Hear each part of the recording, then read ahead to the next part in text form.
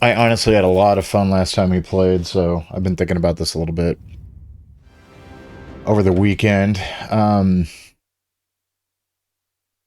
think I played Thursday. I remember it. I can't remember. Nice. Looks like it has native gamepad support. That's sick. I'm really stoked for Dark Heresy, even more now than I've, started playing through this. We'll go ahead and continue where we left off on the Void Ship Bridge. Let me check Twitch real quick. It's been a little weird on my end. I just want to make sure that it actually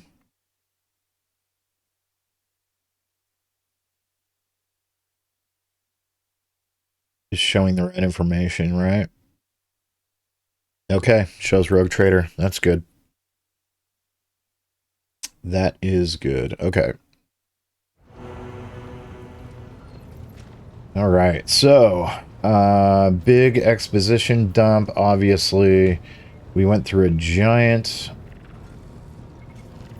list of things. Argenta asked the road trader to talk to her on the ship as soon as the opportunity arises. Better not put it off for too long. So let's go talk to her.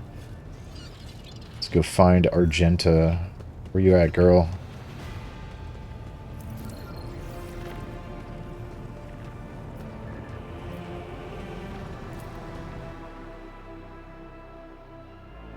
Just for funsies, I want to take a look at the map. Oh, wow. Quite a few places that we can go.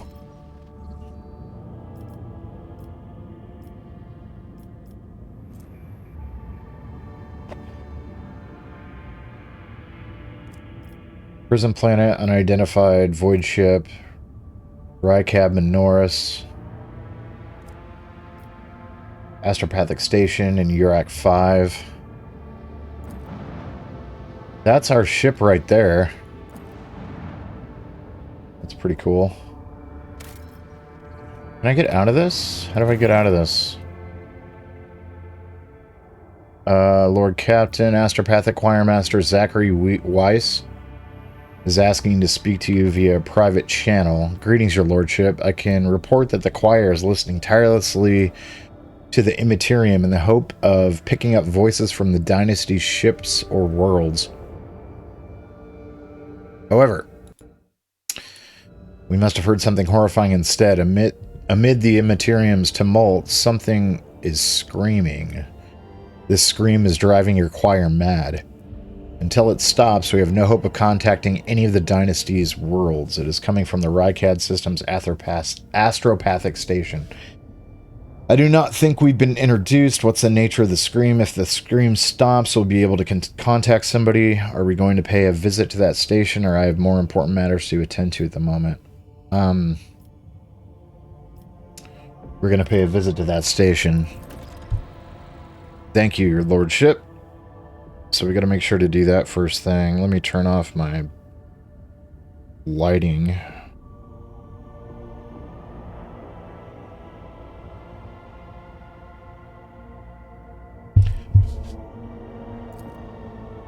How do I get out of this screen? Go to my log, cargo management, blah, blah, blah, blah, blah.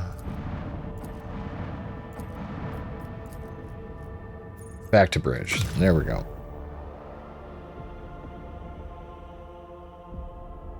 Seems like that's all game mode in and of itself, which is very interesting.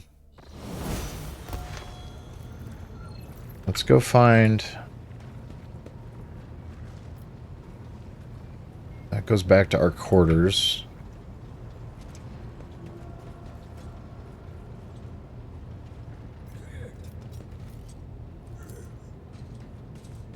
To another compartment, just randomly. Void Ship Bridge, the officer's deck, the Astropathic Chapel.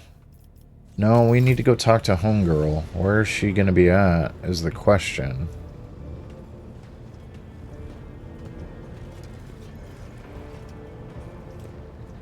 I don't see her over there. Yocosta Sourbeck. Yokasta Sauerbeck is the very picture of discipline. Her uniform is exquisitely pressed, her armor is polished, and her posture is imposing and rigid. The only flaw in her immaculate appearance is her heavy enforcer's maul, which is worn and battered from frequent use. She salutes you with a practiced motion. Greetings, Lord Captain. How did you come to serve on my flagship? I come from the noble Sauerback family of the capital world of Dargonis. I dare say that our house is renowned for its loyalty and strict adherence to law, and the members of my family have been your faithful enforcers for centuries. I'm honored to be your 6th Master-at-Arms named Sauerback to serve on this ship. Yokasta speaks the words with unmistakable pride. Why are you here instead of basking in luxury on Dargonis? You're wearing Imperial Navy armor. How did you come by it? I inherited it from the previous Master-at-Arms. Like the esteemed Seneschal, he left the Navy to serve Lady Theodora. He brought quite a few officers with him and established a tradition. Upon the death of resignation of an enforcer, his or her armor would be passed on to a fellow officer who had distinguished themselves in the course of their duties. I was awarded armor in this way in my time, and upon the death of my predecessor, I inherited his personal armor. I want to know what you think of the other officers. I do not trust them, but I do not trust anyone. Mistress Tolman has too much power and will surely be tempted to start deciding for herself what information to share with the crew on your behalf and what to withhold. Ravor is closely intertwined with the ship's systems, which opens up plenty of opportunities for sabotage. He must be watched. As for Danrock, forgive me, but a man of his size and habits cannot help but steal. I want to know more about your service. I'm ready to answer any questions. What are the Master-at-Arms duties? I am responsible for upholding safety and order among the ship. Guard duties, patrols, finding and punishing troublemakers. In addition, my enforcers ensure that the crew follow all directives and carry out their tasks properly. As they say in my family, a servant who shows disobedience today prepares a riot tomorrow. There are thousands of people aboard this vessel. How do you maintain order? 2 words, Lord Captain. Suppression and fear. The base nature of the rabble cries for an iron grip, lest they give in to animal urges. We have many well-tested measures to prevent it. Random night searches, preventative interrogations, corporal punishment, and executions. Of course, the laws of the ship equally apply to the officers. We eradicate the canker of insubordination wherever we find it without mercy. Well, I hope you'll not repeat the mistakes of the previous Master-at-Arms. You can be sure of that. He was a fine enforcer, but suffered from the fatal flaw of trusting his associates. I myself lack that weakness and trust no one except you, Lord Captain. What can you tell me about Abelard? The Seneschal is a model of competence and fidelity, and all of the officers and enforcers look up to him with gratitude. A grimace of fierce devotion takes hold of Sauerback's face before she abruptly grits her teeth and continues. It is all the more distressing to see that the years have not been kind to the deeply respected Master Wursaran. Soon, there will be no rejuvenant treatment that can save him from the mistakes inherent in such advanced age, but we are ever watchful, and will be there to steady the trembling hand of the honored veteran if need be. What's your opinion of me as Lord Captain? I would not dare form opinions about your lordship. That would be unforgivably brazen of me. My duty is to serve, not to evaluate. Okay.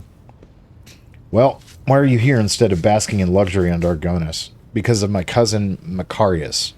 Furious crease appears between her brows. I cannot stand him, but the feeling is mutual. We can hardly be in the same room together, so I jumped at the opportunity to become your enforcer. I should thank my obnoxious cousin for nudging me towards the best decision of my life. I serve you with all my heart, and wish for no other fate than this one. That's it for now. Proud to serve the dynasty.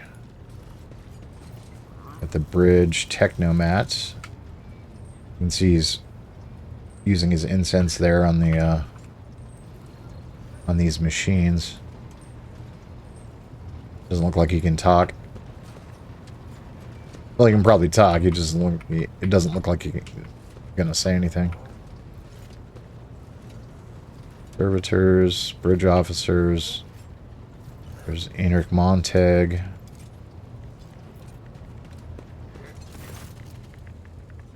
The Infernus Master nonchalantly lights a low stick from a thermal cutter and spreads his arms in a welcoming gesture. Enric Montag at your service. He smells of cinders and low. Low?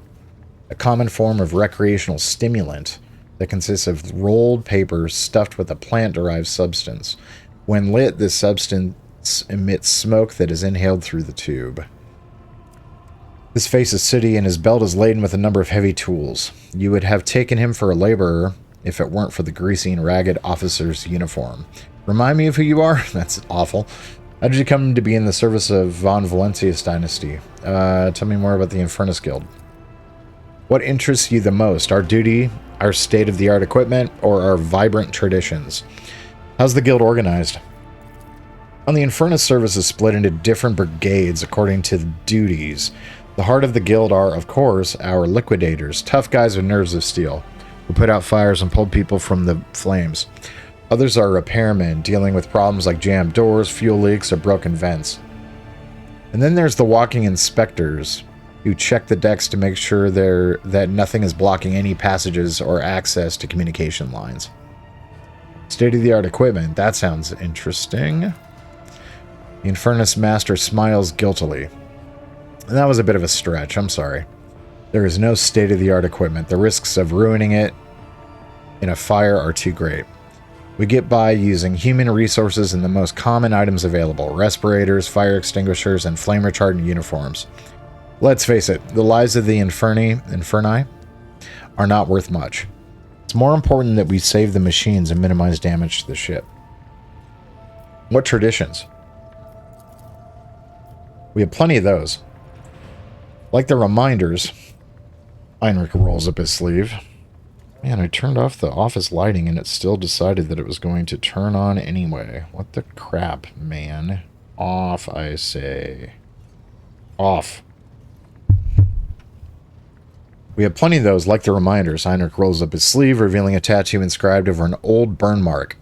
When you survive a particularly hopeless accident, you get a tattoo on your scar. You can always tell an experienced Infernus by their ink. It's like a badge of honor of sorts.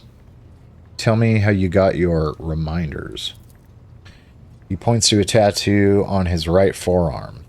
This one is from the time plasma leaked from the outer aft circuit. Imagine yourself clinging to the hull outside, thermal cutter in one hand and a magnetic clamp in the other. Azure flames burst from the breach, the kind that incinerate you in a second. All that separates you from death is a flimsy rope and a void suit more ancient than Holy Terra. And yet the price was paid. Yet the price I paid was nothing compared to my comrades. He slowly moves the augmented fingers of his right hand. Ooh, so lost some fingers in that one. As for this one, the look he directs at his left hand is full of bitterness. I got this one in the ammo depot where my wife Elsinora died. Oh, that sucks. There was a fire and the flames were getting close to the ammunition, and I didn't mean autogun rounds. These are macro cannon shells. That's not good. Those are big. We put out the fire as best we could, but we were losing. Suddenly, Elsie took my hand, kissed me, and then ran straight into the blaze and activated the emergency blast door. We stayed outside while she vented the compartment. Heinrich gives a tender smile, gazing at the smoke. It was quite a story. I'm sorry for loss, Heinrich. He nods gratefully, takes another puff. I learned all I need. What shall we talk about? How did you come to be in the service of the Von Valencia dynasty? Not in the usual way. My ancestors wronged yours and were appointed Inferni as a result. Hard labor, deadly risks, plenty of opportunities to atone. Those criminals have been dead for generations, but we're still serving their time. Maybe we will find redemption one day. Remind me of who you... Oh, wait. I hear that you too have had to deal with injustice and bad-mouthing in your time. I hope people will stop judging you for your past mistakes in less than a couple of centuries. Henry gives you a sympathetic smile. Wow. Remind me of who you are? I'm a humble laborer in charge of putting out fires and dealing with emergencies. But everyone calls me the Infernus Master. I guess this is because I answer for them with my life. With your life, you say? That's right. Picture flames roaring. All the ship systems has failed, including the artificial gravity. You can't make out anything because of the red-hot debris, and you know an explosion is coming. It's a nightmare, but it's your job to evacuate the panic crew, eliminate the cause of the fire, and get the compartment back in working order.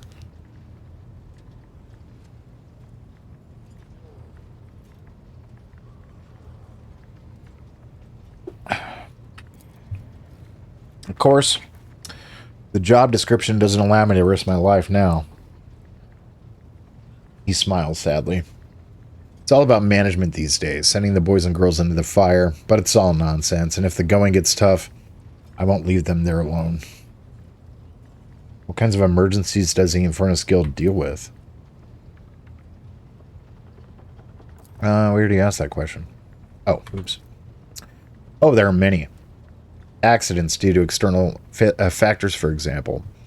Hits from the enemy guns or collisions with hollow objects like wreckages of other ships. There are plenty of internal causes as well, from system malfunctions and short circuits to problematic cargo. A couple of years ago, something blew up in the hold, nearly burned it to a crisp, and then there's sabotage. That Voigtveer snake did a lot of damage to the ship. What's a laborer doing lounging on the bridge? The simple answer is because nothing is on fire. Ahead of the Infernus Guild, I am mired in the officer's routine of reports and discussions. There's several compartment upgrades and refurbishments on the agenda right now, and I have to make sure that the fire safety protocols are followed everywhere. Rest assured, I'll scurry back to the technical base to do manual labor as soon as the paperwork is done. Alright. Aren't you being a little too relaxed in front of your Lord Captain? Perhaps, because I live under the constant threat of an agonizing death of fire, I have repressed, what's the word, self-preservation instinct? Or maybe I just relish every minute I get to breathe low smoke instead of cinders. I humbly apologize for the manners, Lord Captain. Well, don't forget I'm your master, understood? I don't like that. This is fine. I enjoy having informal conversations, or take the low stick from Heinrich and draw a puff. You're an interesting person, Heinrich. I like that. Chuckling, the Infernus Master takes out a new glow stick and lights it. Not half as interesting as you are, Lord Captain. Never let your fire go out, Lord Captain. I mean, no. Heinrich hurriedly waves his hands. That's just a stupid little Gildan joke. Seriously, if you see an Infernus next to a naked flame, run. I like our Infernus Master. I think he's pretty cool. Oh, there she is, Argenta. Going on, girl? I want to look at these models when... they don't look very good when they're zoomed in. She just made the sign of the Aquila. So for those of you that don't know, the sign of the Aquila looks like this. Basically. There we go. Looks like that. And you're making basically the Emperor's insignia right there. It's on the floor as well. As you can see. This one has a skull in the middle of it, though. Rogue trader.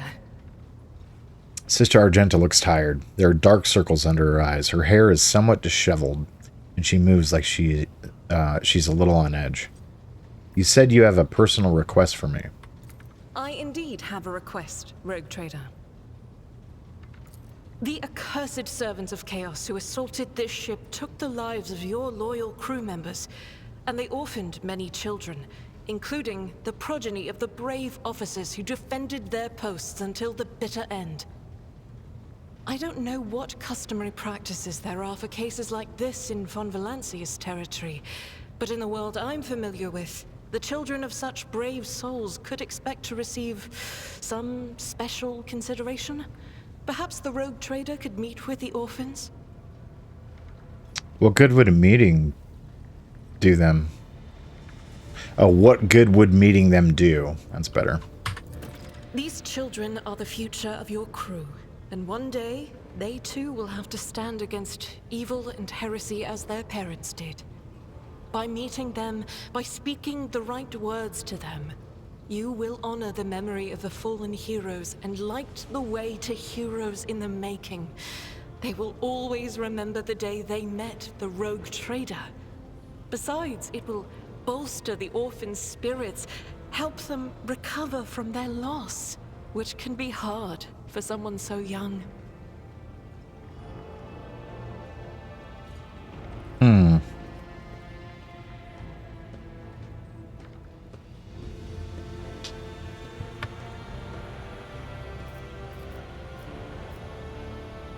A lot of options.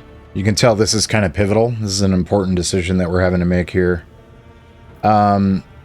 Make arrangements for a meeting worthy of a rogue trader. I will address the orphans with a speech. Seems a little formal. I'll meet with them. No formalities needed. These are the children and people who gave their lives for the Von Valancius dynasty, and my consideration is the least that they deserve. I like that a little better. Deliver this order on my behalf. The orphans are to be properly provided for, but a personal meeting with the rogue trader is too much. Yeah, I don't like that. Why would I? Do you wish to fill these children's heads with an illusion that the world and its rulers care about them? I will have no part in this. Well, we got to think about the they keep saying dynasty. It's dynasty, but yeah, that's the Brits for you. And their proper English. Let's do 3. I will pass on your instructions. Thank you for taking my request to heart. Immediately we go into the event.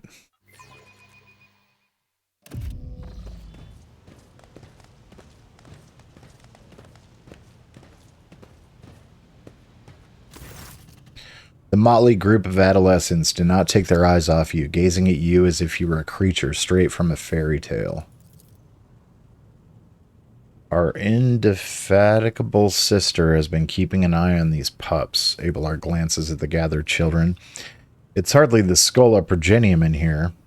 The Schola Progenium is a division of the ecclesiarchy responsible for the upbringing, education, and training of orphans, of those officers and nobles who died in the service of the Imperium. So it's hardly the Schola Progenium in here, but we have provided the orphans on our ship with adequate care and instruction. Argenta is standing to the side of the group. At your approach, she perks up and announces, her voice ringing. Brave ones, the master of this ship has appeared before you, the one who guides it through the darkness of the universe by the Emperor's will. Greet your Lord Captain, the rogue trader of House Von Valancius. You notice Infernus Master Heinrich Montag standing a few paces away from the orphans. He watches you with approval and bows respectfully when you meet his gaze. Infernus Master, do you serve as a teacher in your spare time?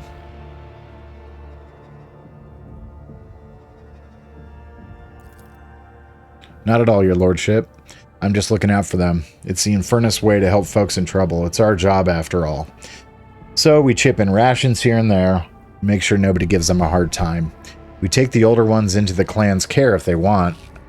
Many in the guild are not our family by blood, but by circumstance.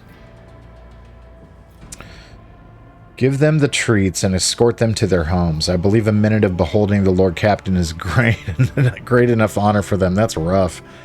Grandly address the group. I, the rogue trader and Lord Captain of this ship, speak to you now. Your parents gave their lives for a cause and brought honor to the Von Valancius banners and those of the Imperium.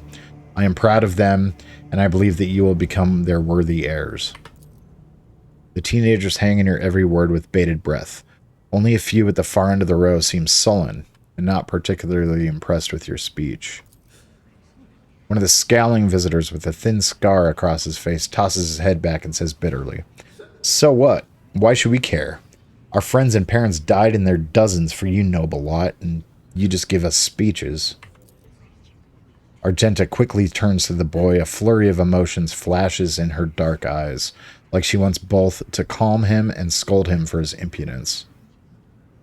So, address the chaperones in different ways. Infernus Master, if you have things to say them without fear. I will listen. That might be good. Rest assured, you won't be abandoned. You'll be taken care of. Infernus Master, since you're so concerned about the orphans, they are henceforth your clan. It falls to you to teach them the meaning of what their parents fought and died for. I don't love that. Address the chaperones, punish the troublemaker, put the rest back in their bays. This audience is over. That's pretty rough. Or address the chaperones. Their comportment leaves much to be desired. I hope that they will be molded into worthy servants of House Von Valancius. If you have things to say, say them without fear. I will listen. The boy smiles grimly. It doesn't matter what we say. It won't bring our parents back, and it won't change our fates either. We keep slaving away on this ship until we drop and die like our folks, or worse. I understand your grief and dismay. Your parents died. It's not an easy thing to go through, but they gave their lives for the truth, for the good of the whole ship, for the Imperium. Do not speak of their honorable fate with anger and disdain. When the heretics who killed your parents attacked this ship, I was there. I took command, I fought, and I repelled the assault as quickly as I could. But no war can be won without losses. You can only strive to do what is within your power. The strong have the power to decide the fate of others. The weak either obey or die. If you seek a different lot in life, boy, save your grumbling and look for an opportunity to rise above the rest. That's rough.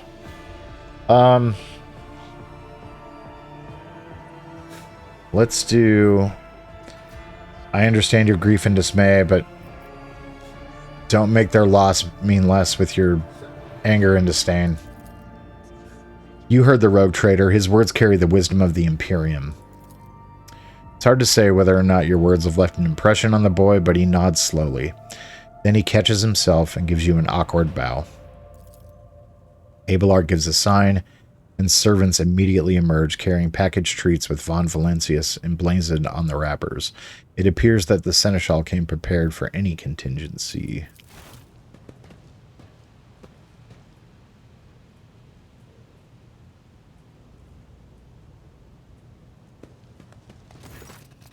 Argenta rubs her temples pensively. She smiles and offers a few more words of encouragement and then leaves the bay.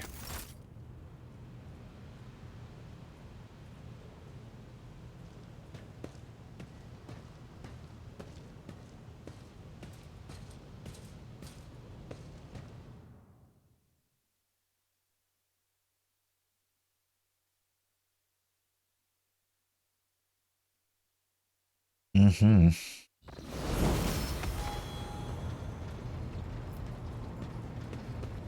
All right. That's probably gonna come up later. The errand is complete. Okay.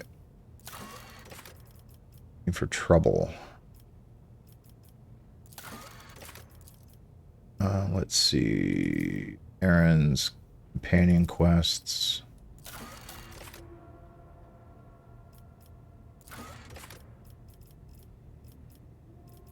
Get rid of prologue.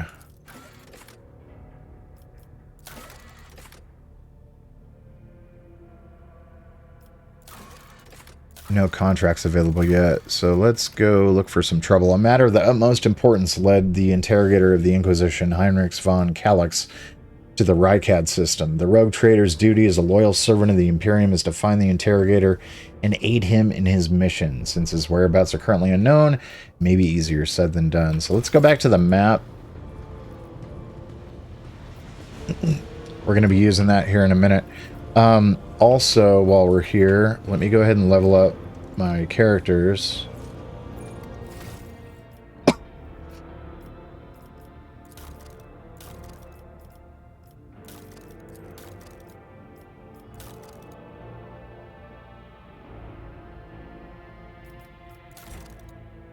Nothing's changed there so far.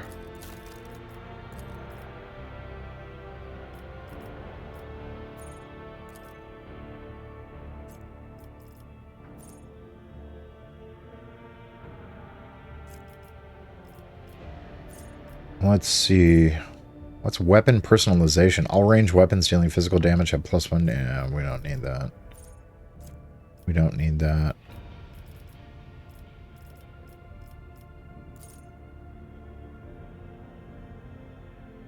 High-roll characters can pass willpower and resistance tests using their fellowship value instead of their character. And sorry, hang on. High-rolled characters can pass willpower resistance tests using their fellowship value instead if the character's fellowship is higher. Well, what is my fellowship right now? Yes.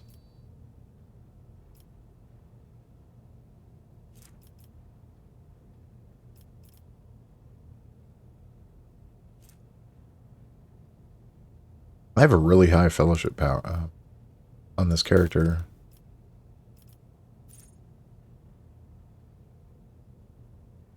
And my resistances are...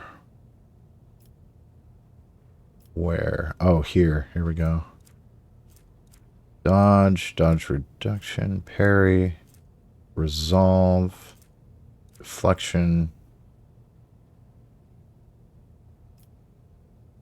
I'm not really seeing where the resistances are, but I can see the value in having that because my fellowship skill ability score is really high. I'm gonna roll with that. Weapon skill or agility is the question. Thought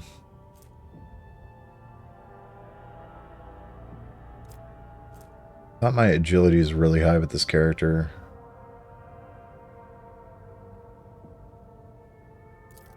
It's not. It's only 35, so we'll go up 40 on that one. Alright, you...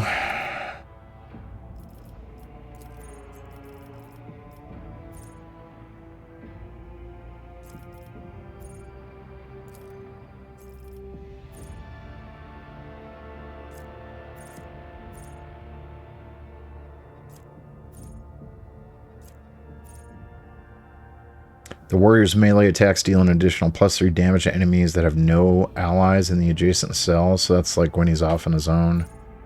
Contempt. Whenever an enemy attacker attacks the warrior's next melee attack against that enemy deals an additional 5 damage.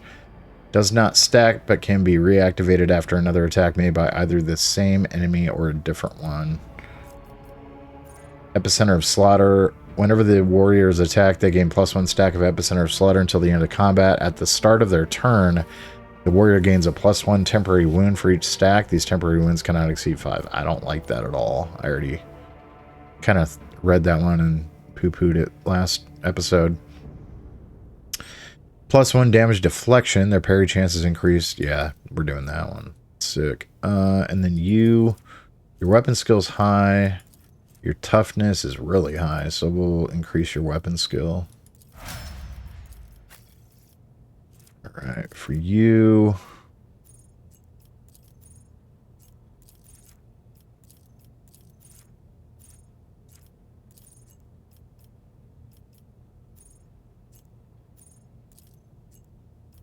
Doesn't have any more traits, it looks like. I can increase her overall abilities. Logic is pretty low. Tech use is low. Awareness is really high. The lore is really low with her as well. Or I can go for int, which would be really good for her, considering that she is... it's a measurement of the character's acumen, reason, and knowledge. For each point of an intelligence, characters deal +5 more damage with non-burst ranged area attacks.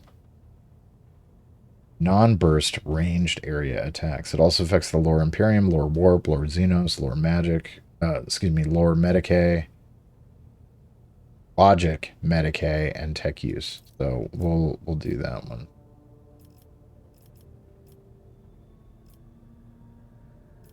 Wait a minute. Normally gives you the complete. I do not have the option to complete. Is that what's going on? Oh, it's because I haven't picked an actual skill yet. Fresh target. When they attack an enemy that is at full wounds, it deals 15% more damage. Exposes weaknesses at 0 cost. Operative triggers an exploit on an enemy. The operative gains +1 damage and +2 armor penetration. Weak body, weak soul. Exposed weaknesses. Also reduces enemies' toughness and willpower. Oh, yeah. That's sick. That's really good. But why can't I select it? Oh, I already have these. Got it. Okay. Oh, that's why. Okay. I was selected on the wrong thing. I had it all instead of just recommended. When the Psyker uses a divination psychic power on an ally without an unnatural luck effect, that ally gains unnatural luck. When the ally suffers a critical hit, it becomes a normal hit instead, and the unnatural luck effect is removed. Nah. Flawless Pain, dodge and parry, AP. Allies under the effect of at least one psychic power applied by this psychic gain an additional 7% armor penetration. Critical hit chance. Really like those. Better to die for the Emperor than to live for yourself. When under 40% wounds, Imperial World characters gain a plus 10 bonus. I don't think she's an Imperial World character, but... Psychic Barrage. Whenever the Psychic uses damaging psychic power on a target, there are 6 cells or farther. The target suffers an additional 3 damage. That's cool. We'll do that. Let me check Conduit too. After triggering a psychic phenomena or perils of the war for the first time. Yeah, no. We'll do Psychic Barrage. And then Argenta. We got 1 rank with her. Ballistic skill is going to be good for her. And then cover efficiency is increased by 10% of full cover and 20% for partial. That'd be cool. Fired up. Whenever the soldier deals damage, our critical damage is increased +1 until the end of combat. After the soldier deals damage to 3 different enemies, the soldier gains 20% more damage for the next attack on the... that's kind of cool, but it's very conditional. Rack and Ruin. 3 different enemies, soldier gains 20% more damage for their next attack. Rapid reload. That's sick and very cool. We will do that. We will do that. Yeah, that should be it. Alright, everybody's leveled up. Now, we have a lot of gear. What do I do with my gear? I think I need to talk to somebody about that. It's not the Voxmaster.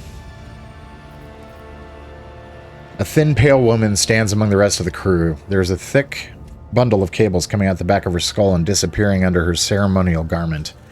As you can see, the grate of a quietly humming Vox where her mouth should be.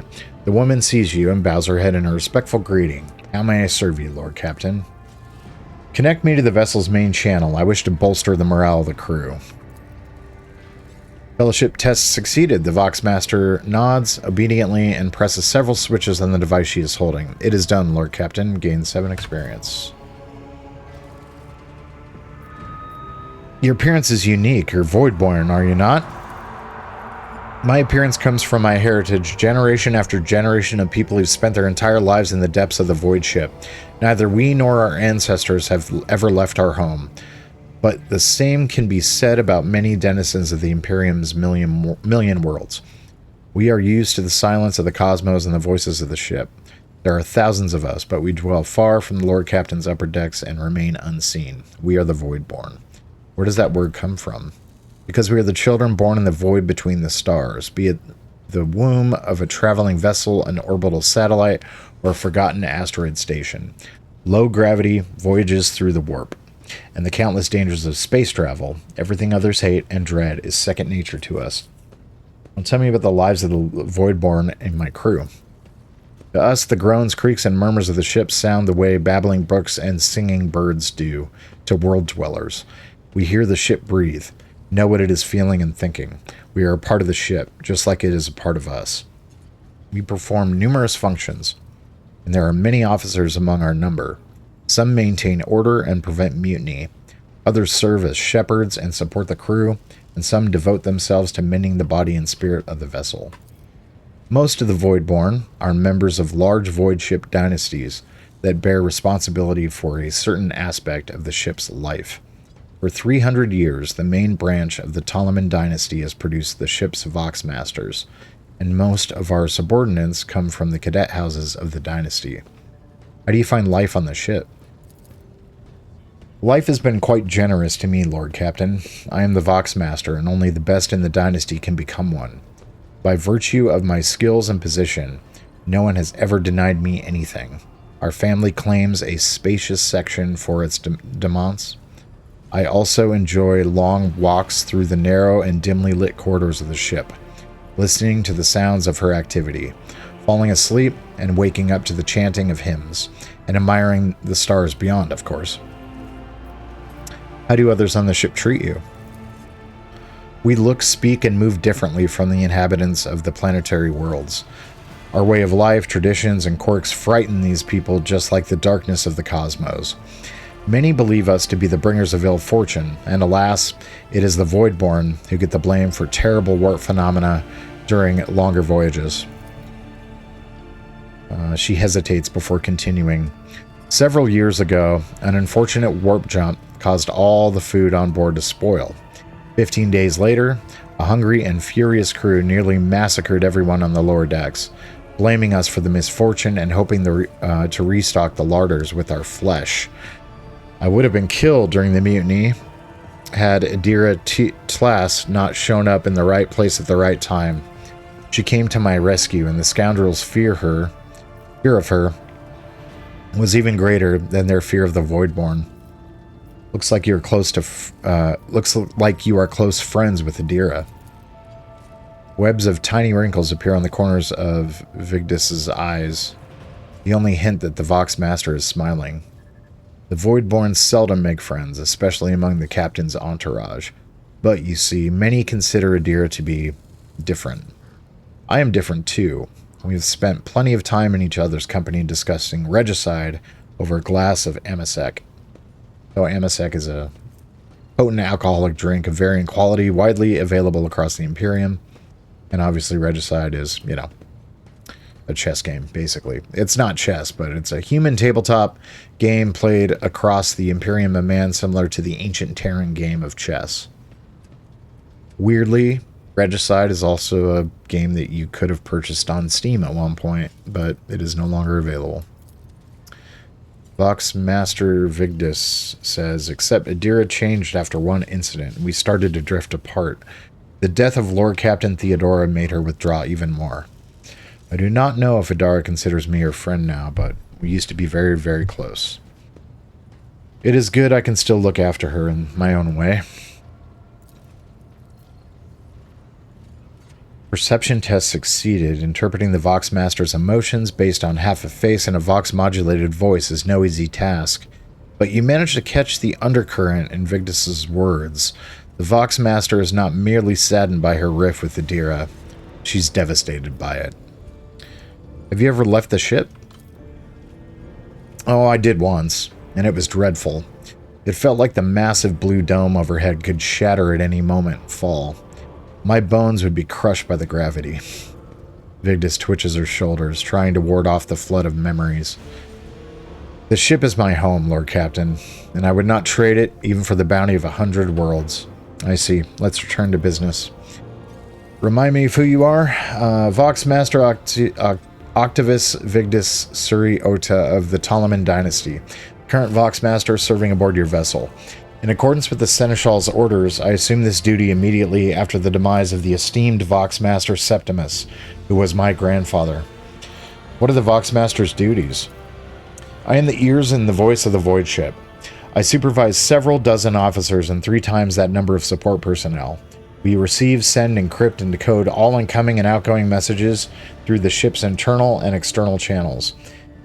And we also ensure clean communications and the optimal efficiency of the crew's Voxcasters. If you ever want to know what worries and concerns your crew are harboring, what your subjects are whispering about in local networks after their watches, and what their leaders are clamoring about over shortwave Vox communications, just come and see me. I will satisfy your curiosity. Have the Vox spirits brought you anything interesting today? Forgive me, Lord Captain. I have no information that would be of interest to you at this moment. That will be all for now. I live to serve, Lord Captain. Okay. Always important to talk to your crew members. Just like in any game like this, you're going to be able to unlock specific things. Experience, different conversations, things like that. Even in the stillness, Sister Argenta radiates energy. With her dark eyes shining and slight blush to her cheeks, she is reciting a prayer and looks at you once she has spoken the final line. Macaviel, greetings. Tell me about the Adeptus Sororitas. Gladly. There are none more faithful to the God Emperor than my sisters. We fight against his enemies by the will of the Holy Ecclesiarchy. We... I beg your pardon, rogue trader. Here I am talking about what every lesser noble in the Imperium knows. So what exactly are you interested in hearing about? They say the Adeptus Sororitas are the fiercest in their faith among the warriors of the Imperium. Is that true? It is. The Sisters of Battle are a fire lit by the God Emperor. They are the echo of his voice that travels through the dark expanses of the universe. We bring his wrath to heretics, mutants, and other enemies of humanity. We protect the faithful from the unholy and unhallowed. Sometimes with words, more often than not with a bolter. Are the sisters truly as faultless as you say? Even the novices of the Adeptus Sororitas are drawn from among the most worthy. Those who have taken the vows and become a full-fledged sister are the best of the best, tested by trials of body and spirit. Yes, there have been cases when a sister stumbled or showed weakness, but do not expect to hear a story of depravity or downfall from me. Each such occurrence is a great tragedy for us all. Light cannot bear the smallest speck of darkness within. And thus those who have trespassed or shown weakness of spirit are given a chance at redemption. They are called Sisters Repentia, and may the enemy tremble before her, for nothing can stop a sister of battle who yearns to be cleansed of fault and weakness. Wearing nothing but robes, no armor, eviscerator in hand, those sisters who have once faltered find repentance on the battlefield. Their lives are seldom long, but a death in the name of purgation is a better fate than to live with a shadow in one's soul. What order are you from? Once I had completed my novitiate, I was sent to the Calixian branch of the Order of Our Martyred Lady, assigned to the Orders Pronatus. The Order's mission is vital and noble. The Sisters Pronatus protect great relics of the Imperium. We guard them, preserve them, escort them when they are brought onto the battlefield or presented for pilgrims to venerate. This is so Catholic. It's so crazy. There's literally a priest that would show up to show different artifacts and relics and things like this for us to, you know, pray to and stuff like this. It's actually kind of funny. And we seek out the relics that have been lost. Neither a coven of heretics nor the most wicked death world can deter Sisters Pronatus when their goal is to return a piece of the great legacy of the Imperium into the hands of the faithful. Lord Imperium succeeded. The Order Pronatus is not one of the Order's militant, and yet you're a trained fighter. Don't let the name deceive you. The Order's militant trains sisters to march onto the battlefield as an army. That does not make sisters who belong to the non-militant orders timid and helpless. Both the solace-bringing Sisters Hospitaller and the enlightened Sisters Dialogus know how to greet enemies of humanity. Their dialogue with heretics is usually quite short, with the last word being a bolter discharge. And my order has all the more reason to be known for the martial prowess of its sisters. We are the keepers of the Imperium's relics. What would become of our blessed hero's legacy if the Sisters Pronatus could not protect it? You said you belonged to the Calexian branch of your order. What brought you to the Cronus Expanse? The Order sent me to Footfall. My undertaking was to assist the local priesthood of Drusians in caring for a sacred reliquary that had been there since the time of Parsimus Duane, the station's founder. Are there any members of the Adeptus Sororitas in the Cronus Expanse? None that I'm aware of, but the Sisterhood's orders are many, and can operate independently of one another, sending their sisters wherever their presence is needed as deemed by the Ecclesiarchy. Perhaps somewhere in the Lord Inquisitor's retinue, may his path be blessed, my sisters perform their duty as we speak. I wish it were so. Even a single evening spent in joint prayer and training would bring me joy. I have no more questions about the sisterhood. Should any more arise, keeping them to yourself would be imprudent. It is a virtue to take an interest in holiness. Tell me about yourself. About me? I am the Emperor's daughter and his servant. What else is there to tell about me? How did you end up on Theodora's ship? I first came here when I found myself in need of passage from Footfall to a remote planet.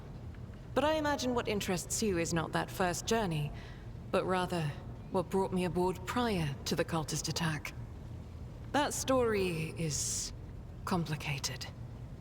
It just so happened that I made a mistake. In a moment of laxity, I was ambushed by the accursed followers of the archenemy. I was badly wounded.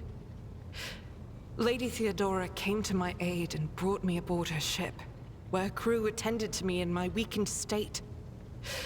It all happened not too long ago. I had barely recovered from my wounds when the cultists struck.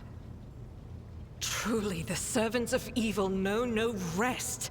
There is no place where we can be safe from their machinations. Whenever they talk about the archenemy, they're always talking about the forces of chaos. Whether it be Chaos Space Marines, demons, that's the archenemy. What happened to the people that wounded you? Did Theodora's men eliminate them? Sadly, they did not. Lady Theodora was in a hurry and chose not to stay on the planet. Her people took me to a ship while I was unconscious, and when I came to my senses, we were already flying away. How I pray to come face to face with those heretics once more, and it's bound to happen someday. Is it difficult for you to accept that you made a mistake? It happens even to the best of us. My mistakes are my burden to bear. I'll find a way to atone for them. Where did this happen? On one of the recently discovered planets in the Expanse. No one suspected that it had already been tainted by the filth of heresy. Had I known it beforehand, of course I would have been on my guard. We could go to that planet and deal with the Chaos Worshippers. The path to that planet was lost. All the knowledge is gone, along with the previous navigator. It would take immense effort and resources to rediscover the route. The heir to the von Valanci's protectorate must have plenty of other issues to deal with right now. Perhaps later, when the skies above our heads have cleared. What was it like traveling on Theodora's ship? I hadn't been here that long. Just one journey from Footfall, and the other journey, the majority of which I spent in the confines of the medbay. I can't tell you much about the first voyage. I was more focused on prayers and ruminations than on the people around me, or the journey itself. During the last journey, Seneschal Viserion stood out for me. He came by several times to ask about my health. He's an honorable man and a loyal servant of the Imperium. I think he is as meticulous in his inspections of the logistics systems as he is in his inquiries about the health of the occasional sister of battle aboard the ship. But not all of Theodora's people have earned my trust. You know who I'm talking about. There is no place for Adira Tlas among the God Emperor's faithful. I'm surprised she wasn't in league with the cultists. And I'm equally surprised by how deep heresy and treason run in this place. I'm glad we all made it through that dark hour. May the day that follows be bright. As you wish. What is it that's keeping you in my retinue? The ship was targeted by heretics, which means that my presence here and the assistance I provide to you are my sacred duty. Sooner or later, I will likely have to return to Footfall to protect its reliquary. But for now, I wish to remain a part of the Rogue Trader's crew. So this is where we can kind of decide whether we're going to be shitty or nice to her.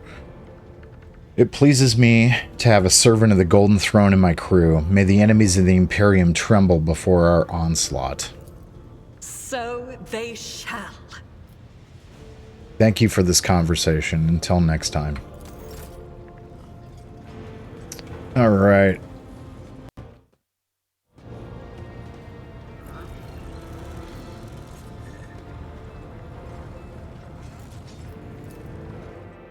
Let's check this out. Boss. Bro's listening to incessant yapping when he could be shooting something or racing. Well, I will be shooting something soon. Somewhat soon.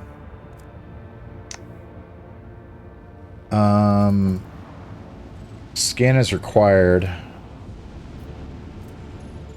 here.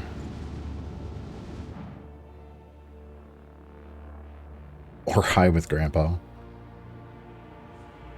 I think I might need to buy weed if I'm going to go get high with Grandpa. Let's just be real. As the ship makes its way through the star system, a strange fatigue falls over you. Your eyelids grow heavy and the quill you've been using to drop yet another order falls from your hand. You raise your head with a start. Someone else is here, in your study. You stand up and stare at the dozens upon dozens of corpses surrounding you. Among their numbers, you recognize the disfigured and bloody faces of those who died on the ship's bridge, and those who you met in your previous life. How is this possible? Where are the enforcers posted to stand guard? It matters not. You are alone against a horde of heretics risen from the darkness to take your life. As if of its own accord, the shard lying on the edge of the desk, the sole remnant of Conrad Voitver's weapon, slips into your hand. The metal is searing cold. The dead sway from side to side, closing in around you in a nightmarishly slow dance. Step back or else, kneel before the rogue traitor. Your lives belong to me. Stop it and not wish for any of you to die. There we go. Kneel.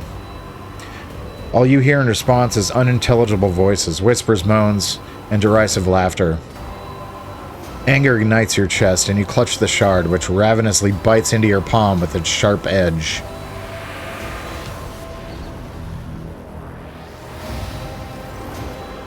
An unbearingly bright light floods everything around, and you find yourself surrounded by groveling minions, their bodies shivering in your mere presence.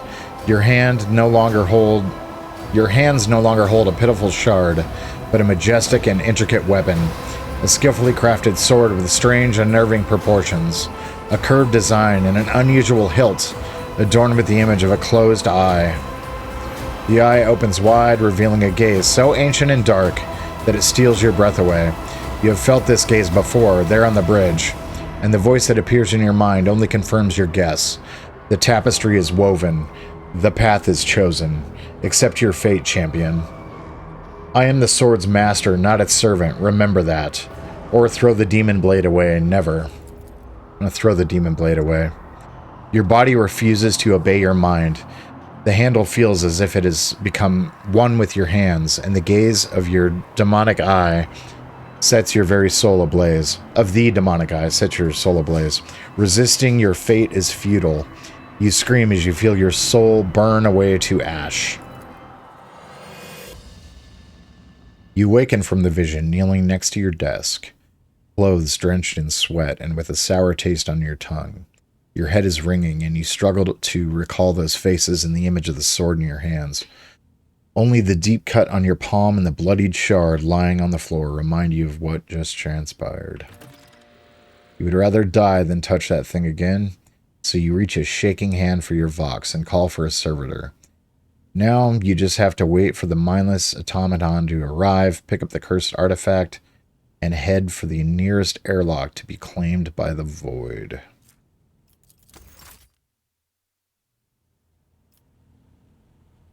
Link your account. I think my account's already linked, but let's take a look here. Oh, cool. I can get items by linking my account. That's sick.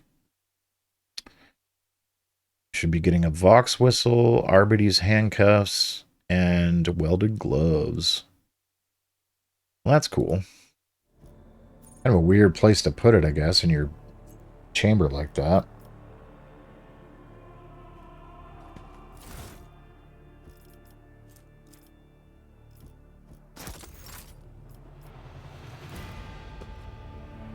The light glinting off the polished skull of some unknown Xenos makes it seem like the bony face is mocking you.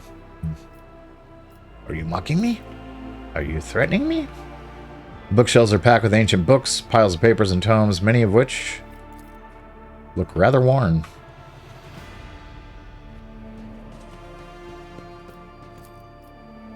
A parlor organ with ivory keys yellowed by long service.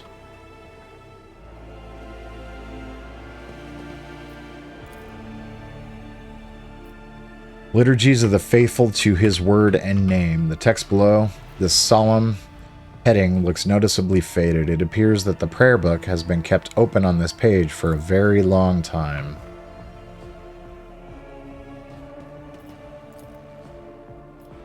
Fine sculpture made from a strange metal seems to absorb any rays of light that fall upon it.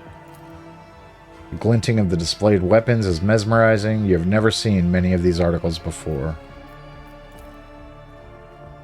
The positions of the pieces on the board suggest this game of regicide was interrupted. The winner was never determined. So yeah, you can see it's basically chess, but there's some differences. There's certain... Well, I don't want to get into the intricacies of regicide, but...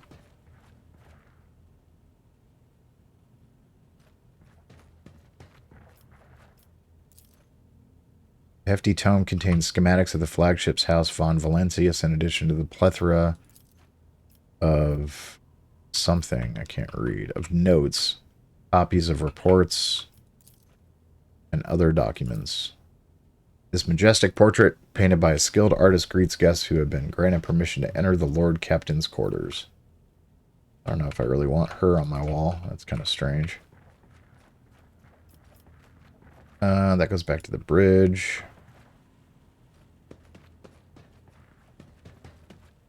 Over here.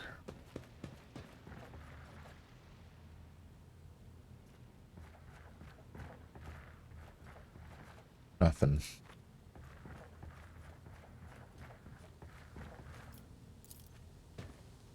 Beyond the glass, the distant stars glimmer in the darkness of endless space, filling you with an odd sense of dread. Oh, I can change my appearance. That's cool. Like, literally completely. That's pretty sick. I like that. You didn't stand a chance. I can give myself augmentations if I wanted to. Tattoos. Kind of cool. I like that they let you modify your character after the fact if you needed to go back and change anything. Would you like to take a bath, your lordship? I will perform my ablutions.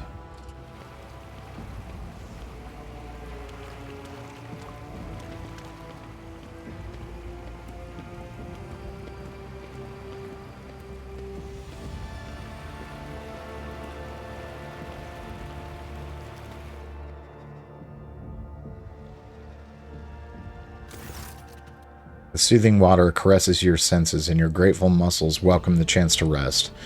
A pleasant languor spreads through your body as you allow yourself a moment of quiet relaxation. Address the master of ablutions. I wish to see someone from my retinue. Address the enforcers. You two, get in here. I require company and pleasant conversation. Let's just see who we're able to... Abelard, I simply cannot bathe without my loyal seneschal. Adira, she always livens things up. Argenta, I wish to know what the Sisters of Battle do in their spare time.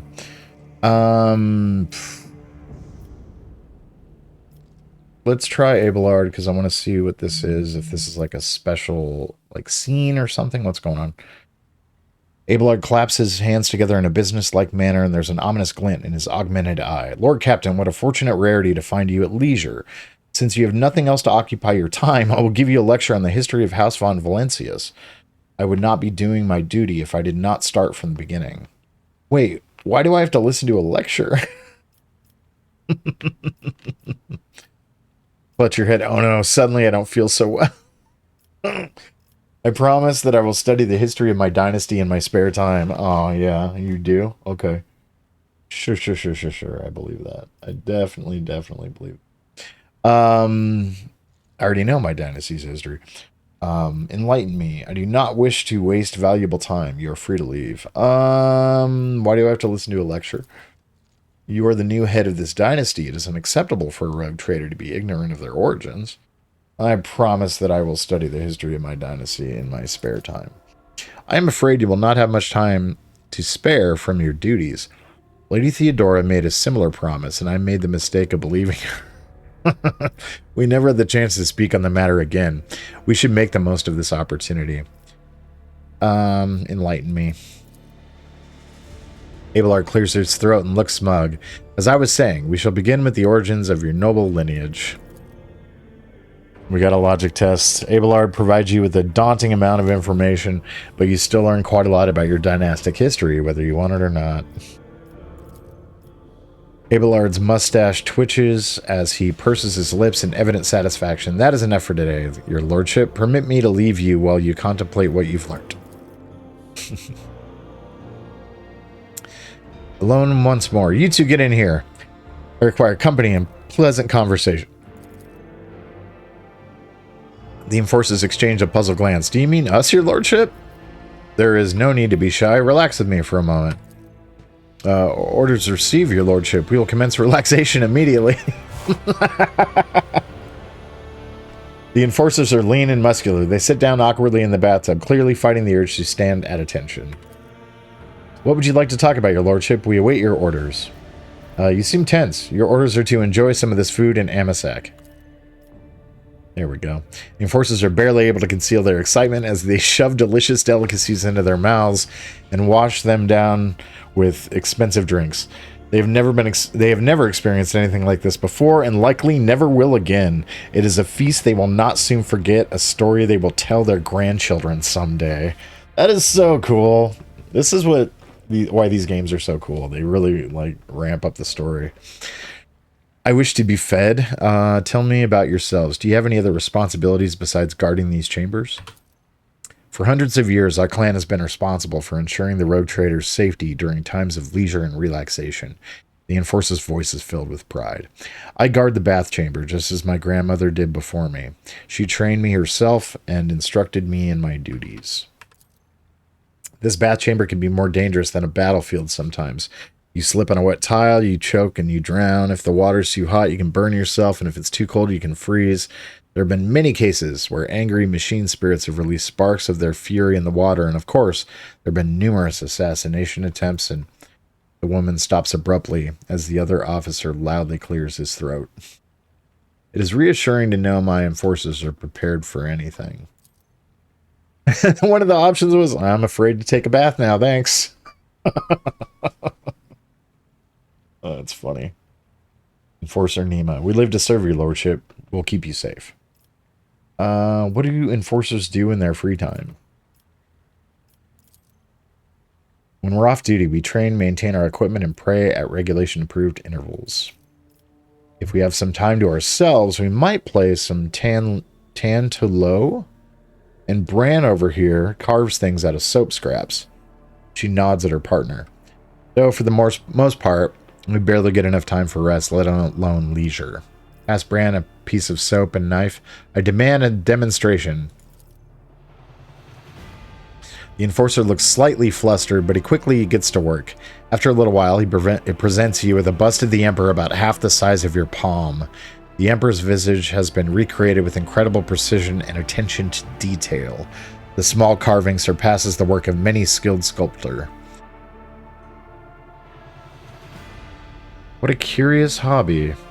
But the carving is yours. You should keep it. Or drop the soap sculpture in the bathtub. How clumsy of me. Well, it's only soap. That's so messed up.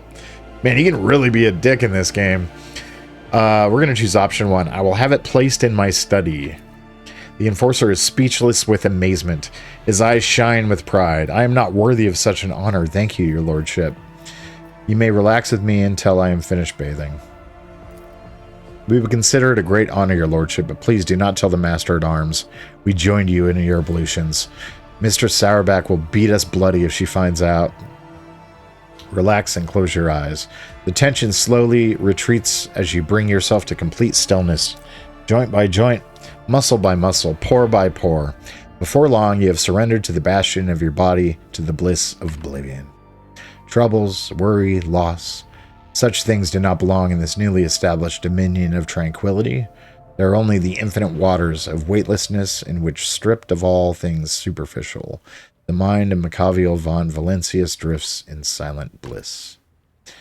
It is a conscious mind. What fills this consciousness? Okay, so we get to make a choice here.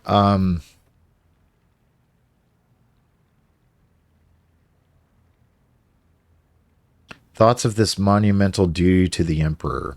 Such duty can only be fulfilled through service and death, for such is the price of humanity's victory in the everlasting war.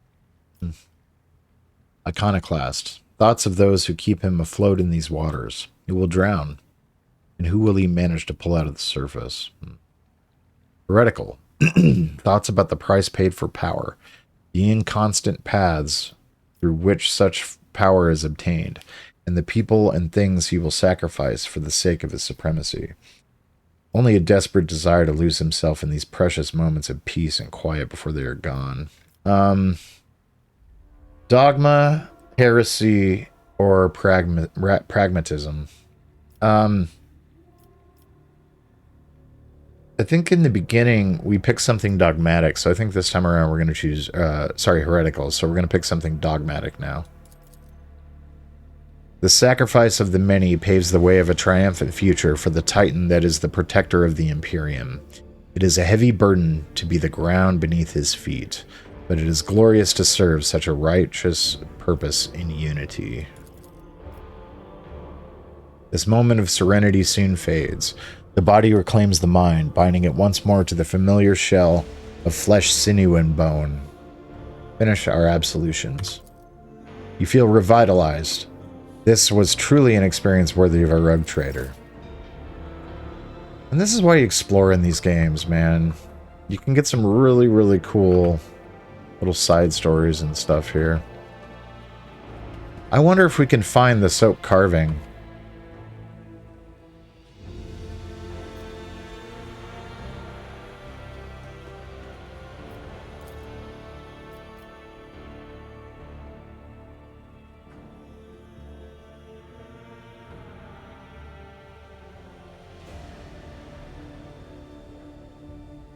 I don't know where it would be, if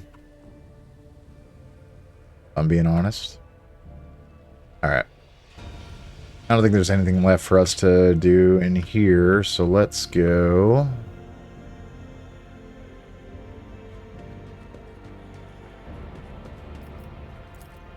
To the Void Ship Bridge.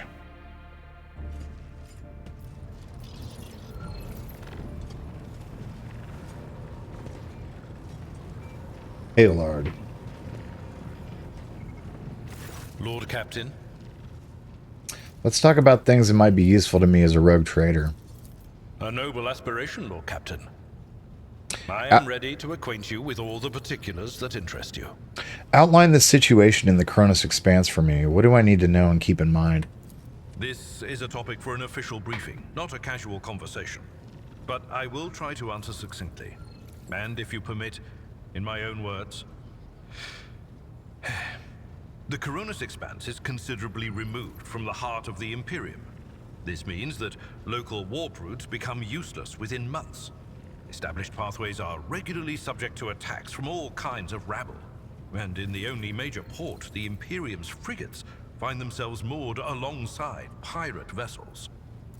Until recently, the Cronus Expanse could hardly have been called a region of the Imperium. The situation has changed with the arrival of the Lord Inquisitor, but not by much. This place operates under its own rules, you see. More radical, so to speak. But ones that allow for a non-standard approach where there is a promise of victory. The Cronus Expanse is considered rogue trader territory for a reason. Only rogue traders have sufficient military might, audacity, and the rights granted them by the warrant to survive the leap into the unexplored part of the Expanse. And in the event of a successful outcome, to hold on to whatever they manage to capture on the frontier. Who are the main players I need to be aware of in the Cronus Expanse? In the first instance, you should treat official representatives of the Imperium with respect. The Expanse may be on the fringes, but it still numbers among the territories of the Golden Throne. The arrival of the Lord Inquisitor has turned the Cronus Expanse into a less wild and uncontrolled region, to the regret of some individuals who had grown inured to the local lawlessness. Rogue traders such as yourself are also servants of the Imperium. They have been accorded special rights and powers. They wield immense authority within their territory, and they enjoy absolute respect in other parts of the Expanse.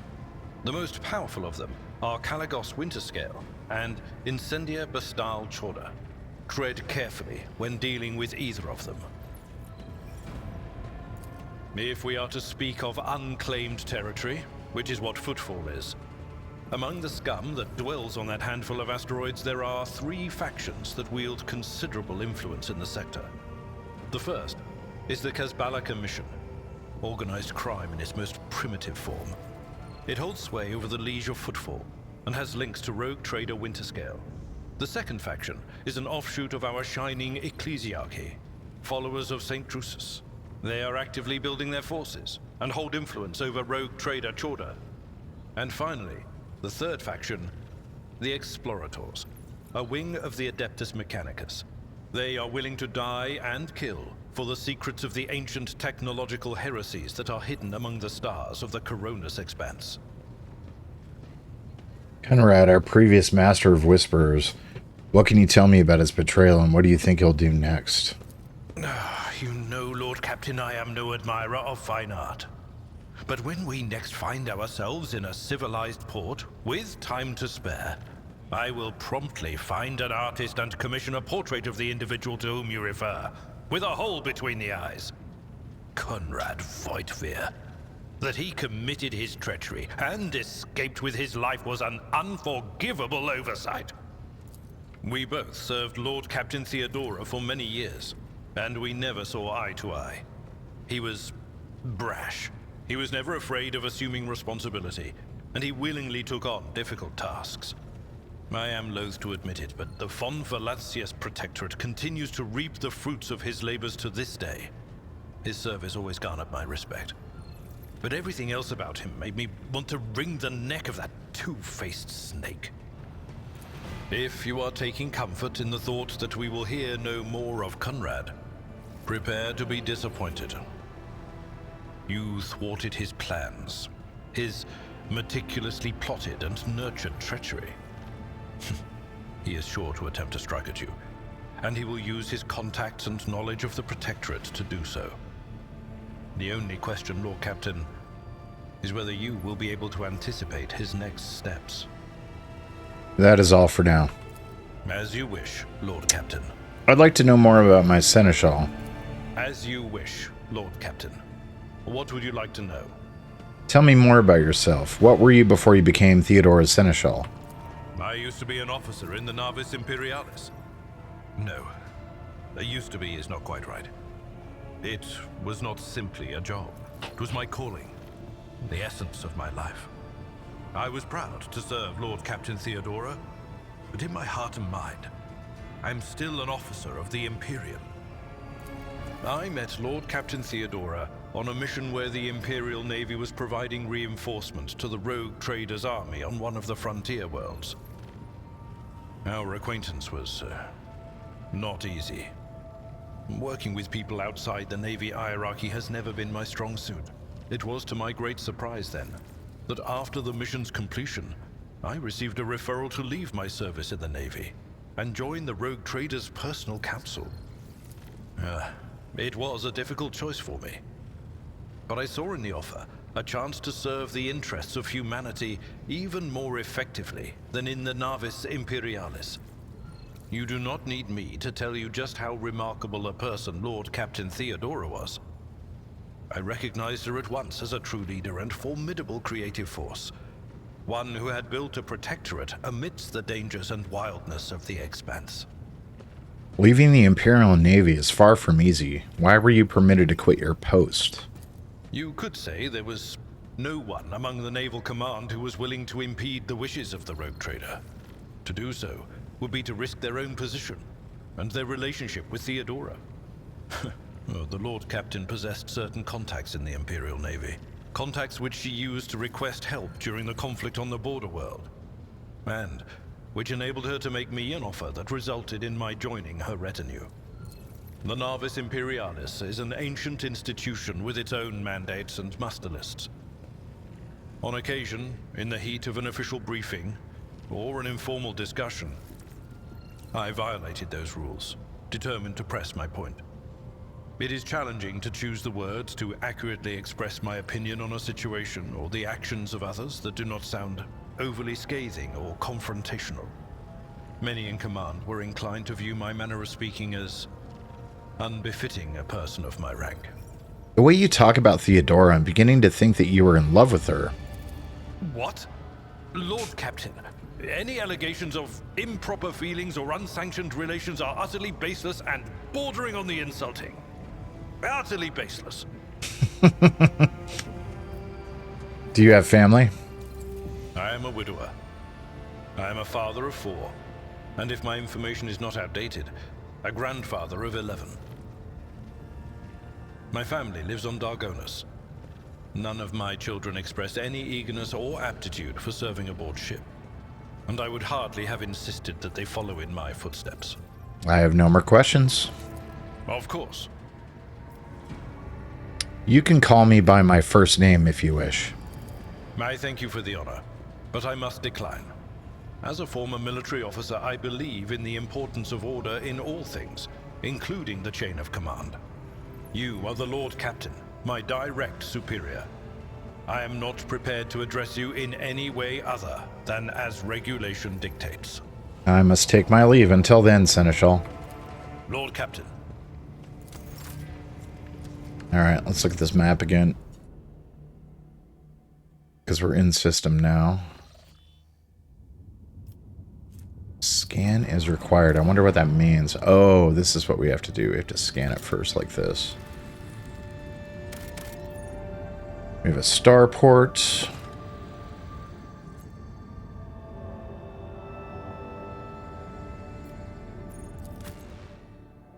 And this is how I choose who I'm going to take with me. So before I do that, though, go back to the bridge real quick, because I want to look at my journal again.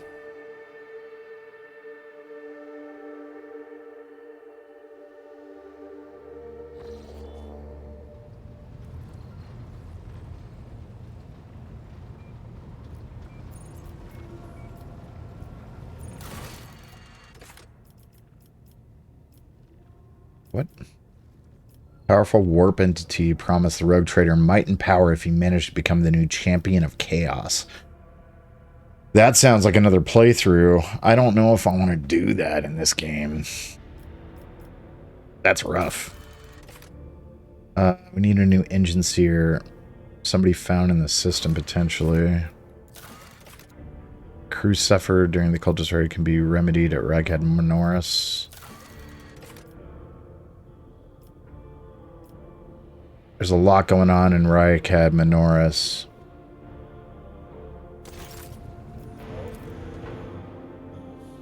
Maybe just go there first.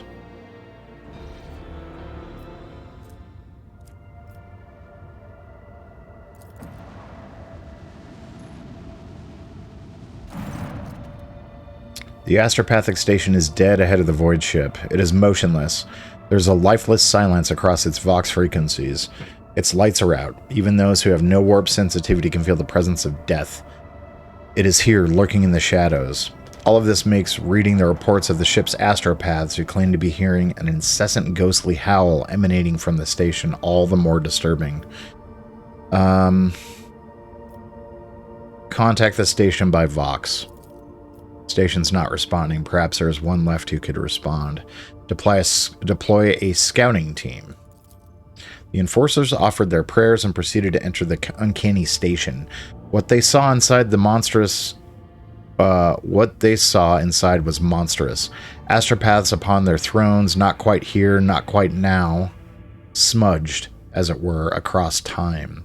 Servants reliving their horrible deaths again and again, only to be reborn out of the ashes and the blood into more agony a moment later. The warp manifested itself here, twisting the very nature of existence. The main hall was covered in a crust of psychic ice. A green-robed, blind old man sat motionless upon a tall throne. He was quiet, quite literally embedded in the ice, yet he was still alive and screaming. Send Zachary Weiss to the station with a squad of bodyguards.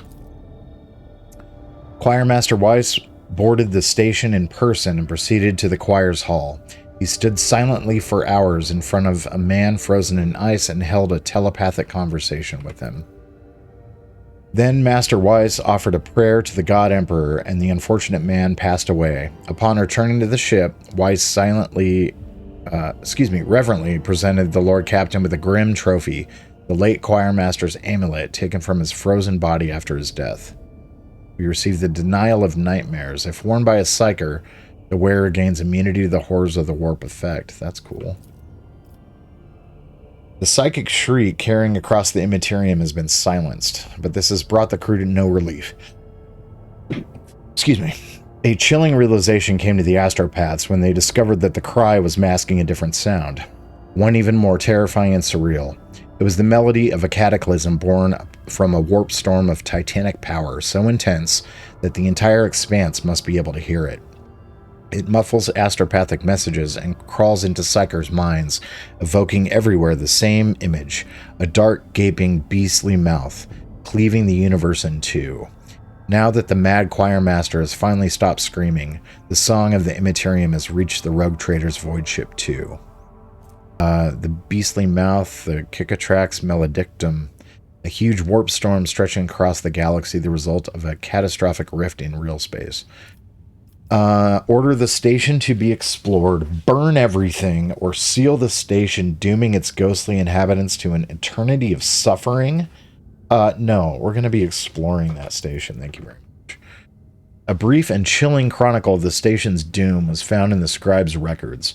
A warp disturbance of monstrous proportions wiped out half of the choir at once, turning the astropaths into living portals through which torrents of the Immaterium's energies poured out.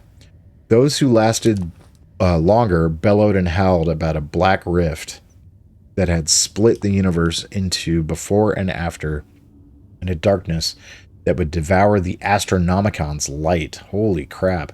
The Astronomicon is the psychic beacon that helps navigators to triangulate a course for their void ships through the warp. That's what the Emperor sits on, and that 10,000 psychers a day are sacrificed to keep running. To keep the Emperor alive, essentially, so that we can travel through space like we are right now. Burn everything. Void torpedoes shattered the fragile station. One can only hope that the unfortunate souls captured by the warp have perished along with their home. Well, we took care of that business. Let's go take a look at this unidentified void ship.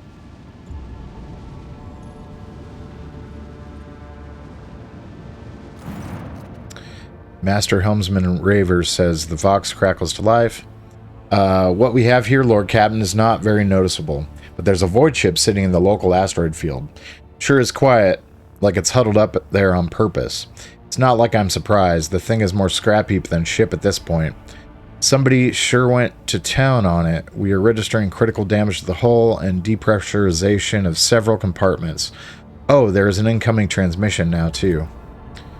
Can you hear us? Do not require assistance. Repeat, do not require assistance. Copy. Keep following. They'll pass us by, won't they? Emperor protects. Lord Captain, I'm told our augurs cannot determine the allegiance of the vessel.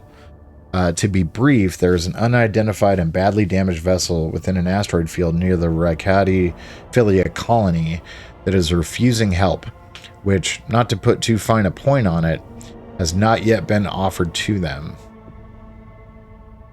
Can we establish communication, let the vessel identify itself? Yes, Lord Captain. The connection is established. Unknown vessel, we are receiving you. Identify yourselves, I repeat. For a brief moment, the Vox only hisses and snaps. Then several voices at once start shouting over one another. Do not tell. Tell him we are done for. This is Thunderfang. We are, one of the voices falters uncertainly, and it is replaced by another. A merchant vessel. Do you copy? We are private merchant vessel. A merchant vessel, of course they are. Damn, my stupid head. Where did I hear this name before? Thunderfang. Damage report on the unknown vessel. Telemetry shows multiple hull breaches, most likely caused by the guns of a combat ship. Several compartments are leaking air. The bridge has been almost completely obliterated. 2 of the engines are critically damaged. Somebody gave them a thrashing so solid they barely managed to limp away. Thunderfang, why can we not identify you? You can make out a hoarse and furious whispering even over the crackling of the static. Why? I do not know. What if... Certainly not. The whispering dies, and a clear, youthful voice cuts through the static. Our vessel is badly damaged. Is preventing the correct identification. We assure you, peaceful merchant vessel, Thunderfang does not require aid. Your vessel is badly damaged. What happened to you? The Vox responds by bursting into a cacophony of sounds, words, and emotions. Someone chuckles bitterly, another swears with some foul expletives, and yet another hisses, furiously demanding that the others shut up. You manage to take out little from all the noise. Make out little. We were just flying, minding our own business, straight out of the blue and open fire. Miracle we could get away. Emperor protected, and then more fire. Who, void knows, roasted our tail, bombed everything. Our folks are left without our help. We never got to them. Thunderfang, now stop playing games and explain again what your business is here. And this time I highly recommend the truth. Happy now? What have you done, idiot? It is too late now. The Vox channel is again filled with angry whispering of several voices. The whispers and static are drowned out by a clear and slightly frightened voice. Do you copy? We are from the Fellow of the Void. We do not come here to loot, on a different business, to help our own, out of jail. Do not hurt, please. We already had our Chronos cleaned. How about striking a deal? Our hold is full of plunder. I mean goods. So, plunder, these are pirates, guaranteed. In case you're unaware, Lord Captain, the Fellowship of the Void is a disorderly assembly of several dozen pirate factions in the Chronos Expanse. They consider themselves above regular heretics solely because they sometimes have Vox conversations with those whom they are about to board. Were it up to me, I would make them eat a salvo from the macro cannons to shake that scum loose from the decks. They certainly deserve it. Danrox says, I would wait on destroying the vessel if I were you. Although the moral aspects of their livelihood do cause some awkward questions, the Fellowship of the Void remains a major supplier of goods to the local market. Perhaps you will find dealing with them acceptable, especially in a situation where performing a warp jump is impossible. Alright. Thunderfang, prepare for commercial exchange. Cool. So, this is what I was wondering. We should be able to sell stuff, yeah?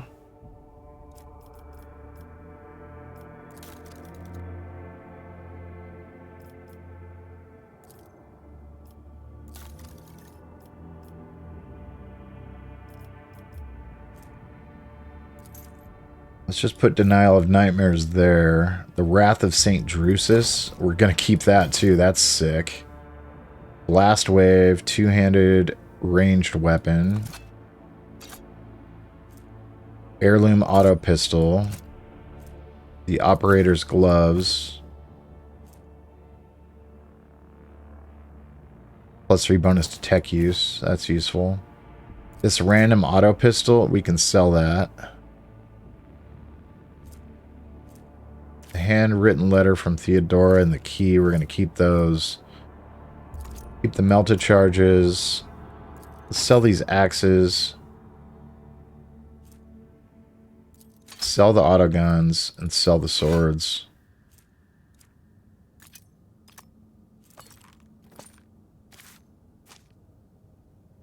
Very good. Okay. Heavy leather armor. I can't equip it, that's for sure.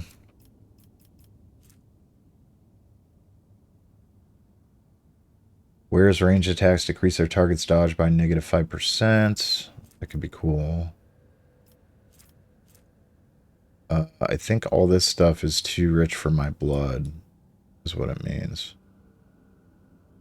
That's why it's all dark, would be my guess. Or possibly I have to buy and sell with them to increase... What are these levels here? Let's get... Yeah, let's get some of these items. Let's just buy everything, actually.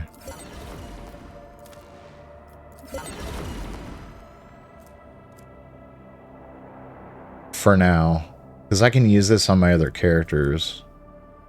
Not sure about that flamer, to be honest. I think that might go good with, oh, what's her name? Argenta.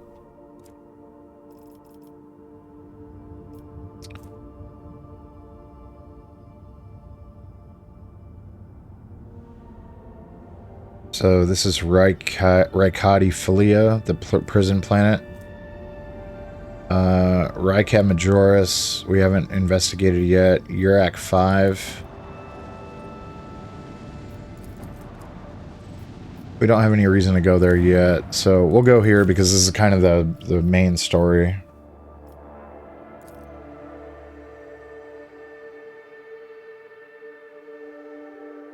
We'll get set up in system and we'll kind of see where we need to go and then move from here.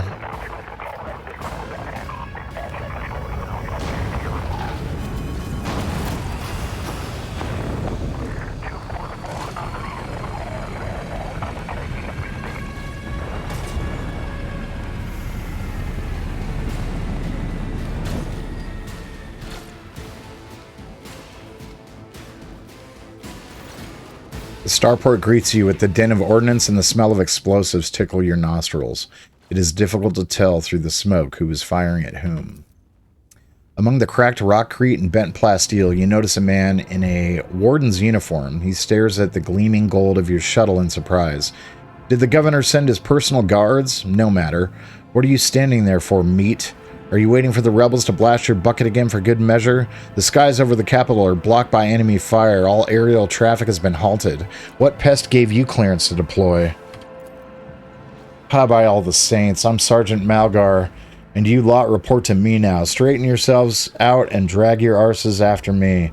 I'll map out a defense sector for you. By the end of his tirade, the sergeant's voice grows quieter as his eyes focus on your expensive gear.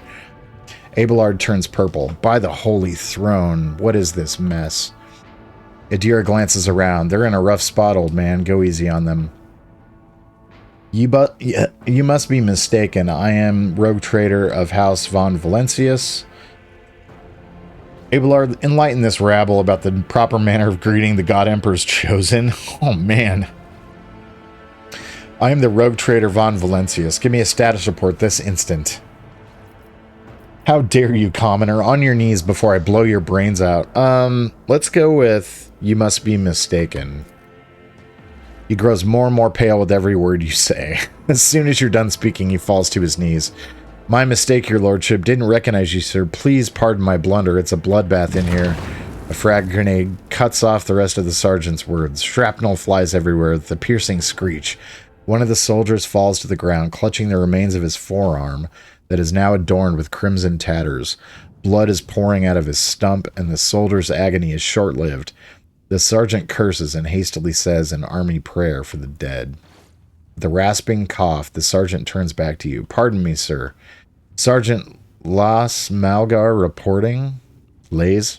Malgar reporting. My unit is holding the starport on the governor's orders. How may I serve? Some dirty dog nearly shot down my shuttle. Do you happen to know if a member of the Inquisition has come here? At the word Inquisition, the sergeant's face fills with an awe. I don't know, sir. There definitely haven't been any visitors like that on my watch. You might have to inquire at the headquarters, your lordship, sir. What's going on here? Unrest, sir. Armed rebellion in both the capital and the provinces. First, the lower levels sparked, and then it went up the spires. They hit the Vox hubs, the arsenals, the mag train stations. My unit was here when it all went to the Groxes. The tech priests linked to satellites reported sightings of strange void ships in the system. They were orbiting their star until one of them set course for landing on Rykab Majoris. The governor took precautionary measures in order to increase security at the key facilities. Everyone knows that whenever something's not right, you better double the warden details. The alarm was raised, and we were sent to secure the starport. It's the only reason we were able to hold it. There's fighting in the capital, but we are holding strong, giving no quarter to the rebels. The Emperor protects. The sergeant's voice is brimming with daring confidence. Pat him on the shoulder. You're doing fine work, Malgar, and so are your troops. It is people like you that hold the Imperium together. I live to serve. The sergeant's eyes are gleaming with pride. His expression is that of genuine happiness. Some dirty dog nearly shot down my shuttle. Affirmative, your lordship, sir. It is all those damned rebels. Those maggots somehow got their hands on any aircraft battery, and it's causing our shuttles no end of trouble. That thing really packs a punch. You're lucky they missed you. I've seen them fry 2 shuttles carrying reinforcements. Not a soul survived. I'm going to see the governor. If I may report, sir, as long as the rebels keep shooting their damned anti-aircraft battery, there's absolutely no way to shuttle you to the governor. I would have to be on foot, and the streets are dangerous. I have no one to send with you as an escort. I assigned all available troops to accompany the esteemed tech priest to the governor. I will voxcast orders to them to wait for you, and I'll inform headquarters. They better send out a convoy to meet you halfway. Meanwhile, we will follow the governor's orders and hold the line here. Adira frowns as her gaze grows distant, as if she's looking through the sergeant. You're a good soldier, but you've got a lot of blood on your hands, both yours and others. You know, the same hand that salutes now might falter in darkness. Rank and epaulets won't save you from epaulets. Won't save you from the bitterness. Pardon me, lady, but I can't get my head around these fancy words you're saying. I've seen plenty of blood, but trust me, I'll fight till my last drop. The sergeant shakes his head in disappointment. Ah, if only Sergeant Davian of Tertium was here. He may have completely lost his marbles, but I'd let him accompany you. You could have walked all the way to the governor's palace without any harm befalling you. Davian of Tertium, who's that? One of ours, a veteran. No idea how he wound up here. The man's from Atoma Prime. The other end of the galaxy. Silent chap. Crazy eyes. But you should see him slay enemies of humanity. There's none like him. The sergeant casts a glance somewhere past the starport. When it started, he went missing out in the street somewhere. Worse news for the rebels, though. He's an absolute beast in close-quarter combat. Is the path ahead dangerous? What exactly waits me here? Nothing good.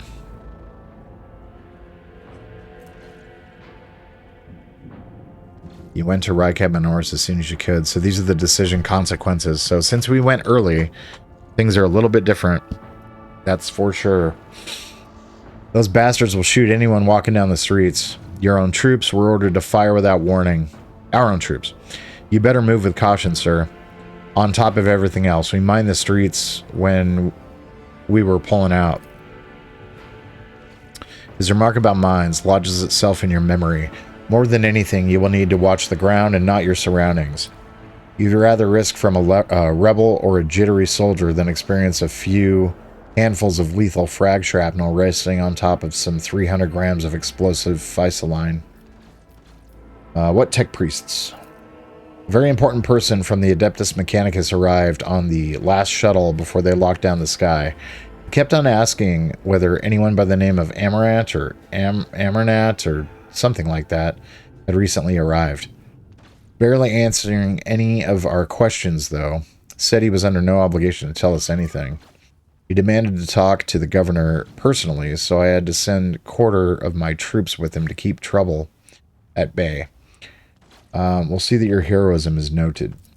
Sergeant blushes slightly. I live to serve. Another explosion interrupts the sergeant's words. With a sigh of relief, he turns to the soldier and spits out a booming series of commands. Alright, so rumors. On your travel, you're going to hear many rumors. Those of them that are deserving of the rogue trader's attention are logged in a separate section in the journal. Sometimes rumors are just that. Other times there's truth to them. In some cases, there may be even more. To verify a rumor, travel to the place indicated in the rumor's description. While traveling the Cronus Expanse as the rogue trader, you are bound to hear rumors regarding your own deeds and exploits, some of which reflect the reaction of the Expanse's denizens to the choices you've made.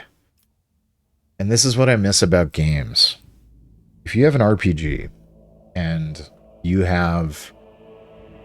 it's lore heavy like this, right? And you don't put in serious decision making and consequences into your game, what are you doing? Now, I'm gonna mention a couple of examples. Cyberpunk 2077 is one. Nothing you do really has an impact. Not really. I know it feels that way when you first start playing it. And that first mission where you have to go get the little robot crawly thing, there's like 6 different ways to finish that mission, but none of it means anything.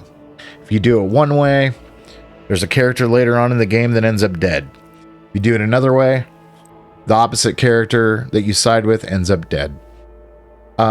It's just, and it has literally no consequence.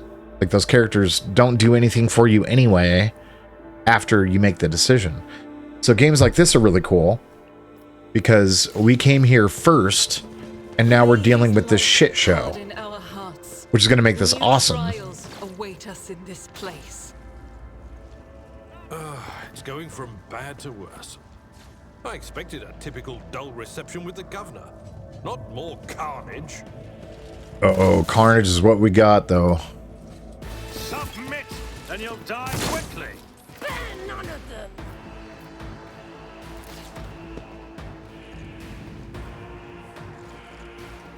Okay, let's tilt the camera so I can actually see this cover here. We're going to put our guy here to start. Put Abelard behind him. We'll put the Psyker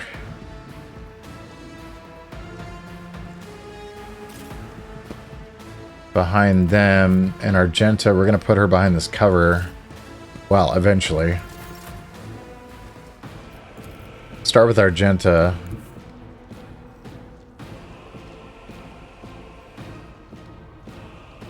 What is going on? Is there something blocking that? Oh, I see. My tactics are flawless. Oh, that's not what I wanted to do, but okay.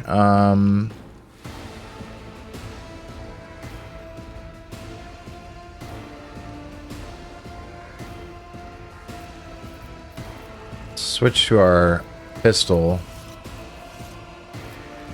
I think I can blow that from here. Nothing of value has been lost. I accidentally killed him. Man. The Emperor protects. Scared yet? I'll live another day. Let's get to it. Let's make it quick.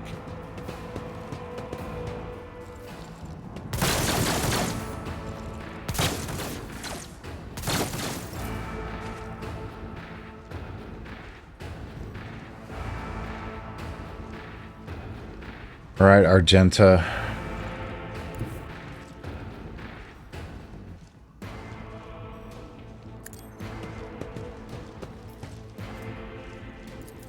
Let's burst fire this direction. I think we can take them all out.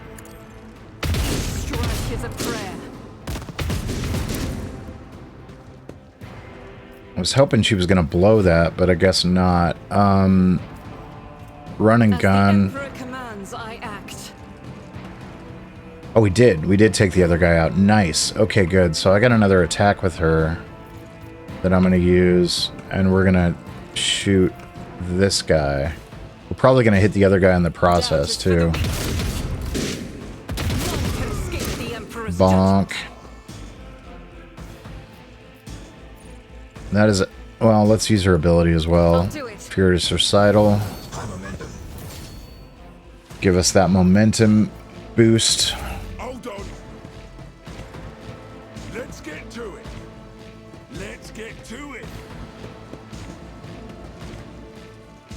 I'm here.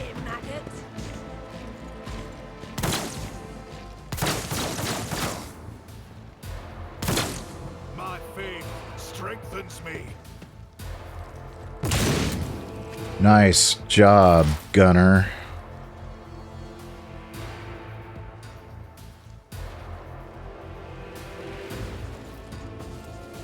Lightning arc. This is the one that does chain lightning, right? Yes, it does. I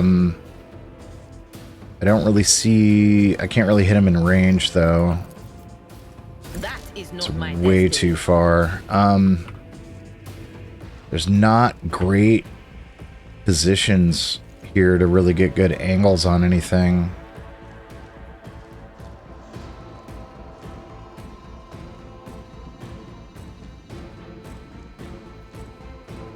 Well, I don't want to put her out in the open.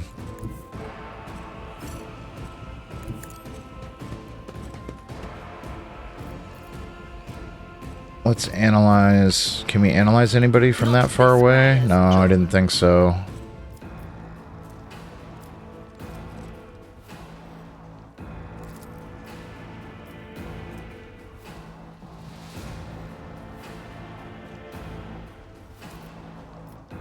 But of course.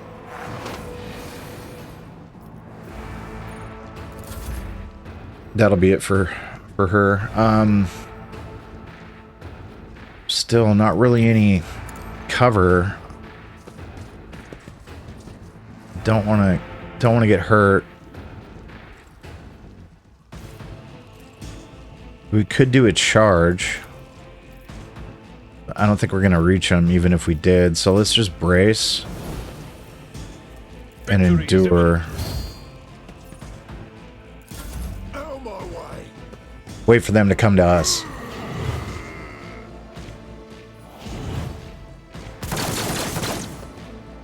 Show me what you've got.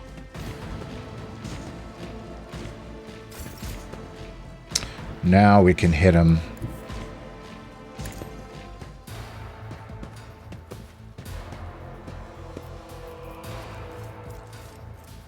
I don't want to hit my own guy. Oh, I won't. Okay, good. Opposing me was your biggest mistake.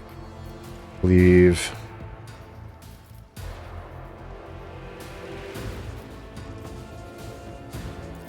Let's do our surefire plan.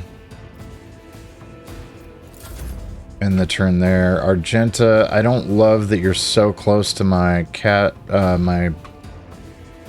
my Lord Captain. Let's get you behind here. Is this considered cover? It isn't, but this would be. The problem is, if I set her there, that's a bad day. Can I shoot them from here? That is not the Emperor's will. Yeah, I didn't think so. What else could I do? I could just put her in the mix. I'm so worried to do this, but I'm going to do it anyway. Guided by faith. I'm hoping I can take them both out. Prayer. Revel in The slaughter. Emperor commands, I act. That will increase I'll do it. her ability. I reload and it's less Faith without deeds is worthless. painful. Back to the enemies cover. of the Emperor will be undone. I'll do it. Oh, dude, you missed? Brutal. Time to slaughter someone. Yeah, I'm right in the way. Stay vigilant. Nice. Cover me. Let's see what we can do with our lightning from this distance. Nothing out that far. Nobody over here. That's the only option, so we'll zap him.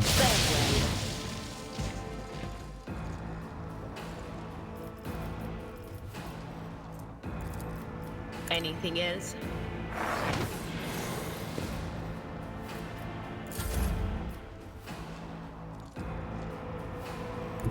My place is at the fore. Yeah. Not in charge distance, so We'll go ahead and use his endurability. We'll stand next to Argenta here. Already done.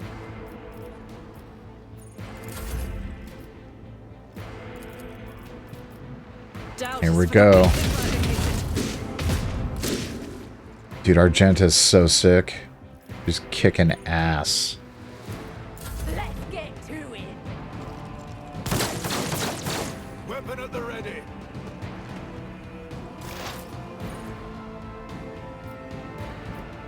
Alrighty, Dira, let's get you behind this cover. What is this foreboding? I'll zap you again. Oh, it's just too far away. Damn. Alright, well, let's cast this on you then.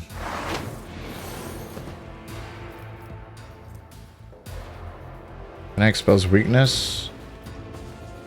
I can.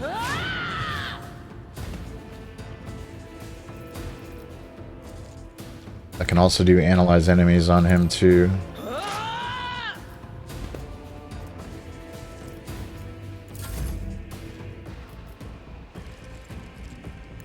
A tactically sound approach.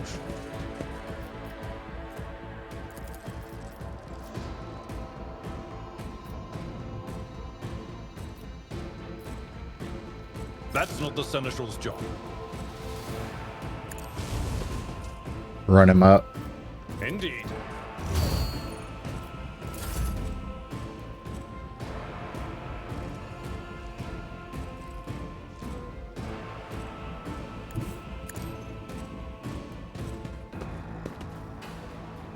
I don't think I can hit him from here, can I? No, I'll pass. cannot.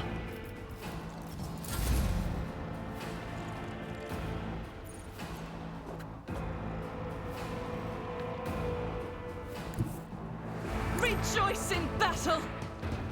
Alright, Argenta, we're gonna see how good your single shots are. This is unacceptable. Damn it, I thought I would have line of sight, but we'll do run and gun. Run her up a little bit more, and then we should be able to do a burst fire. Righteous fury. As the Emperor commands. I was afraid of that. I'll do it. Nice. Much better. Okay, let's collect everything. Let's look at our gear, because now that I'm thinking about it. Oops.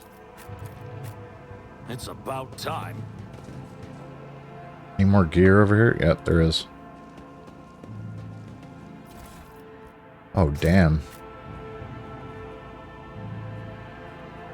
Almost everyone here died except for like one guard.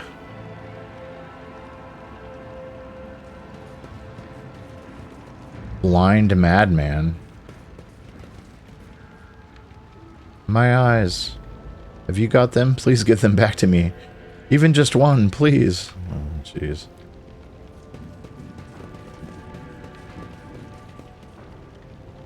Alright, let's look at our inventory here, because I want to look at the other characters. I've been spending a lot of time on giving my main dude stuff. This has a dodge penalty that I don't want to deal with, but the armor goes up quite a bit.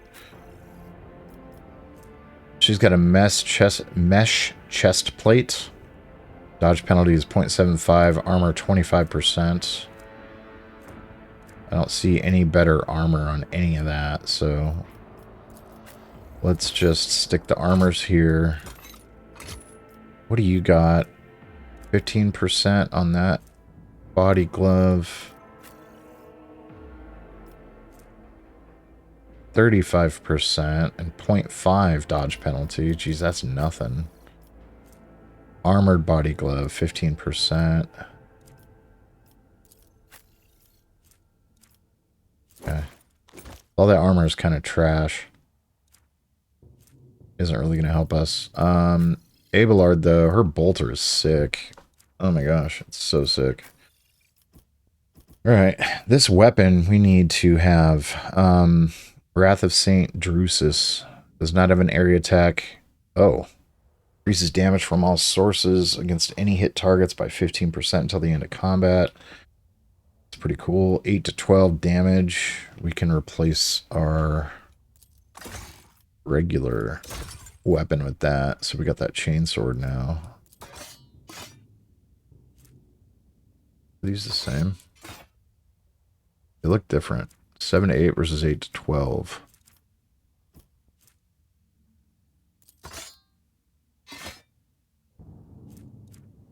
Let's do this. Can I put the last pistol in the other hand? Yeah, that's what I'm looking for. What's better in this last pistol, though? This heirloom auto pistol sucks. The blast wave two-handed is pretty cool. I could put that in my other hand, so if I need to do anything crazy, I can shotgun him. Homegirl, you need this, because you are a psyker. You get the Horrors of the Warp immunity ability, or excuse me, destiny. you are immune to the Horrors of the Warp effect if you equip this, which is going to be really good for you. Tech use. I don't know if that'd be good for him, but we'll give it to him. What has he got for his sword? Just a regular ass chainsword. Well, this one's 7 to 10, that one 8 to 12. We'll give him that.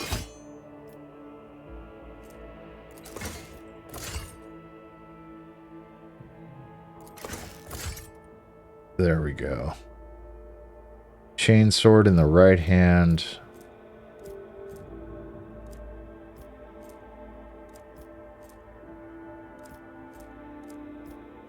That one's got AP 15 though. Yeah, we'll give him that. Alright, these weapons can go to the side. These shotguns.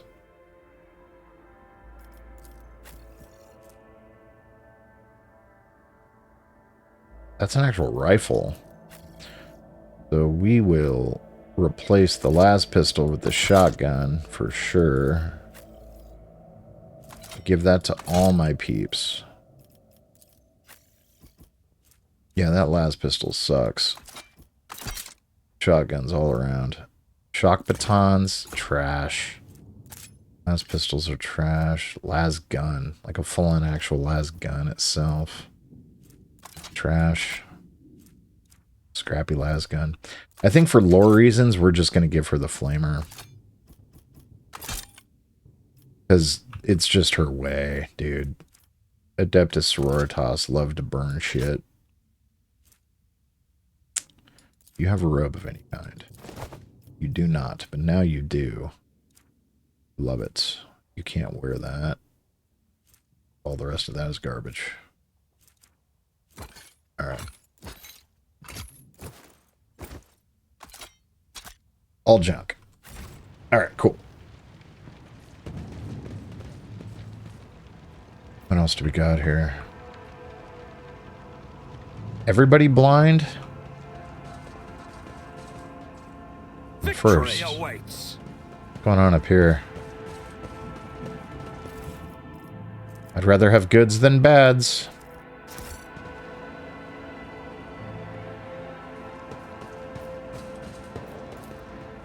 I did fine. Written on the side of the shuttle in pilot's lowly slang are the words. I didn't have enough time to read it. Ring the Iron Will. Whenever the wearer hits a target with a shield bash, double slug, fulminating shot, or grisly adjudication, they make a coercion test with a -40 penalty. If the wearer succeeds, the target is immobilized. That's kind of trash, honestly. Like, it doesn't look that good. Let's just give it to homeboy, I guess. That is so many emojis. The armored body glove won't protect me from D's. You're right. It will not. Follow my lead. It will not. The final dawn purifies vision. How about you don't come any closer and I don't shoot you? Gain true vision. What the flip?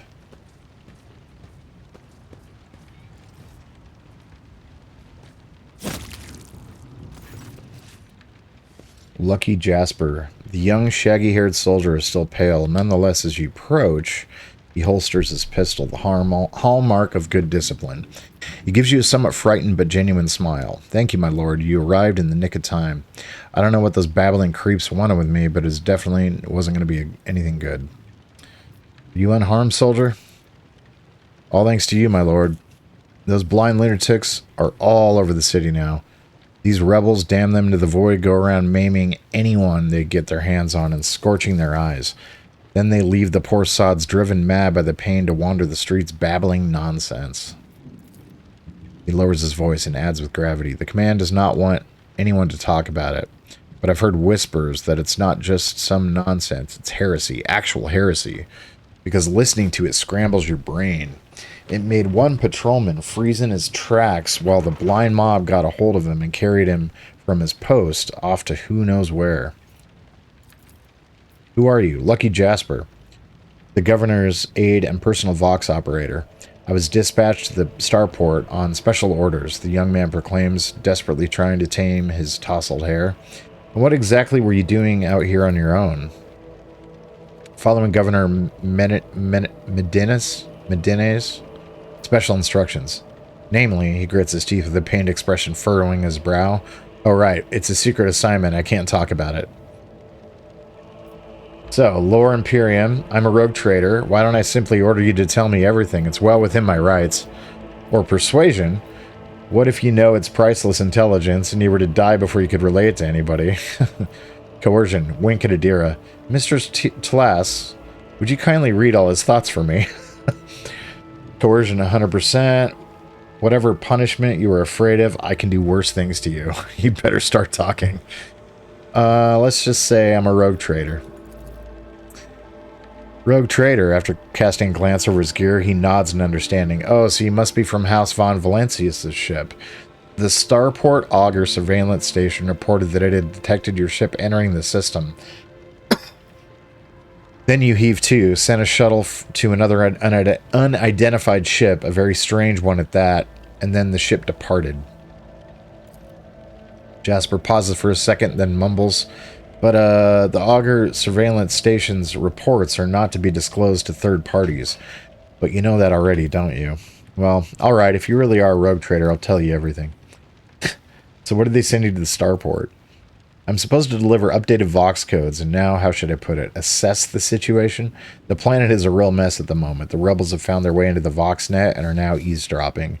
They made proper communication impossible. The hallowed electrodynamic Cenobium had sent out a distress call before it went dark. And who even knows what's happening in the system? There's been a riot on Rekaidi Philia, the prison planetoid. Urak 5 station is silent, although the navigators there have always been a reclusive bunch. I was hoping I'd be lucky enough to run into a pilot or a captain here who could give me an update, but that's hardly a possibility now. The rebels are blasting anything that tries to land out of the sky with their damn cannon. Well, he stops talking a little too abruptly. Tell me about Urak 5. There's not much anyone could tell you about it. That station belongs to the Novus Nobilite themselves. Emperor knows what they do up there, or who even lives there. The scorned ordinary folk. The only person they're willing to grace with an audience is the esteemed Yvain Winterscale. There's something you're hiding from me, isn't there? Oh, wait. It is beginning to sound like he's complaining. That place is creepy. They say they order shuttles with servants from Rykab Minoris on a regular basis. I guess they're too important up there to change filters and clean compartments themselves, huh? Except I've never met anybody who has served there. It's like no one ever comes back. There's something else you're hiding from me, isn't there? More classified secrets. It's nothing classified, just personal. There's another reason why I'm here. My betrothed is missing. Raquel Vicari, the esteemed Yvain Winterscale's personal pilot. When the riot reports came from Rekaidi Philia, Lord Yvain headed there personally. Then this rebellion started down here and we lost communication. No one knows how they're doing up there. You know what I'm afraid of? That they'll come back and those rebel scumbags will shoot them out of the sky. I wanted to find a place that's high up, set up a Voxcaster there, and send them a transmission. The sky is closed off.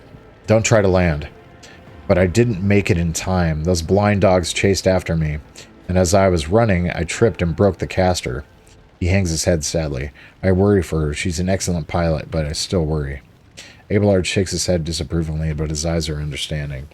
That is why all members of a Void Ship clan share the same employment. No matter how devoted a servant of the Emperor is to their duty, there is always the danger that family ties might disrupt regulations and order. I hope that no harm comes to her. The Emperor protects, my lord. If someone you love is in trouble right now, may he protect them too. Who is Yvain Winterscale? The esteemed and honorable scion of blessed rogue trader Caligus Winterscale, master of the Rykard system. At the behest of his illustrious father or grandfather or uncle, well, his illustrious relative, Lord Yvain, took up residence at Rykard Minoris.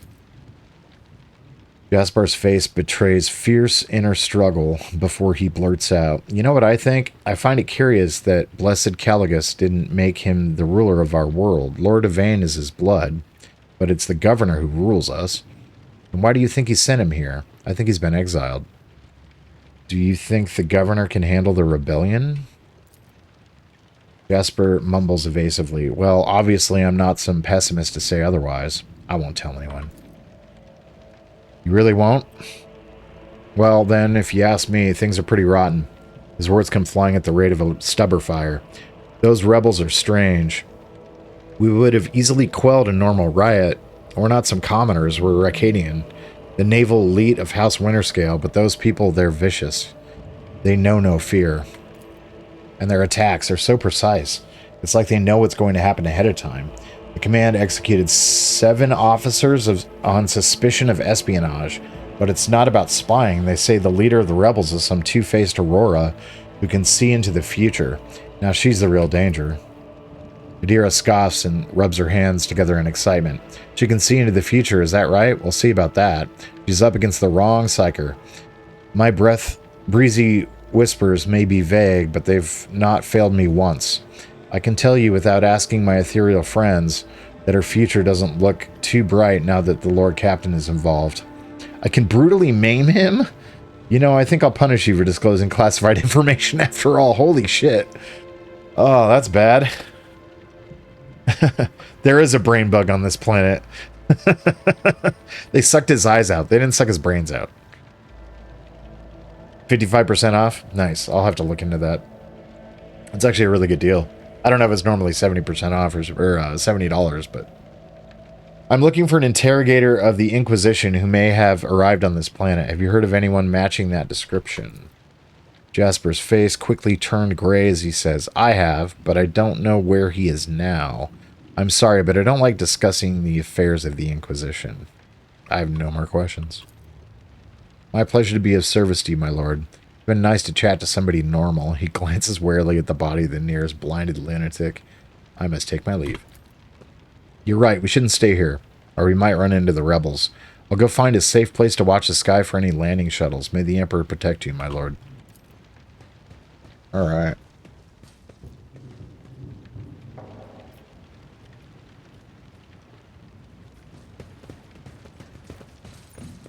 Let's see.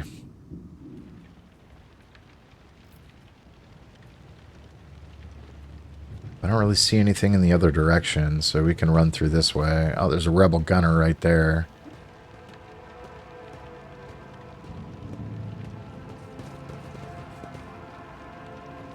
I won't heed your I was trying to see how close I could get without getting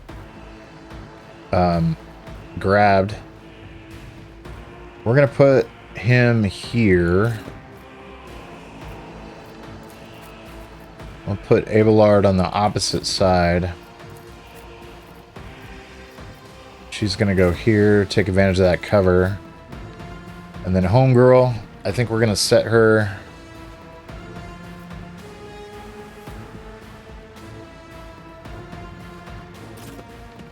here. That'll be good. Alright, so he... Nothing I can't do. We'll do that and then end it. Oh, I didn't see them on that side. Damn it. That sucks. Let's get to it. Hold on. This is going to be a big battle right here. Oh.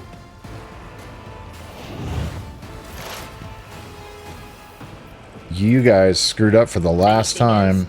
Oh, my ears are ringing. Sorry, buddy. It's only 2 hit points. You'll survive. Was that you? Or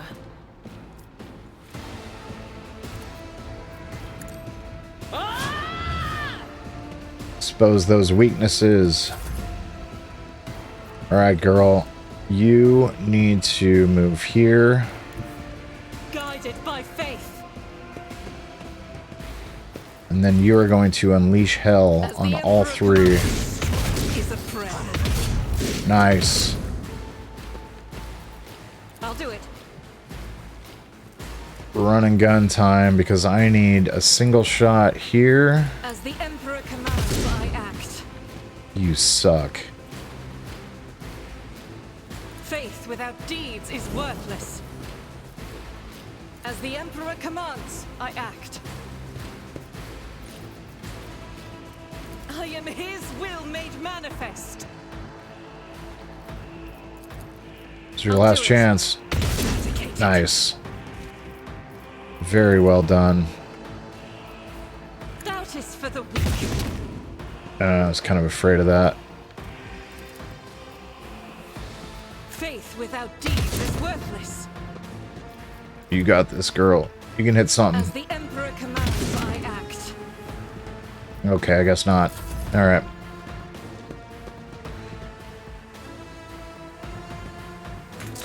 Uh-oh. Let's get to it.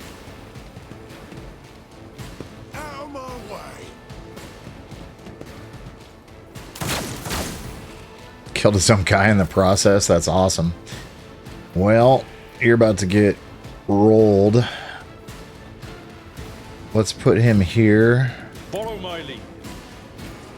Then we're going to cleave. I will do my duty. Use the dust. Charge.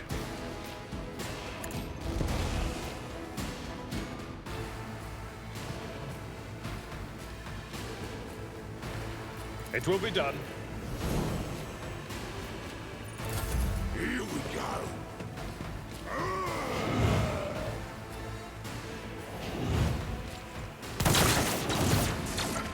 Nice. Let's make it quick. Man, they really are okay with killing their own guys. Alright, buddy. You're going to run right in there.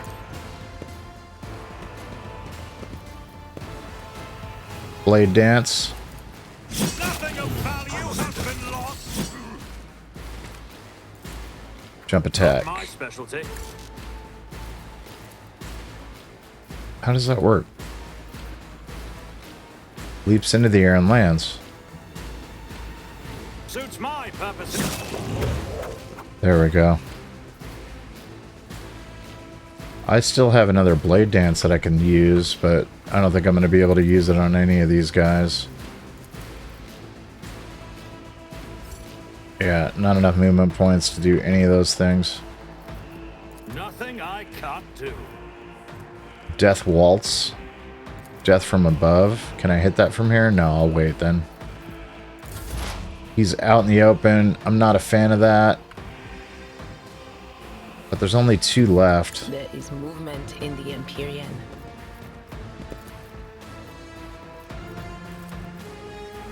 What a poor farewell. Psychic screamed. On it.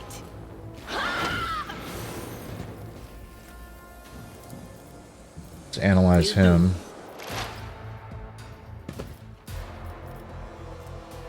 Dismantling attack.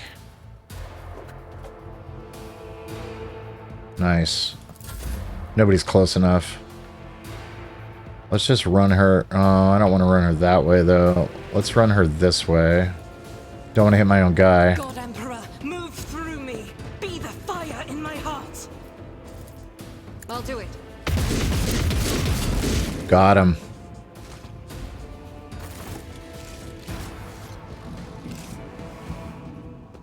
You love to see it. Okay, this is all garbage. But I'm still going to pick it up.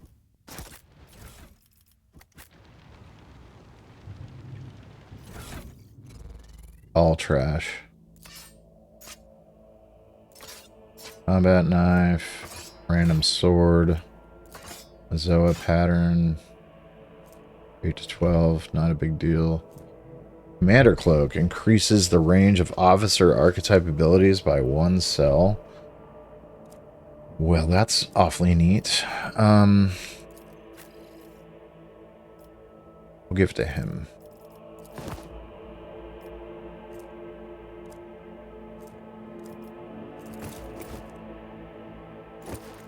All trash. Okay.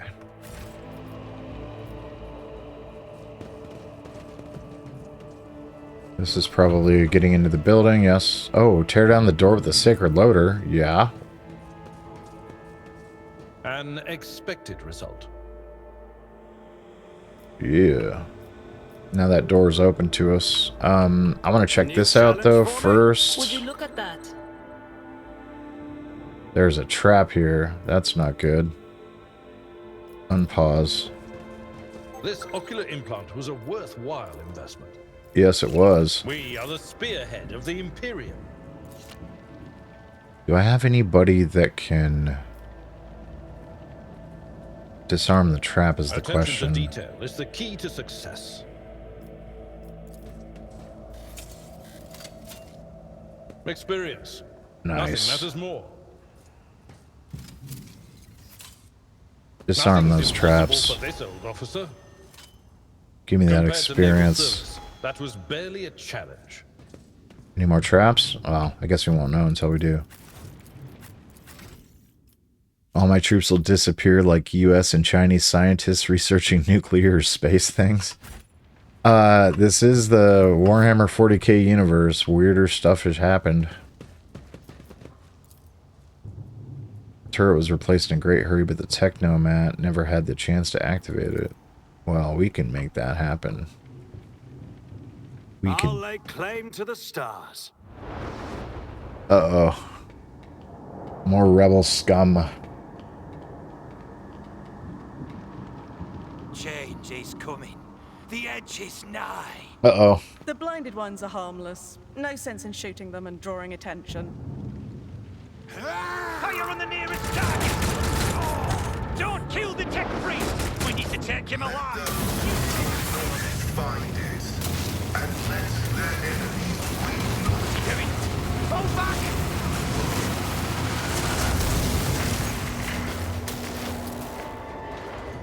Tech priests are so sick. Oh, he's dead? No. May knowledge be thy fate. Let the cycle be discontinued.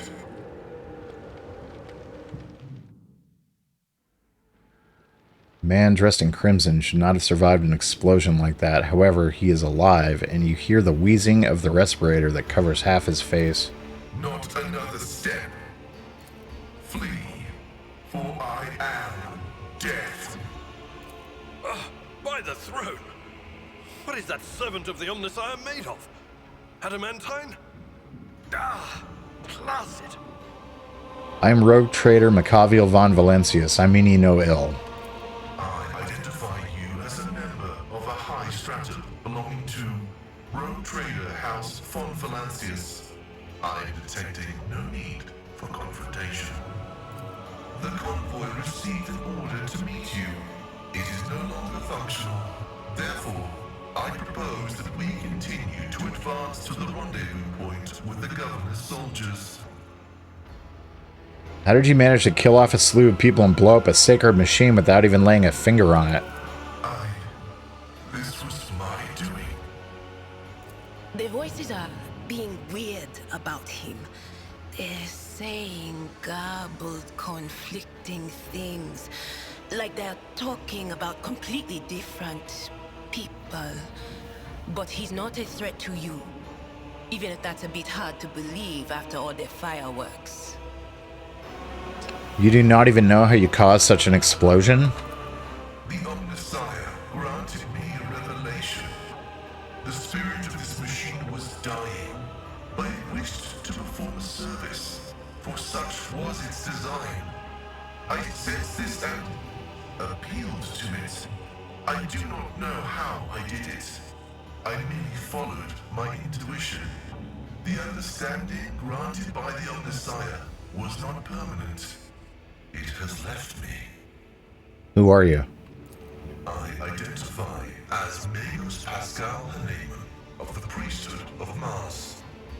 By the grace of the Omnissiah, I am currently assigned to the maintenance personnel of the station Altar Templum Calixis X-17. Why do you wish to see the governor? I identify. I came here to carry out a sacred mission. My mentor, Archmagus Amonat, summoned me, and I hastened to answer his call. But the rabble's unrest prevented our meeting, and I was on my way to Governor Medina to determine my mentor's current location. My escort was ordered by their commander to discontinue their movement and await to be merged with your group. Then, due to their incompetence, they let themselves be killed. It was an unacceptable complication to my task.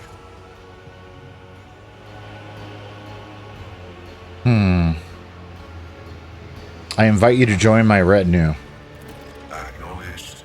Predicting successful and mutually beneficial cooperation.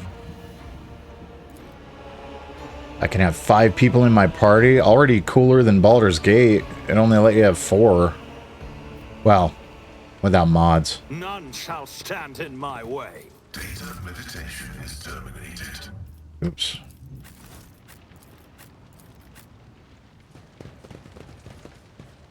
What do we got over here? Anything cool?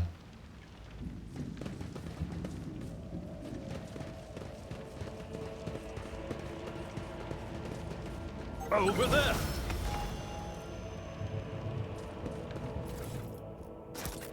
A Medicaid bag.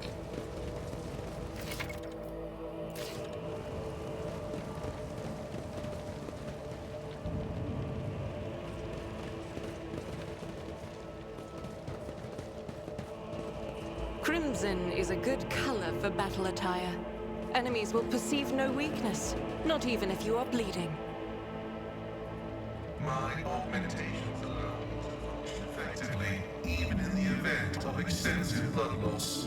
This is what should concern those who dare to stand against the servant of the Omnissiah in battle.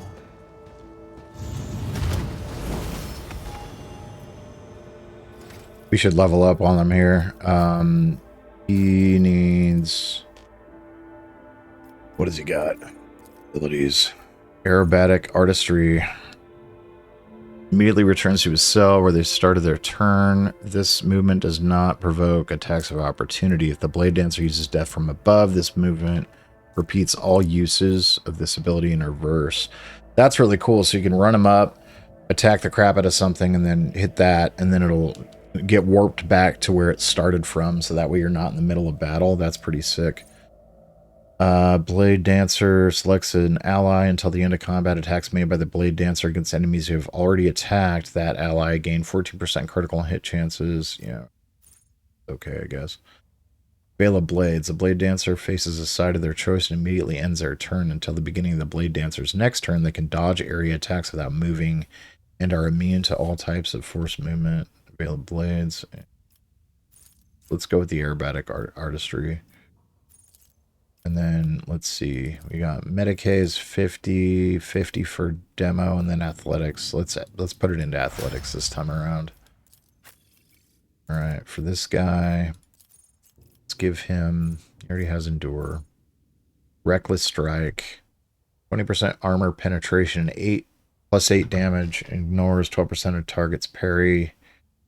Sworn enemy, the warrior marks a target, gaining +20. Oh yeah, that's happening for sure.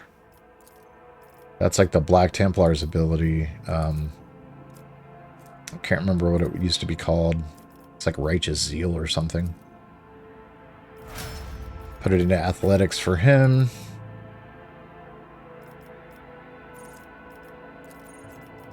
Weak body, weak soul. Reduces toughness and willpower by 9. Tide of Excellence. Void on a target. +2 armor penetration. Those weakness costs 0%. That's really good. I don't know why I didn't do that last time. Perception, intelligence. Yeah, let's boost that.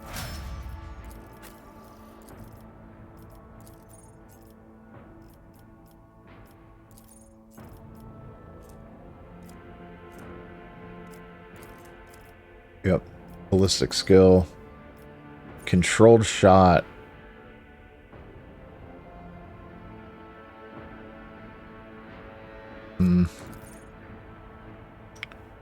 Dashes in the direction. Spending all their movement points does not provoke attacks of opportunity. Yeah, we'll do controlled shot. This guy needs like a ton of levels. Oh, he's actually leveled up pretty far. They didn't start him from scratch, so 55 agility. That. Oh, my bad. Start here. Oh, these are already selected. I understand. Okay.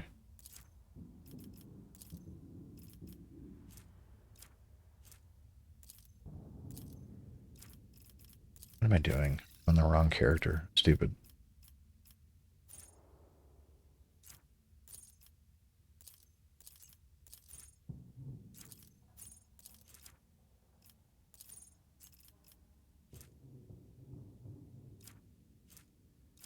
Perception needs to go up a lot. Holy crap.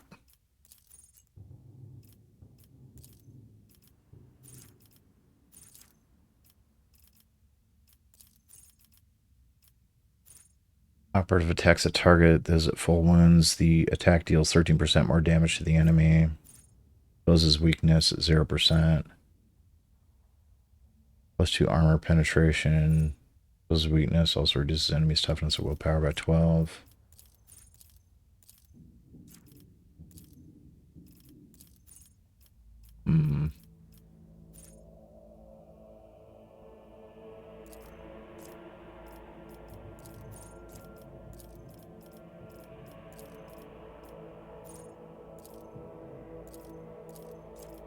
He already has that one.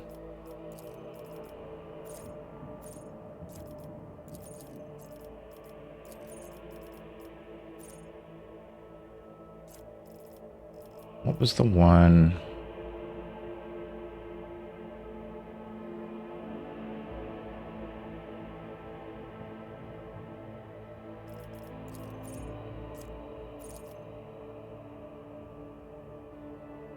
That one.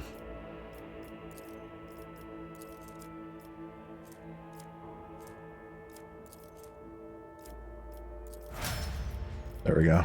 Went up 2 ranks. What do we got here? Goods? It's about time.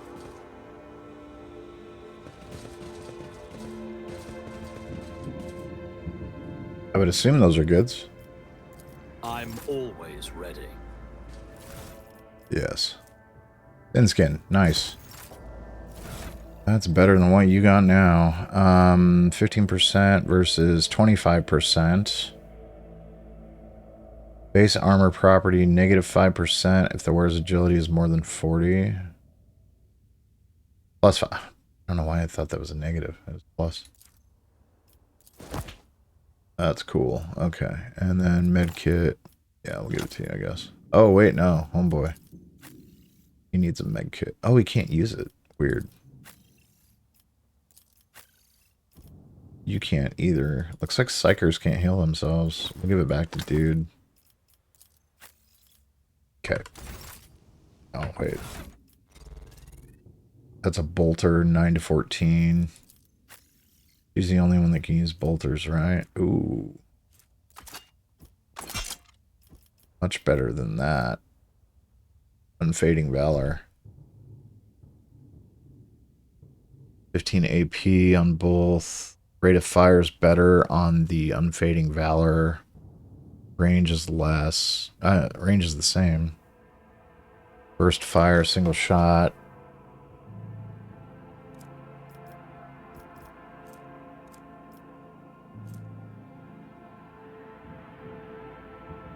Yeah, we'll give her that. I don't see that that weapon has any additional abilities.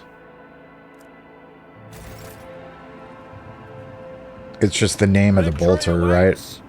Doesn't actually have like a really good stats or anything. Oh, let's get everybody in a group here. There we go. Uh-oh. Sure the machine spirits will listen to you? I bet they're real stubborn. Oh, they can be. Quit your whining. I've seen the tech priest do it twice. I once even brought a sensor to him. Of course they'll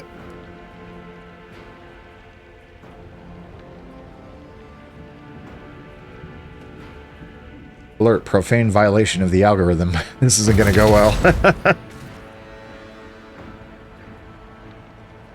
Nice. Yeah, let's take all that. Let's get our tech priest to use that, because that makes the most sense. The machine god grants me insight. Oh, sick. I love that we just hacked that machine, that we can use it.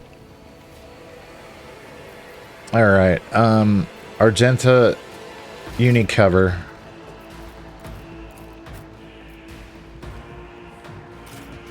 Let's put our psychers or psycher there.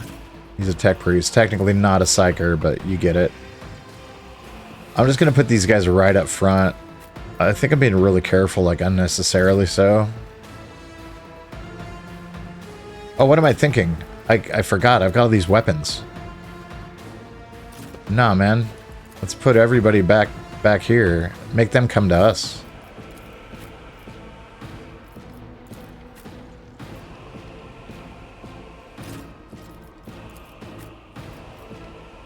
That's it.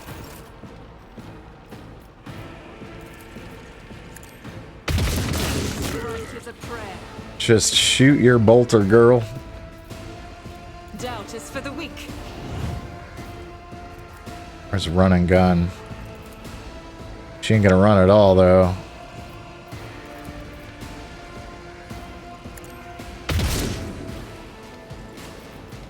As the Emperor commands, I act. Ooh!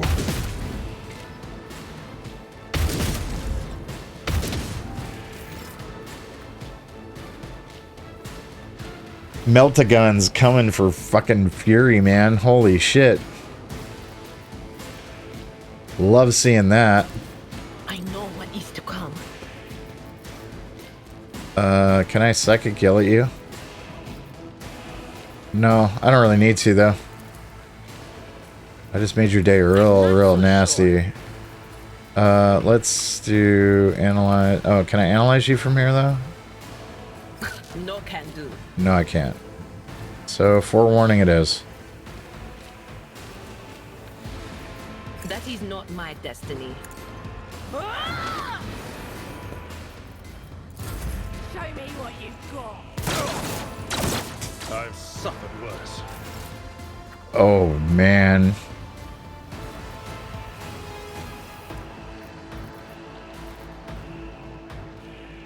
Can't really run up and do anything right now.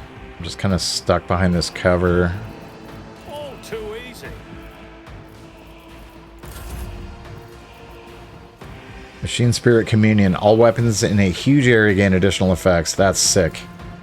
Do it. That is a huge area. Holy crap. Too bad I don't have more people close by, but we'll just drop it there.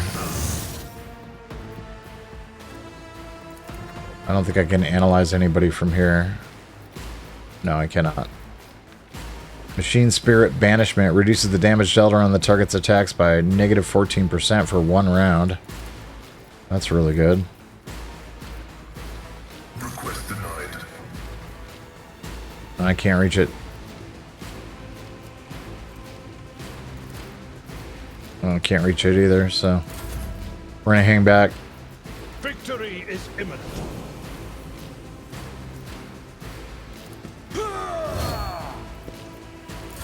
Hold on. Yeah, come up here. Nothing bad will happen, I swear, dude. Totally safe for you to be over here.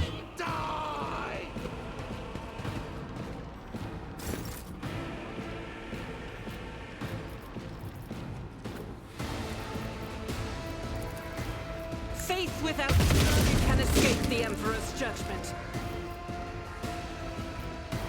As the Emperor commands, I act. Power resides in the will of the righteous.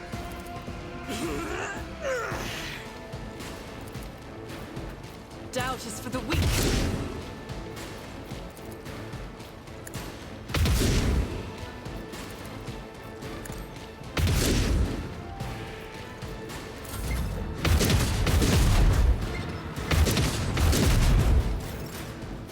Any of those turrets were gonna go crazy.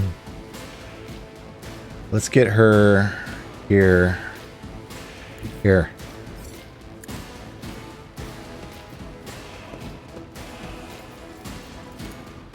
Was it you? Be gone. Splat. I'm not so sure, but of course. I already cast that on him. That was dumb. No can do. Don't have line of sight on him either, so. Why did I not foresee this? Well, you did, but.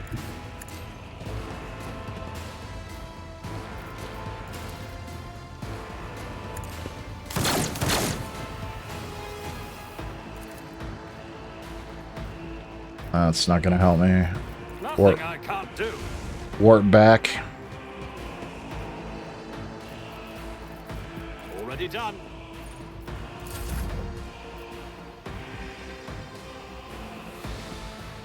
See if I can get this guy to do anything cool. The order is contrary to dogmatic protocols. No, not really. Can't even analyze him from here, dude.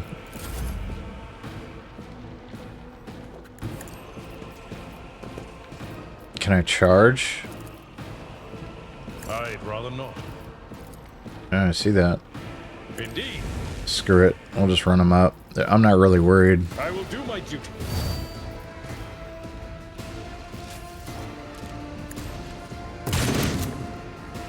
That cover's not really doing anything for me. As the Emperor commands, I act. Run and gun, girl. The enemies of the Emperor will be undone. I will not. I refuse. Oh, come on.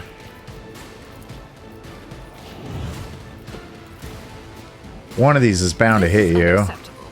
Faith without deeds is worthless.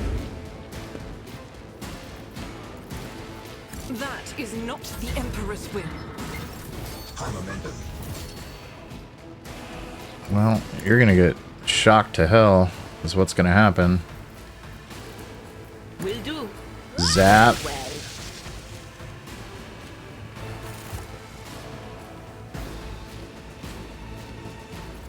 Bunch of garbage as usual. Any other cool gear? Oh yeah, we got a few more junks. Man, those melt-a-guns just dominated.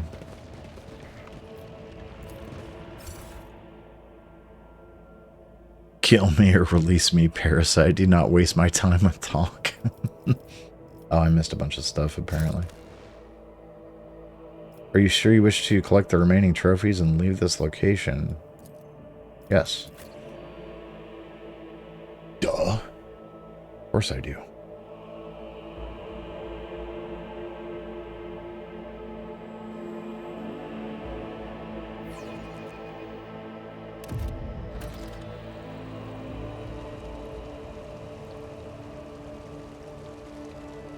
Of course.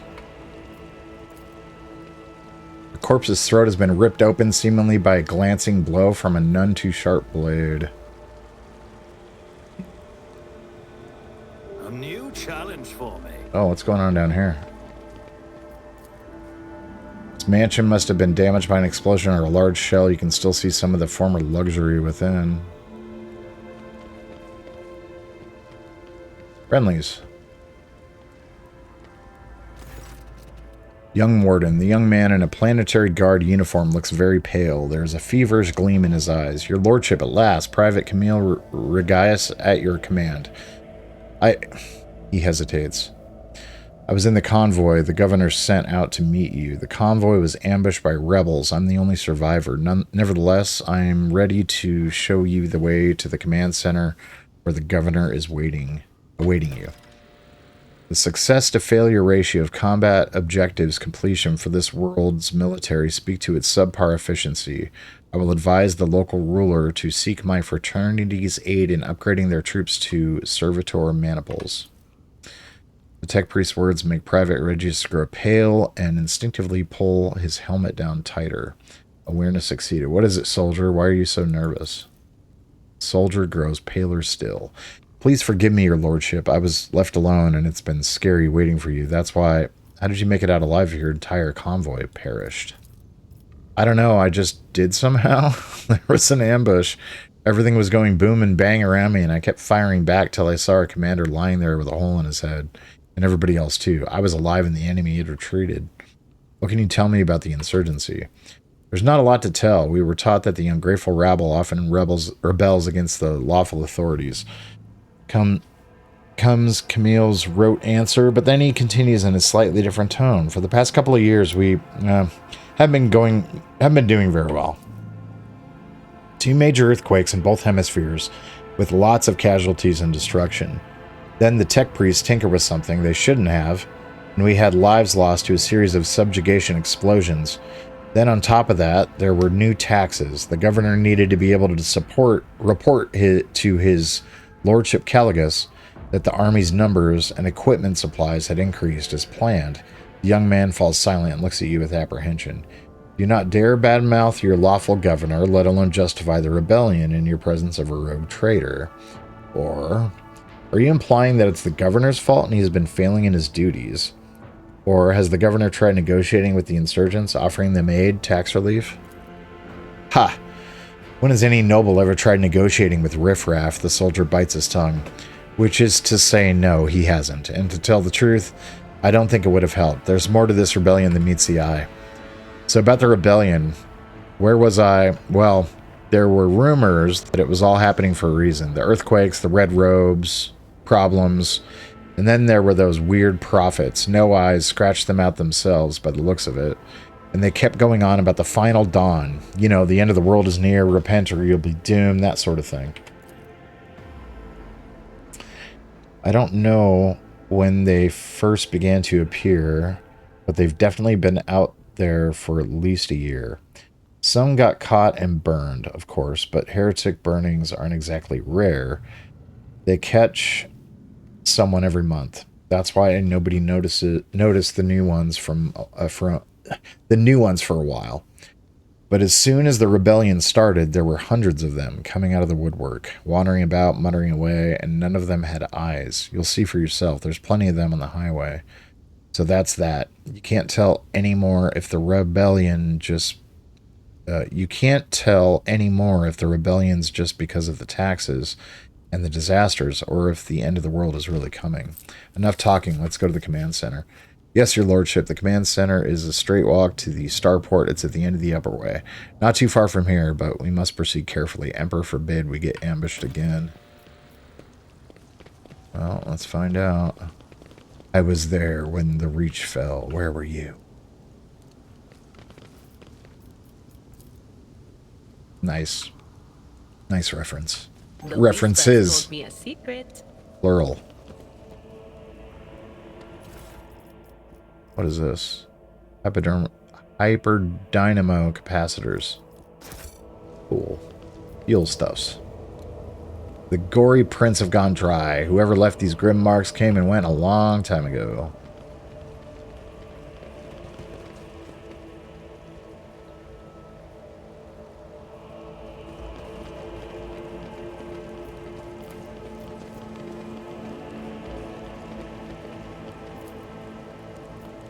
Ooh, interesting. So I could use a Melta, but that might blow up what's inside. I don't think I want to do that. I could use a key, but I only have one. Or I could use my tech use. We'll do that. Successful. Glow sticks, wide away pack, high octane promethium, sanctified chainsword engine, and ballistic appeasement auto reliquary. Random goods. There are traces of a recent battle everywhere, including bodies in planetary guard uniforms. I'll lay claim to the stars. Ooh. Let's... Oh, no, no. I was trying to unpause that trap. Looks like some sort of auto gun or something? That's strange.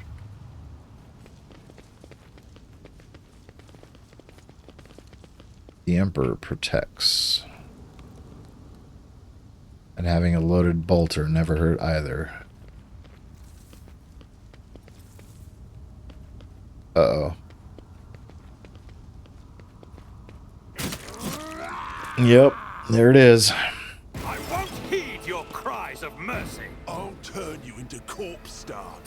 Yeah, we're putting these guys way up in the front. I'm getting tired of this sneaking around.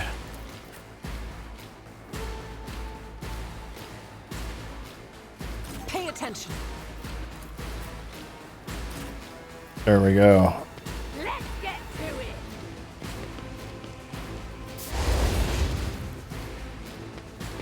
Let's get Flamer shots. out of my way.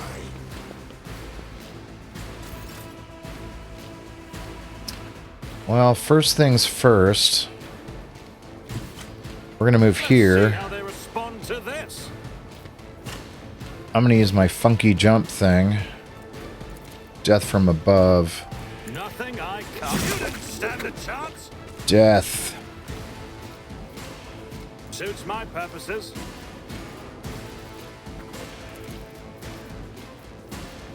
Not a problem. Nothing of value has been lost. 2 shots. Love it. Another jump attack. I can't do. You didn't stand a chance. Dude, we just wrecked everything. That was sick. Suits my purposes. Yoink. We'll go right back where we came from.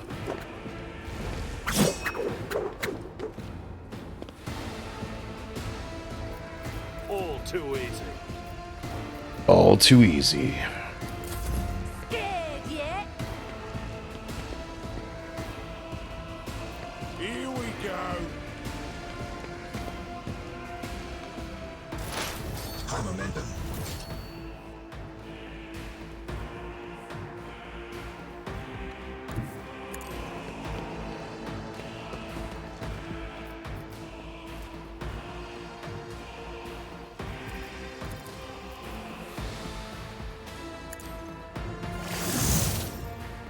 Buff them up with his ability.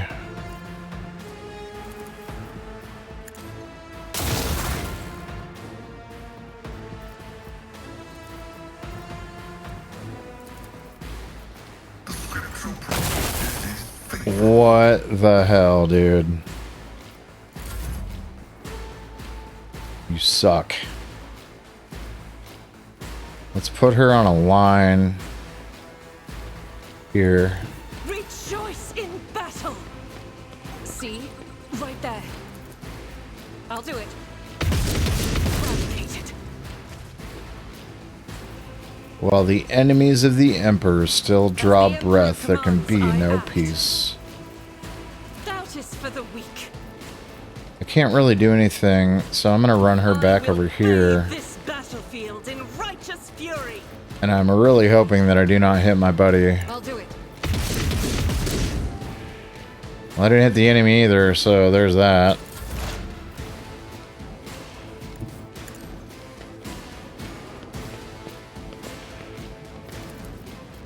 Anything else? Zapped. Put forewarning on. Will do.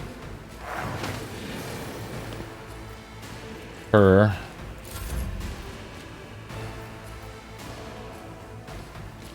Tried and tested tactics are the best ones. It will be done. Victory is imminent.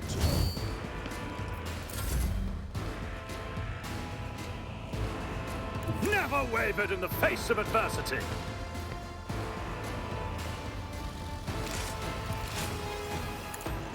Opposing me was your biggest mistake. Nice.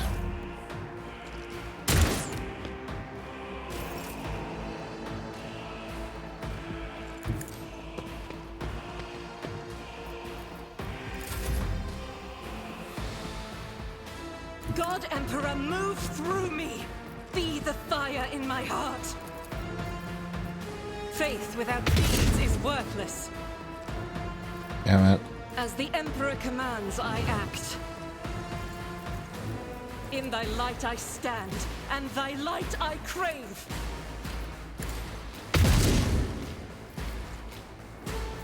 Doubt is for the weak. As the Emperor commands, I act. None of those shots landed. None of them.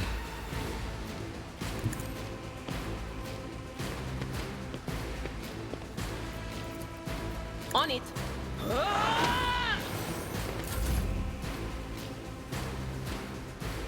My place is at the fore. More traps. In the middle of battle this time. At your beck and call. Forget that's a shotgun. They gotta be real close. Alright, let's run up then. Absolutely not. Absolutely.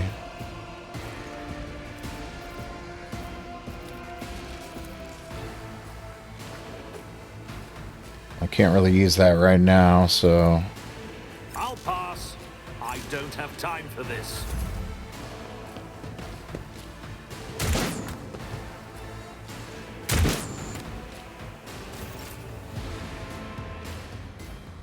Explorers know one route. Forward. Guided by faith!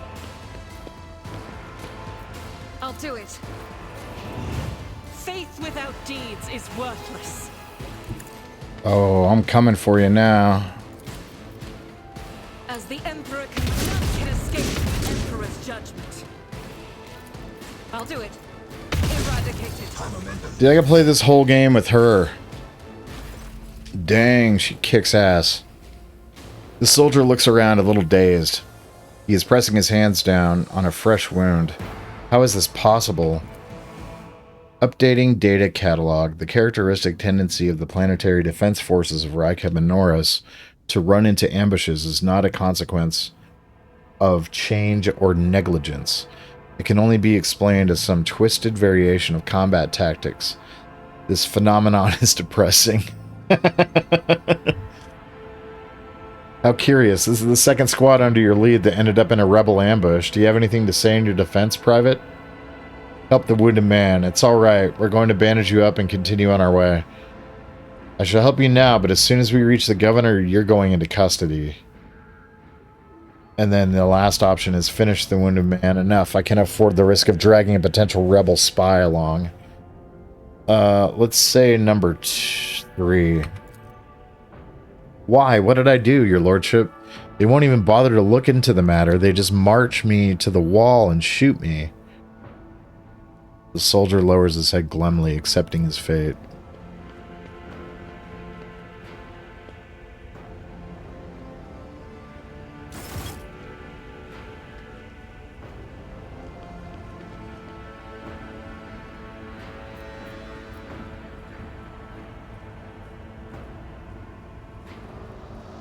Thoughts? Oh, see, this stuff is cool. I love this. Thoughts... Heresy. Thoughts be something, I don't know, I can't read it. Heresy beguiles retribution. I can't. Begets. Thought begets heresy. Heresy begets retribution. To question is to doubt. Ignorance is a virtue. My armor is contempt. Truth begets hatred.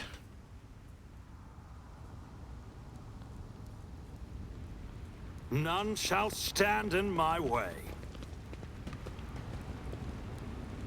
Survive. Success is measured in blood. Yours or your enemies.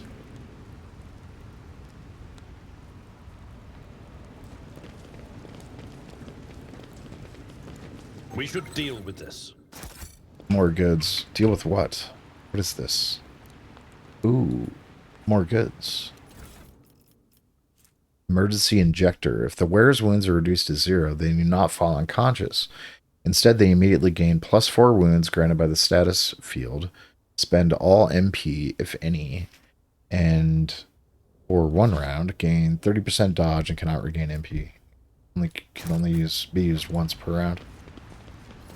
I got some boots somewhere. Do I have boots on you? I do not. You now have boots. Enjoy your boots. Whenever the wearer deals damage to an enemy, the wearer has a 25% chance to gain MP. Unfading Valor. Was that the same bolter that Homegirl had? 9 to 14, 6 to 10. Yes, it must be. It must be. I will not. Oh, I get it. Let's give that to you. Why not? Follow my lead.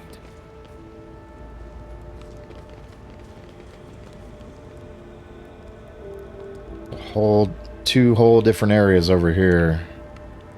I feel like this is probably the best way to start. Take a knee. Maybe not. Bow before me. Show them no mercy. It's really annoying at this building in the way. There we go.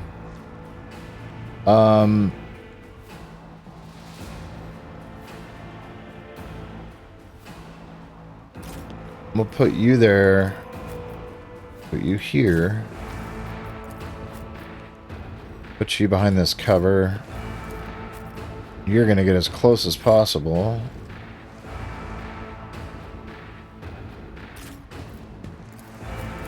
Same as you. Let's make it quick. Knocked him on his ass. Hold on. It's nothing. Well, we're about to get real weird up in here. You two.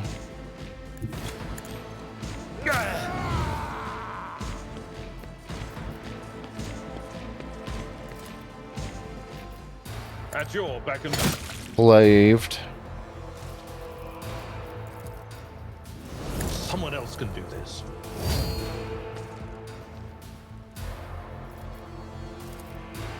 it will be done.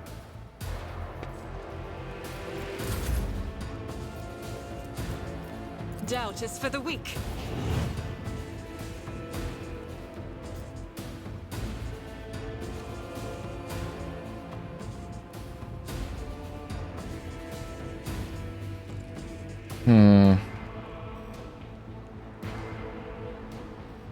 Rejoice in battle.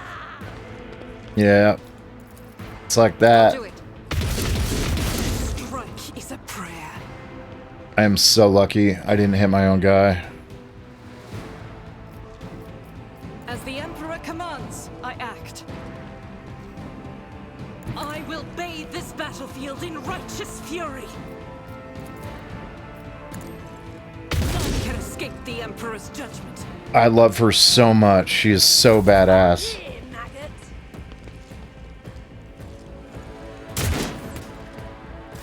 Argenta is sick. She kicks so much ass.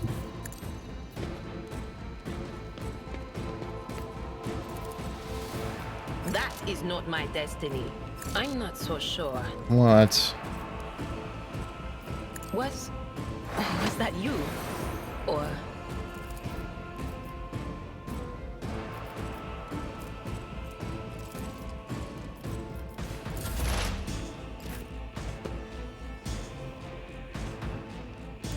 I shall not fear.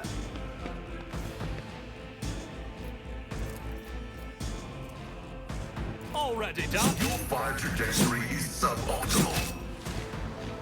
Oh, damn it. I didn't even see he was there. I was trying to do the death from above one. Suits my purposes.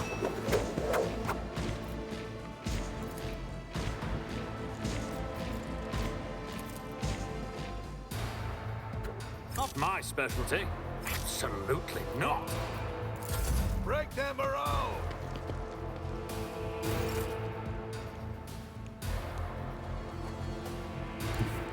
I've seen worse battles than this in my time. I'm not interested. That's weird. It won't let me charge from that distance. I took care of this one. That's not the Seneschal's job. Someone else can do this. I'm not interested. I'd rather not. That's not the Seneschal's job. Well, that's fine, because... At your beck and call.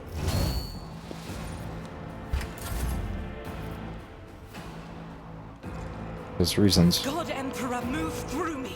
Be the fire in my heart.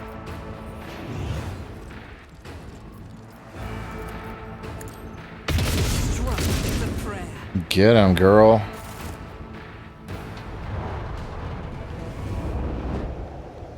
Uh-oh.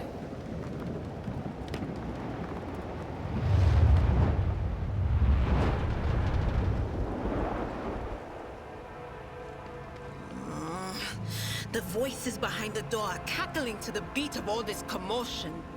Down? Yes. There's something down below.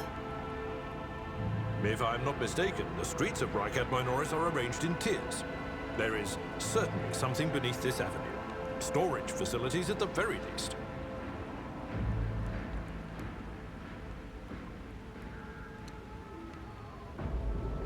Well, storage facilities it is. Let's go take a look. Victory awaits. Actually, before I do that,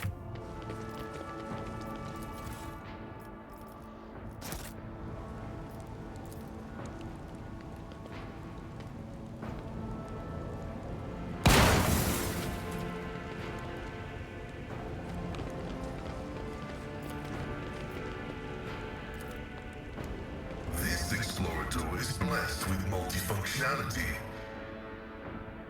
just World Origin Mesh Vest. That might be good for Homegirl. We got... No, it's not good for you. Dang. Okay. I guess you're going to be wearing it.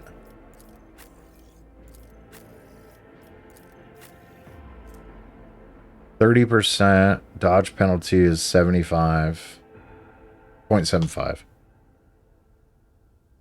Character wearing this armor will dodge 22% instead of 40%.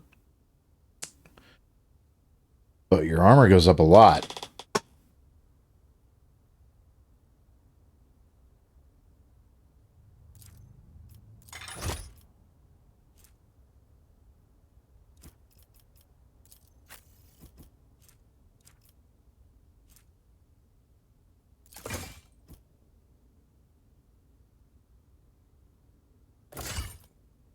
Dude. 2 chain swords. What a sick freak. That's so good. Grenade. We'll give that to you. Actually, it's a fire grenade. No, we're gonna give it to Homegirl. With faith and fire.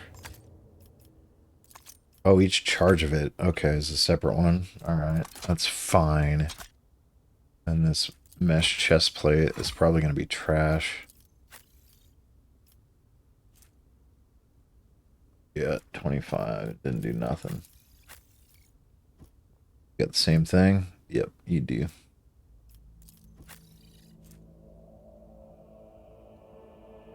Not as cool as the Holy Vestment.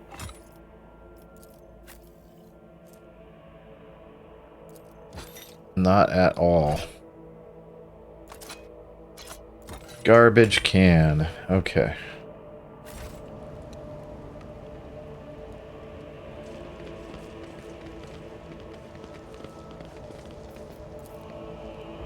From your vantage point, it does not seem like this lavish mansion has been damaged by explosions, but you cannot enter. Something is blocking the entrance from the inside. Sad. Did I mention that my whispers tell me jokes? Jokes that once said aloud make your eyes bleed and blood curdle. Talk about black comedy.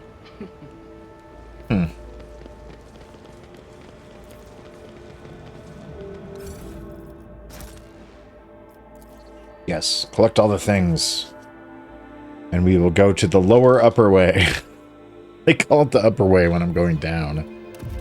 It's so weird. Let's see where are we at. Yeah, we're at 3 hours. I'm probably going to jump over to something else for a little while. This is a lot of reading. Reading is hard. It's too much for my voice sometimes.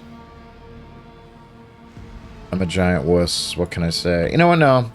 I'll power through it. I can do it. I believe in me. Ooh. Report based on oral accounts of Picto recordings added to the archive of House von Valentius by the order of Seneschal Wargian. On the journey across a world caught in the throes of heretical insurgency, the Lord Captain accidentally witnessed an unholy rite that transpired in one of the maintenance rooms of an aqueduct. This abandoned nook turned out to be a heretics' gathering place for performing their grim and profane acts. The large group of rebels stood frozen in patient anticipation, all staring into the center of the room. No one moved, only the murmur of hushed voices echoed against the metal walls. The Lord Captain ran a cursory glance over the room, assessing the situation. The rebels were unremarkable in appearance. They were dressed in the shabby clothes of abject rabble, spoke in coarse voices, and had repulsive faces. But what caught the Lord Captain's attention was the look of strange, almost sinister anticipation in their eyes. This was no gathering of loud blasphemers or bored idlers. Only occasionally would they exchange brief, unintelligible remarks as they stood in a frozen circle, their gazes turned toward the hulking structure in the center of the room. Bulky power transformers, cogitator crates, and voxcasters took up most of the space against the background structure. In the center stood out, oddly, an enormous lens mounted on a stand. It caught the thin sunbeams that made their way through slits in the ceiling and crossed the half-lit room. So we can do one of two things. 100% on both. The rogue trader surveyed the peculiar structure with great attention. The Lord Captain peered into the darkness enveloping the room. Let's do awareness. Although barely visible behind the closed ranks of the insurgents, the rusted barrels with evidently flammable contents had not escaped the Lord Captain's keen eye. One good shot at those barrels would decimate the number of heretics on Rykad Minoris. Yeah, we're going to blast that thing. The rogue trader surveyed the peculiar structure with great attention. Although barely visible behind the closed ranks of the insurgents, the rusted barrels with evidently flammable contents had not escaped the Lord Captain's keen eye. One good shot at these barrels would decimate the number of heretics. The enormous mounted lens was doubtedly imbued with the power of the arch-enemy, inimical to all that is noble and virtuous in the universe. Anyone caught in the corrupted light it emits will face horrifying consequences. As if commanded by grim, unseen forces, the insurgents fell silent at once and in a single movement parted. A thick, sticky silence filled the room. The heretics' gazes were turned towards a metal structure with a lens on top of it. Standing tall in the middle of a circle, melting candles, piles of books, and unholy symbols drawn on the floor. The structure flashed as a single sun ray illuminated it. Oh, damn. This is some crazy business right here. A sound of bare feet broke the sinister silence as a man emerged from the deep shadows. Reeling, he entered the circle and collapsed on his knees in front of the enormous lens. Not a second had passed before many rebel hands gripped the fallen man's shoulders and hair. Remember, comrade, the last sunray you behold will be yours only, shared with no one else. Your holy final dawn, bellowed a lone heretic's voice amid the silent crowd. By the doing of someone's hands, the lens had turned, and its focused ray feasted on the prisoner's eyes. Good lord. The blinded man's harrowing scream shook the very halls of the place. Consumed by the right, the rebels had not noticed the stranger in their midst. The Lord Captain braced, and here we go. I won't heed your cries of mercy. Here we go. I won't save you.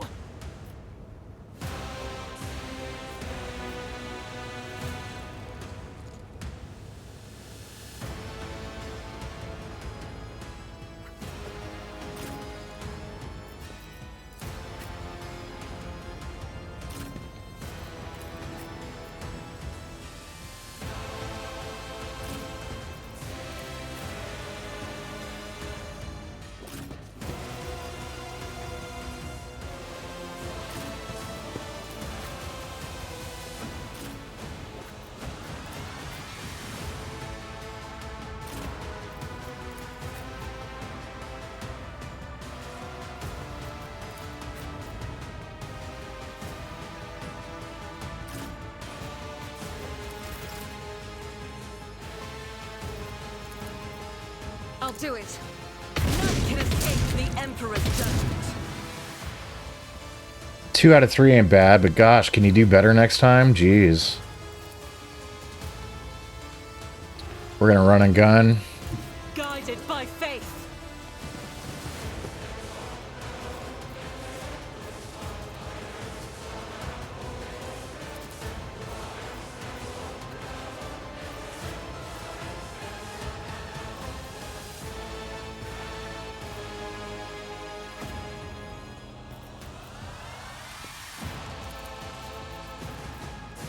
Doubt is for the weak. Boom. She's my favorite character. Deeds is worthless.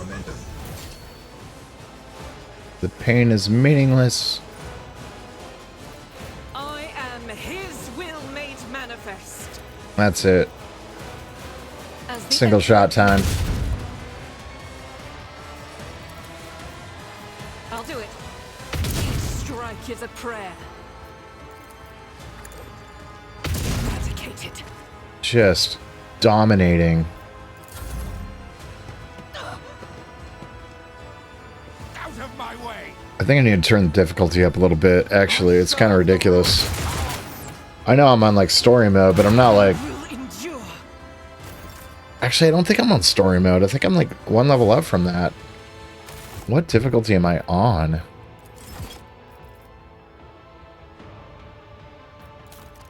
Yeah, I'm on story mode. Yeah, I could probably go to normal at this point. If I'm being honest.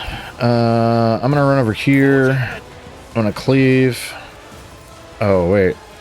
I can only cleave with the other weapon. Get out of here. Hello? Nothing I can't. Jump attack.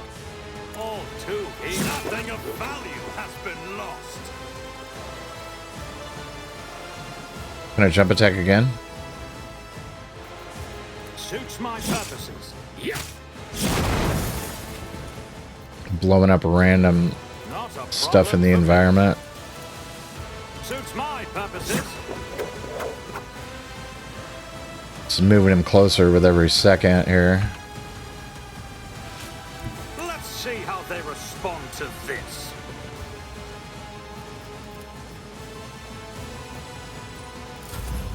I serve the ruinous powers. Not for long, you don't. Follow my lead. High momentum. Actually, let's get him...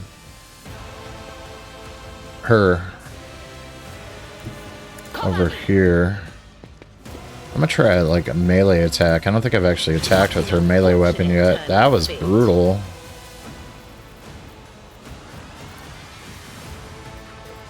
Will do. But of course. That was 0 AP, right? Yep. Exposed weakness. I get the feeling there's going to be a demon coming up here soon. Considering the heretics. Man, he's got a lot of movement points. Holy crap.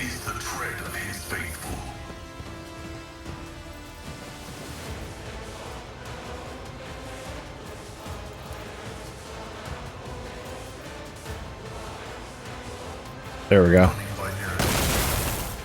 Zap. Got him.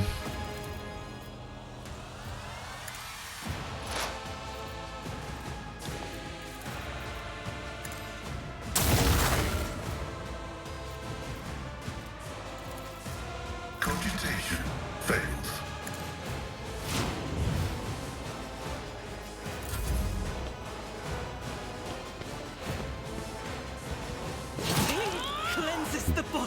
Backstabbed me. What a jerk. Oh yeah, stand right next to that so I can shoot it. Abelard.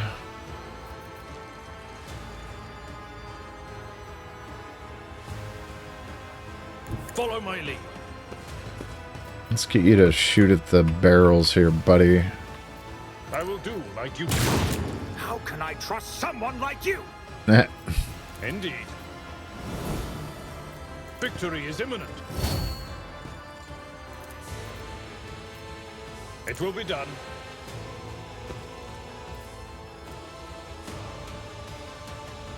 We'll rule the stars themselves. Definitely don't want to shoot in that direction again. Yeah, that shotgun, I keep forgetting I don't have las weapons with these guys right now.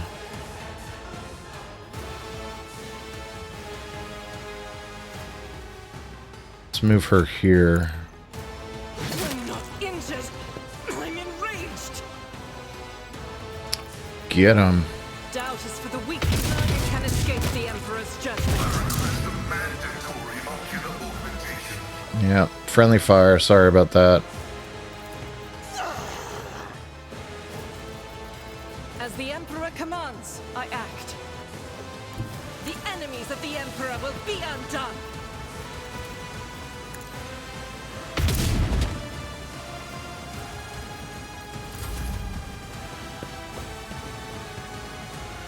Chaos guides me.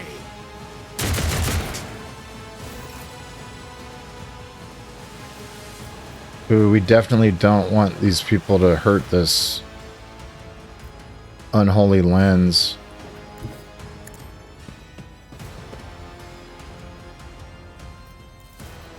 Already done.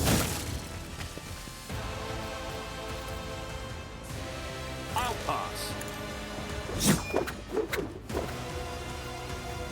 Suits my purposes. My faith strengthens me.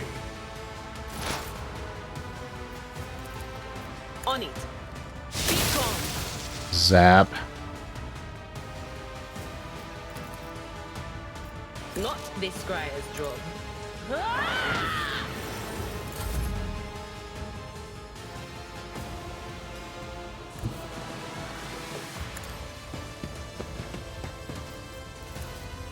Request approved. How does that keep missing? The Omnissiah comprehends all.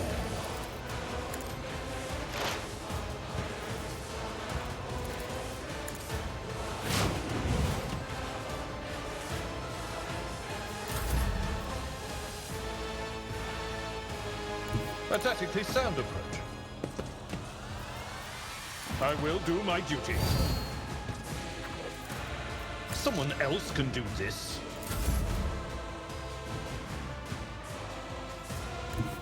choice in battle. I'll do it. It's a prayer. Nice.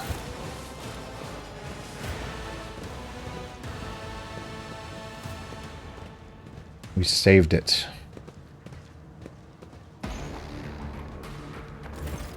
Your eye is drawn to the peculiar device. At first, you are vexed by worries of some pernicious influence, but the real reason soon becomes apparent. The glass installed in the device shimmers in a unique way, just the same way as the shards of the unknown broken object you found near Theodora von Valencius's desk. What's the matter, Lord Captain? Why are you so interested in... Abelard trails off when he notices what you were looking at. He instantly makes the connection. By the Imperium Saints, it cannot be. Adira bites her lip. I see it too. Whatever that thing in her study was, it was made from the same material as this junk. What? He takes a moment to collect himself, and all at once they start pouring out in a hasty sputter. It's a mistake. Slander meant to blemish the good name of a person who is now dead and cannot even defend herself. First, those minions of the arch-enemy murdered Lord Captain Theodora, and now, this cannot be tolerated. It will not be tolerated. Come on now, Abelard, remember what she was like. Adira's smile betrays her grief, but at the same time is strangely knowing. Brazen, assertive. It was like her entire life was a race against fate until fate caught up with her in the end. She would have gone headfirst into a black hole if she had thought it would put her even one step ahead of everyone else in the expanse. If we could just find out what she was keeping in her desk and why she went to get it during the attack. Sister Argenta's beautiful face is full of grief. How bitter it is to know that you were born from bad blood, but do not let this knowledge drag you into darkness. The sister's words ring with a genuine, sincere hope that you will be blessed with a worthier fate. She does not appear to be shocked by the news of Theodora's possible heresy.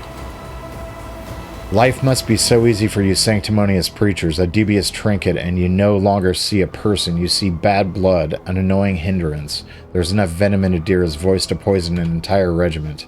Argenta recoils, but the next moment her dark eyes ignite with fury. How dare you admonish me? We were speaking of abetting the archenemy. A person who has tainted themselves thus can never justify their actions. Sure, why go through all the trouble of trying to make sense of everything when you can just label them a heretic and call it a day? Except, dear friend, I seem to remember that you didn't mind Theodora so much while you were aboard the ship. You didn't leave her side for even a moment. She rescued you, aided you, and your adoration wilted the moment you heard an accusation sullying her memory. You weren't surprised or upset, you just gave up on her and moved on. So this is where things get wild. Argenta's right, the danger of heresy cannot be overstated. Adira's right. It is too soon to cast accusation of heresy. Sister Argenta, you will cease these insinuations about Theodora at once. I will not allow the name of the von Valencius family to be defamed by such words. Witch, you are walking a fine line between outright heresy and the barrel of a bolter. Shut your mouth before I shut it for you. I think that's what I'm going to say, because Adira's starting to piss me off right now. But a look from her makes her immediately bite her tongue. I'm sorry, Lord Captain. Walk away from the device.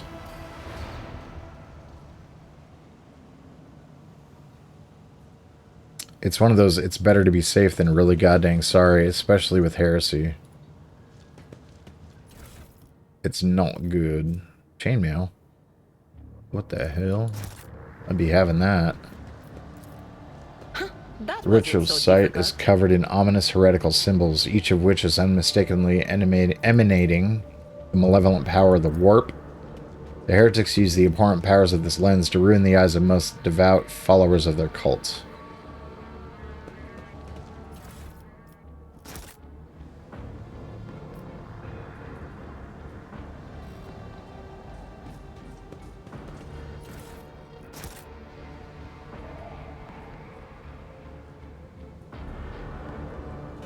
A new challenge for me?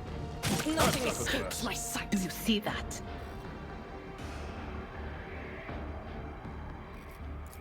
No, no, no, no, no. Stop. Alright, I just need one person. You. Thank you. Come here. Ugh, this master-crafted patella augment is not fit for a servitor. Wait, you don't have the ability to fix that? Shut off the steam?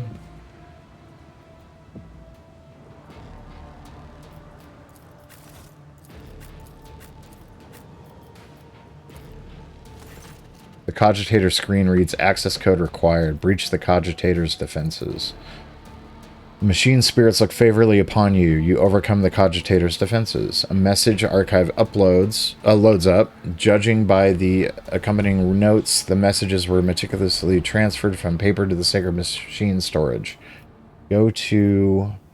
Camille, do you recognize this Voxcaster? Yes, looks like one of ours. All our squads use them. So does this mean those bastards could have been eavesdropping on us the whole time? That was why my squad got ambushed. Looks like. Are you blind layperson? Every Voxcaster is unique. The distinct defects on the cover, the number signature on the antenna, the scintillating spectrum of the vid screen. How can you possibly mistake one for another? Rasping indignantly, the tech priest pokes a finger at the Voxcaster, which looks completely indistinguishable from any other Voxcaster you've ever seen. That's funny. The investigation will establish if it was so. For now, you still stand accused. Now I see you were not responsible for the ambushes. Those who allowed this Voxcaster to end up in the wrong hands are guilty of criminal negligence. So you've taken back the caster, and now we're going to return it to the governor. You will not be spied on anymore. Now I see you were not responsible. Thank you, your lordship. I'm telling you, I would never. I'm no rat. Those who allowed this Voxcaster to end up in the wrong hands are guilty of criminal negligence. If you say so, but I imagine these folks are long gone already. Or goners already. You can't exactly call them to account now. Go to dispatches. Tell the Harbingers we've intercepted a convoy of the governor's underlings who were supposed to meet that Von Valencius bloke. Only one out of the whole convoy got away, but he's not long for this world. No one's making it to the governor's hole. Not that youngster, and not the ones he's supposed to meet. Our comrades have got their hands on a guard's Voxcaster, and these fools have no clue we can hear all their comms. We know their every movement, and we're going to throw them a fine welcoming party. Aurora must have no doubts that we'll do whatever it takes to stop our enemies. Let the final dawn come. Go to missives. New missive. Heed the words of the Harbinger of Aurora. Let it be known to you that the prophesied hour is nigh, and the faithful must triple their efforts. Those who stand in the way of our salvation must be swept away. Let it be revealed to you that the enemy is about to receive reinforcements. Remember the name, Machiavel von Valencius. His ship has already entered the system. We should expect this enemy to appear near our positions. Whoever rids our comrades of this threat will be granted Aurora's special blessing, a chance to stand at the prophet's side when the hour comes. Be vigilant. Let the final dawn come. Well, that's None shall stand in my way. telling.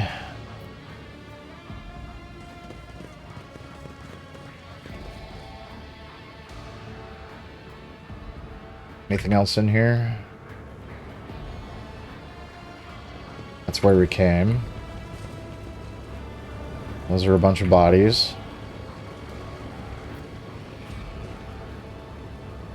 Pay attention. What is that? Something of interest. I'm at your service. Experience? Nothing matters more. Nope, stop.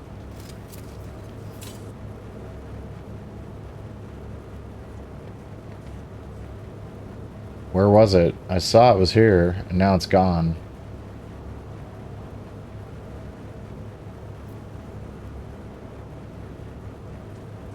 Unexpected result.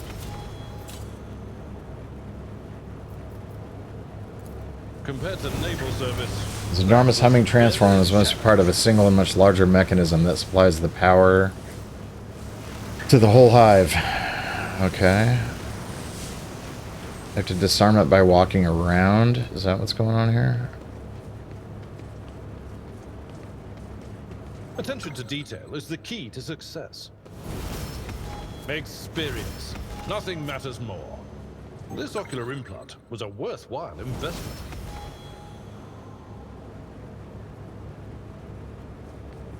Nothing's impossible for this old officer. Marching on. I see how they're doing this now. Okay, that makes more sense. Compared to naval service, that was barely a challenge. Ugh, what are you doing? Stop. I see, when you click on the little icon that takes you to the level up screen. Got it. I'll lay claim to the stars.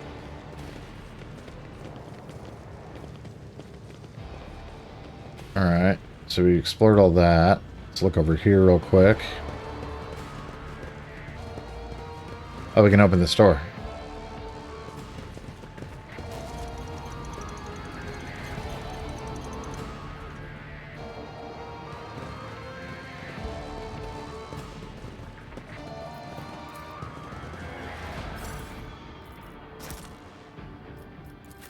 On to the next spot.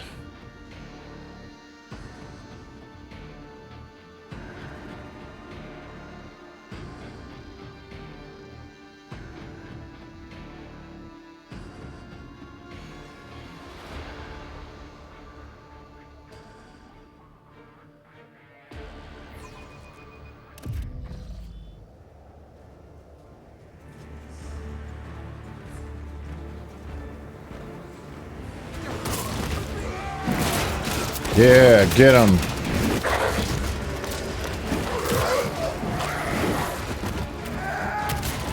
Cultist swine. Are these the Arbites? Arbitas? Arbites?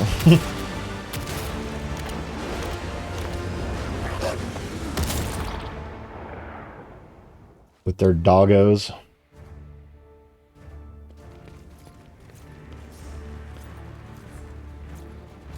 Arbitrators, secure perimeter. Formation 4755. Glato, heal.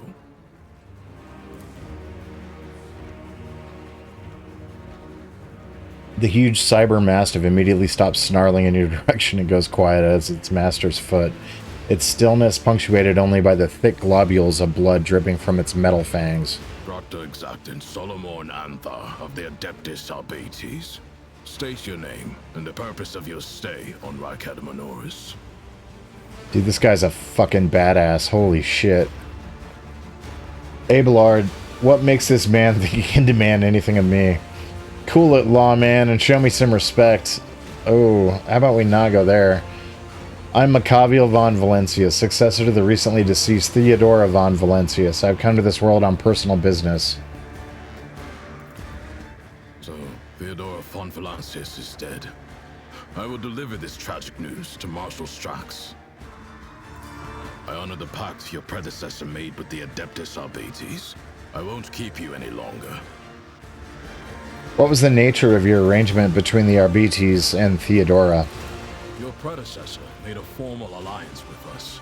She provided us with a headquarters on Dargonis and supported us in the collection and guarding of the Imperial tithe on several occasions. We, in turn, assisted Lady Theodora in enforcing the law on the worlds under her control. The Imperial tithe is a tax imposed on virtually every planet in the Imperium, which is collected by the Administratum under the watchful eye of the Adeptus Arbites. What are you and your people doing here?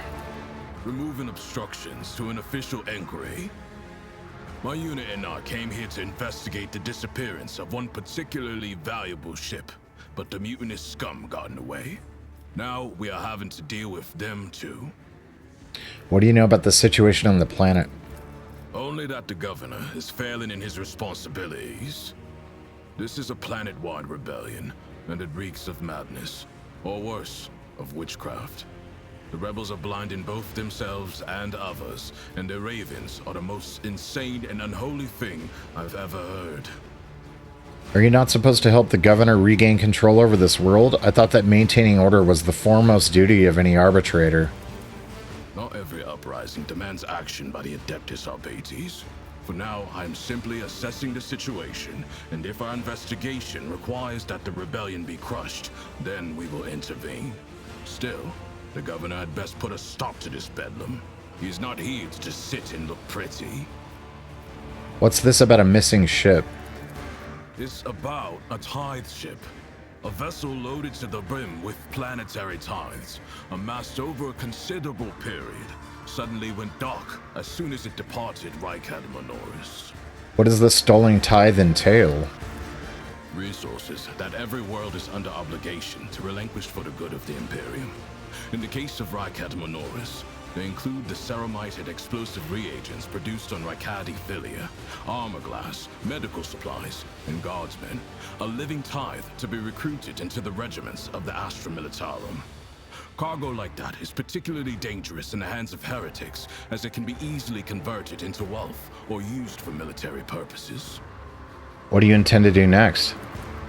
Fight our way to the local administratum palace and ascertain whether a fire or some other disaster hasn't destroyed the documents related to the investigation. I hope the clerks were smart enough to put the records before their lives.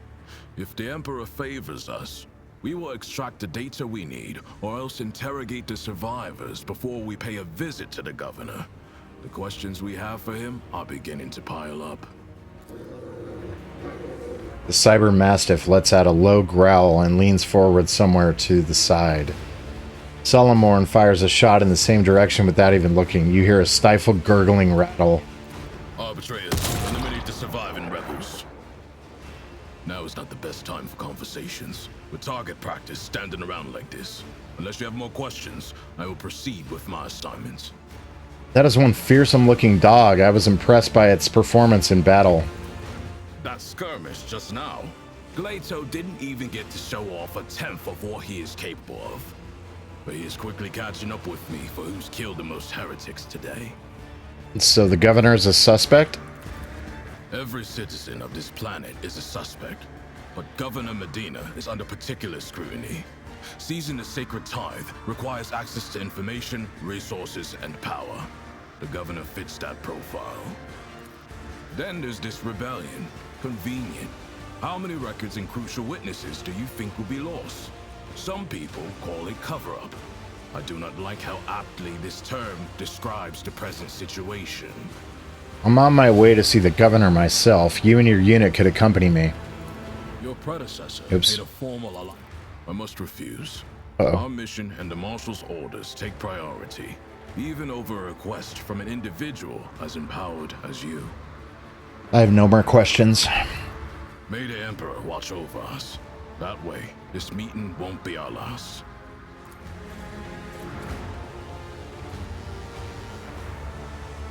They are judge, jury, and executioner. I think we have to go to the eastern side. Wait, do we? What's going on over here? The arbitrator's arrival was certainly a welcome sight. Hopefully they will help to put things back in order around here. Not happening, old man. All they care about is their tithe. Even if the Coronis Expanse turned upside down, they wouldn't bat an eye. Some 10 people, children among them, are huddling together in fear. The elder family members are doing what they can to calm the young. Several armed insurgents are watching the frightened yet unarmed hostages. But the watchers themselves are looking around nervously.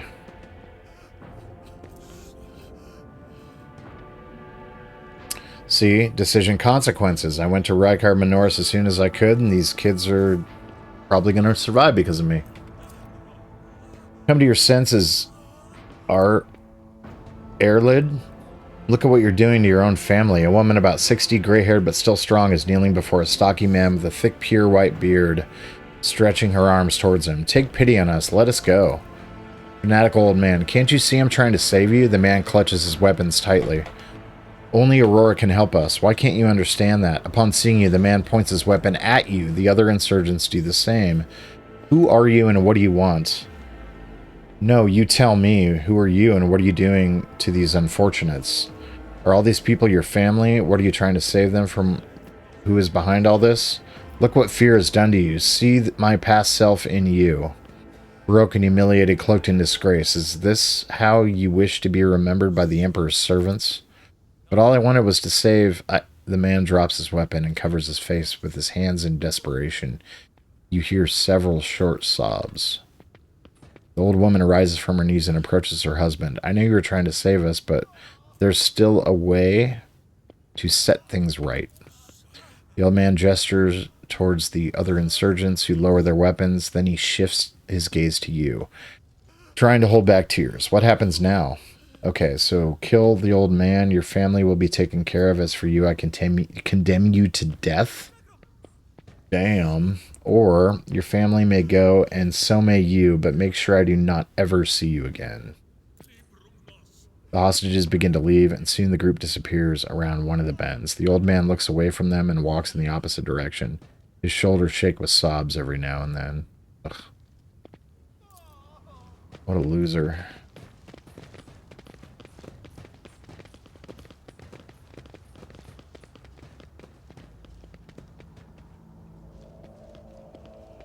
What an absolute loser. How may I serve their dynasty? They say a little bit of humility never hurts anyone. I help others better themselves by wholeheartedly humiliating them. Sometimes you consult the appropriate treatise on Tactica Imperialis and weigh every step.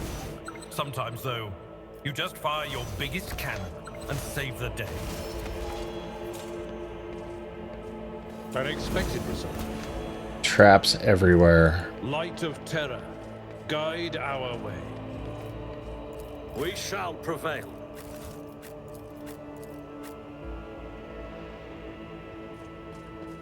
Victory awaits!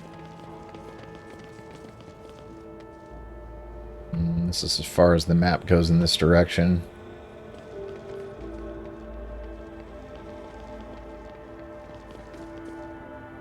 Too many candles. I can't read everything. Survive. Success is measured in blood. Oh, yeah. We already know what that says.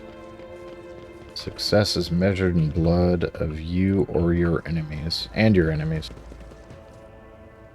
What's down here? That goes back down to the lower level. That's where we came from. I won't tolerate weakness.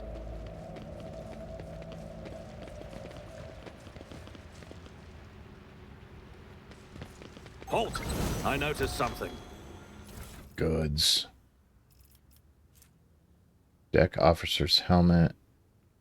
Ancient Terra monocle. The wearer's lore Imperium tests depend on fellowship instead of intelligence and gain a +3 bonus. That's cool. I'll take it. Thank you very much. A new challenge for me.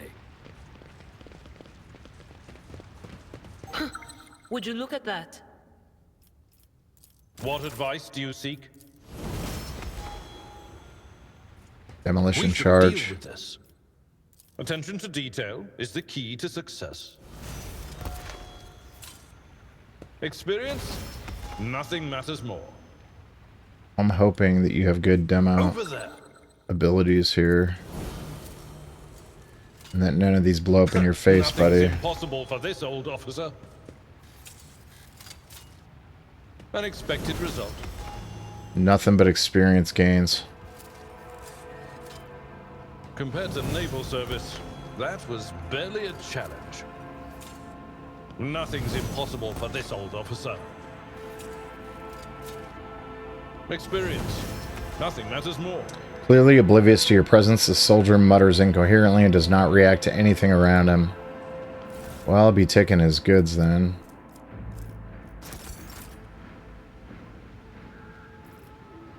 I'm listening.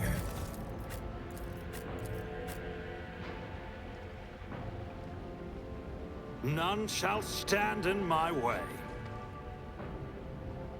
Yeah, we already came up, or checked that area out, so. Go to the eastern side. Yes, on to the next. This area is actually pretty long. I'm actually kind of surprised.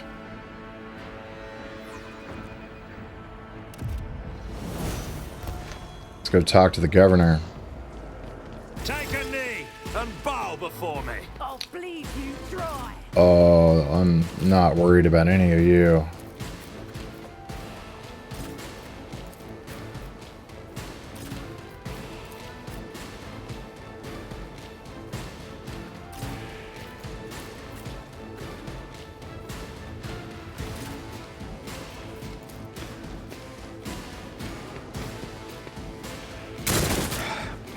Just a minor setback.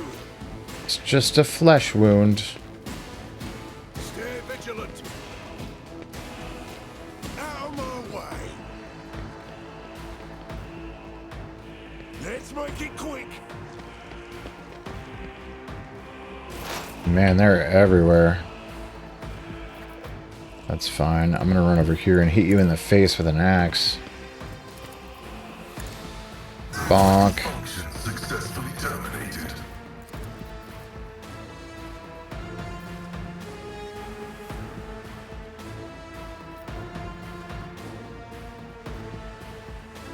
My vow is to serve. Nice. The scriptural prognosis is favorable.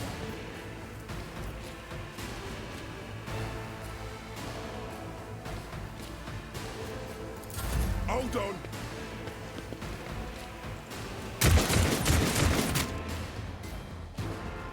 Show me what you've got.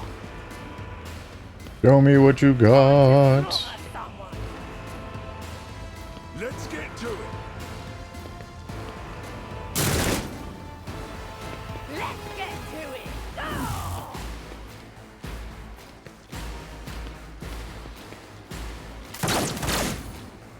Let's get to it. Damage to Volk. Alright, Argenta. Let's move you up here. Faith without deeds is worthless. Oops. As the Emperor commands, I act.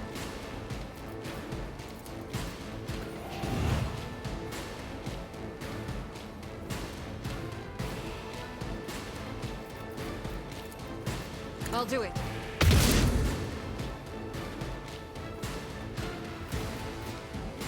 Doubt is for the weak.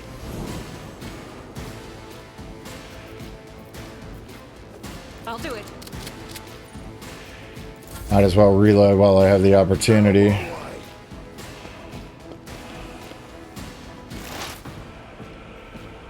Alright, Adira.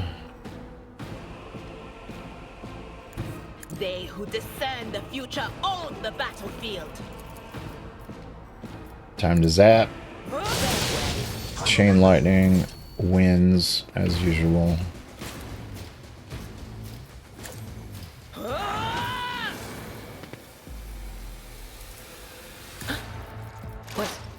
Was that you? Or will do? Sniper. That's interesting. Haven't seen that yet. Not a problem for me.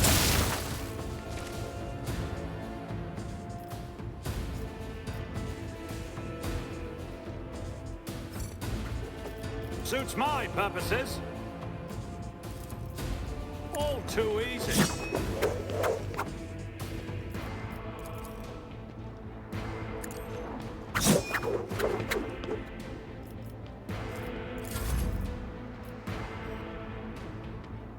My place is at the fore. It will be done. One fewer target. Nice.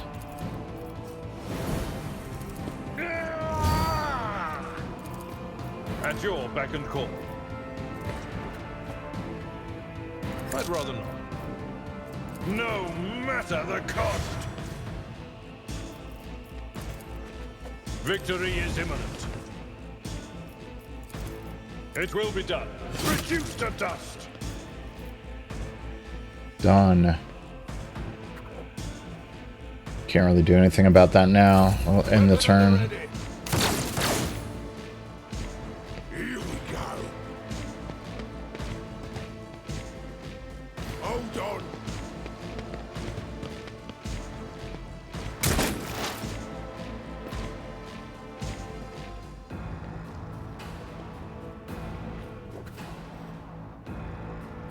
Advancing.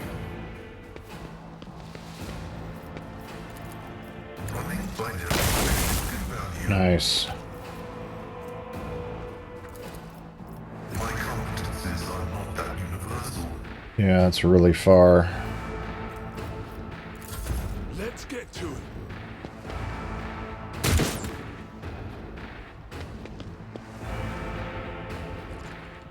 Scared yet?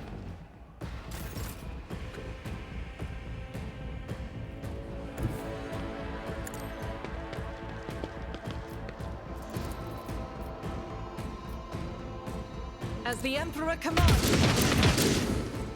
Damn it.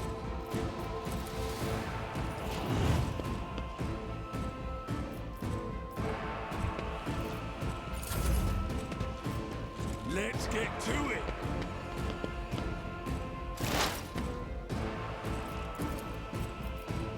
Anything else? Oh, I hit Argenta. Not what I wanted.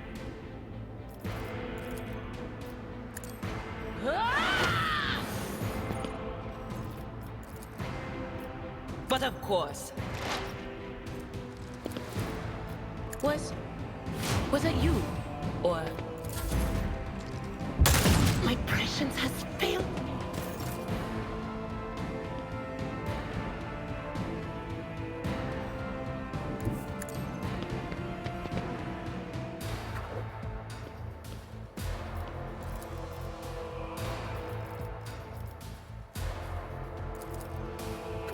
I don't have time for this. At your beck and call. Indeed. Oh, damn. I looked closer than it was. That sucks. Follow my lead. Out of my way. I've suffered worse. Let's make it quick.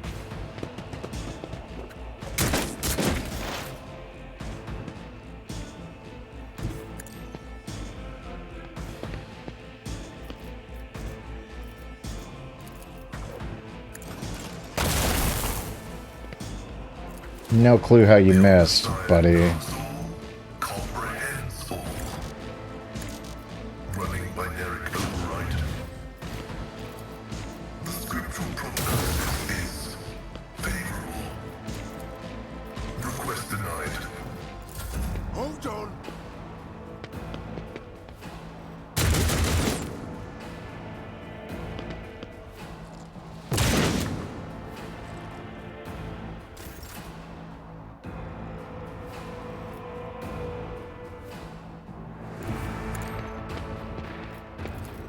Faith without deed.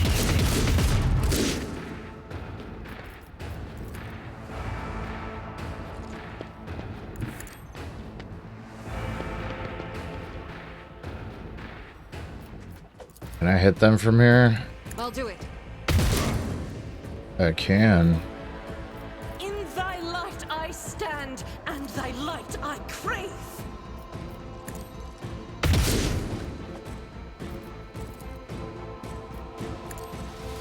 None can escape the Emperor's judgment. Nice. Another one over here. This is Can't reach it from here, though.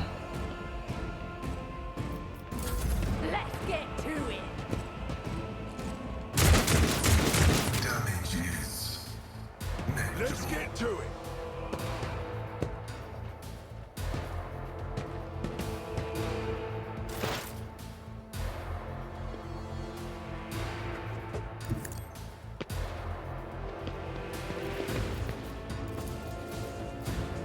Will do.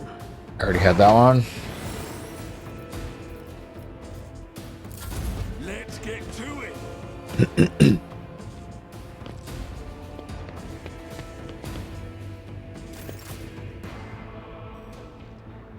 Never wavered in the face of adversity. Opposing me was your biggest mistake.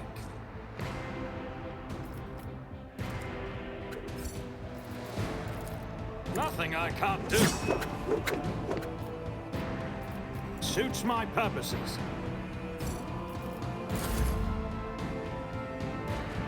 I've seen worse battles than this in my time. That's not the Seneschal's job. Oh, I don't think I can get through there. Break their morale! I gotta go this way. Dude, you just rocked him, buddy. Nice work. And to think, the game wanted me to kill you. As the tactical imperative dictates.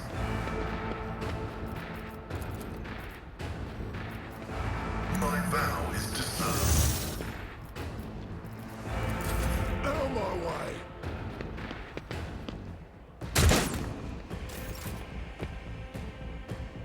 I will bathe this battlefield in righteous fury. As the Emperor...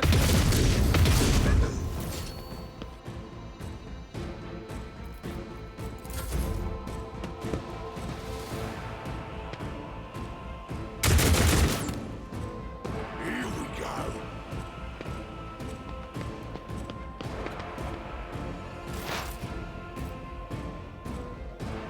There is movement in the Empyrean. On it. Be gone. Let's make it quick. I have no idea what he's trying to shoot at. Can I get around here? Oh, it looks like I can. Okay.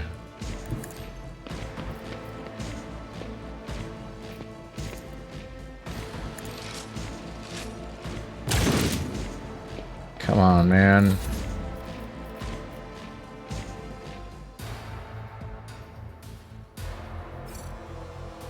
Tried and tested tactics are the best ones. Follow my lead.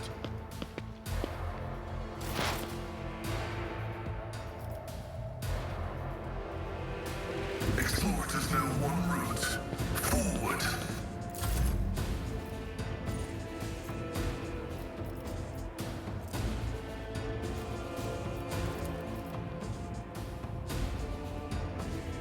I refuse. God Emperor, move through me. Be the fire in my heart. That is not the Emperor's will.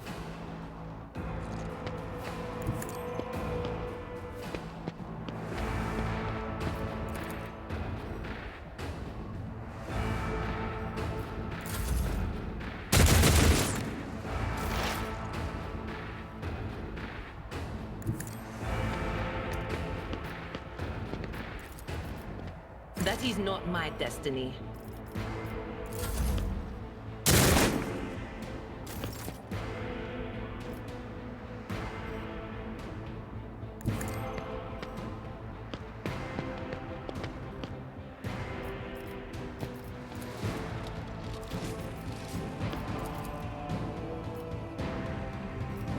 I am fear incarnate.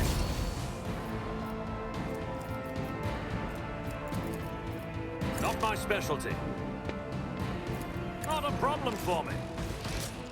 Didn't stand a chance. Done skis. It's two guys just hiding.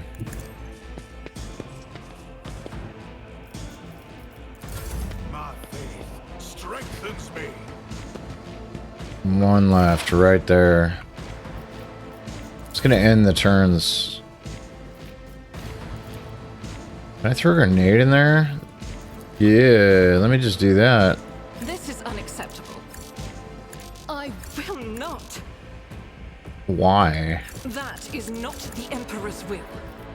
Okay, well.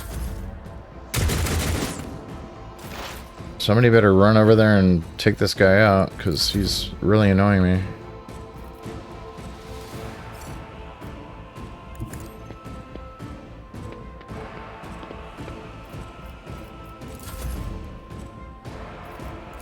Stay vigilant. Private Camille's gonna make it happen. I refuse. Can't get anybody to reach her from there. Or him. I'm here, maggot.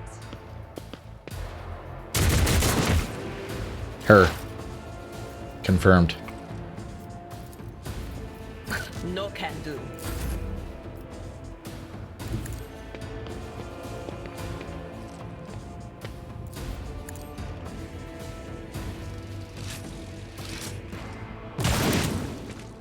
Boom.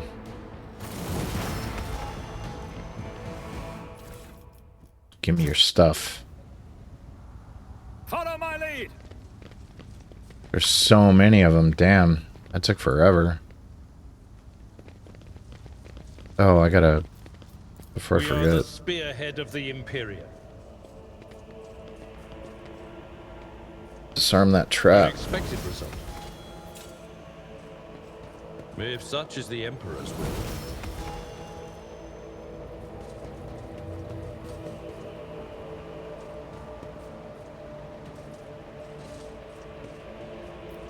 You are authorized. Duty go hand in...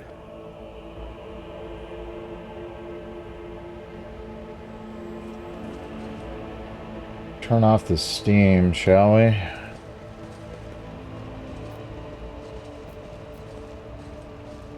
It's nothing. Oh, not good.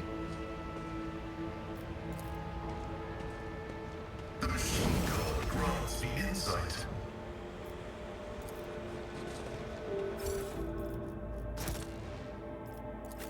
Let me guess. This is another entrance into the warehouse.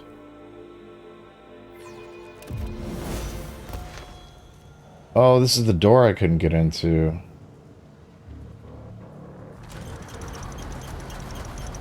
Another way in. That's pretty wild. I'll lay claim to the stars. Love these games, man. There's always like crazy ways in. Different entrances and side areas and...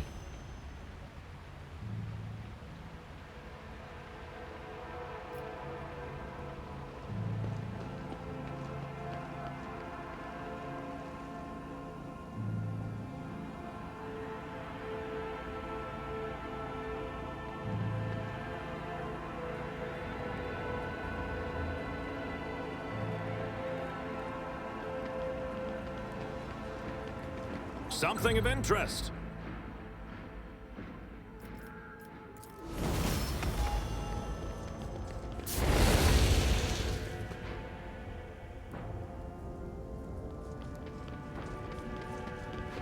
I won't tolerate weakness. Submit and you'll die quickly. The Masters demand your death! This ocular implant was a worthwhile investment.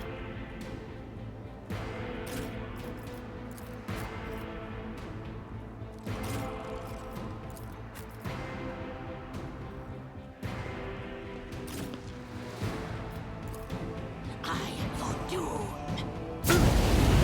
Hey, what's that? Crush the I bring ruin. Death to the weak.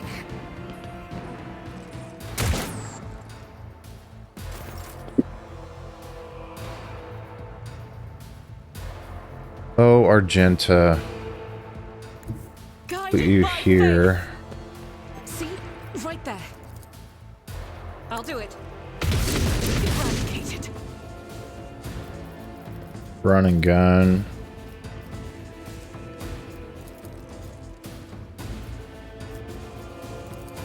As the Emperor commands, strike is a prayer. Make sure he's dead.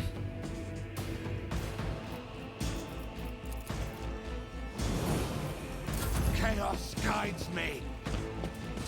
Not for long, I don't.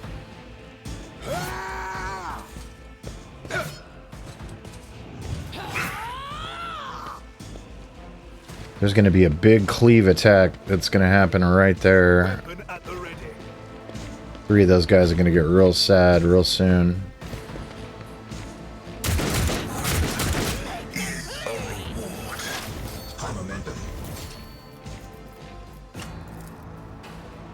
Will do. Can I fall back now? Zap them. But of course. Anything else? Debuff Will do. The whispers must be appeased. Nice.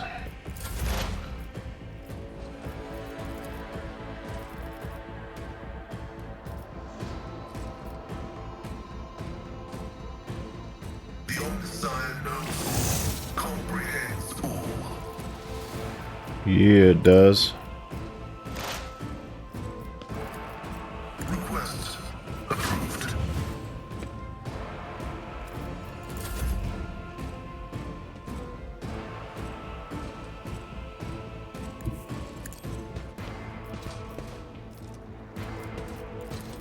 All too easy. Nothing of value has been lost. Done. Supposing me was your biggest mistake. Onk. So good. Give me all the stuff. Get another entryway over here. I'm assuming it's another pathway, but I don't know for sure. Look no further. The sooner we start. Compared to naval service, that was barely a challenge. Yep. Looks like that's exactly what that is another way in. We must act.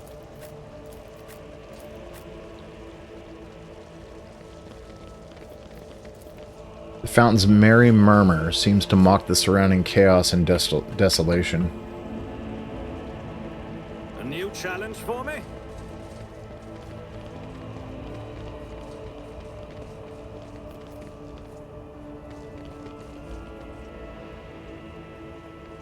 We should Right. deal with this.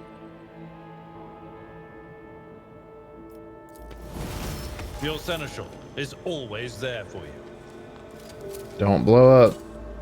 Experience. Doubt is Nothing for the matters weak. more.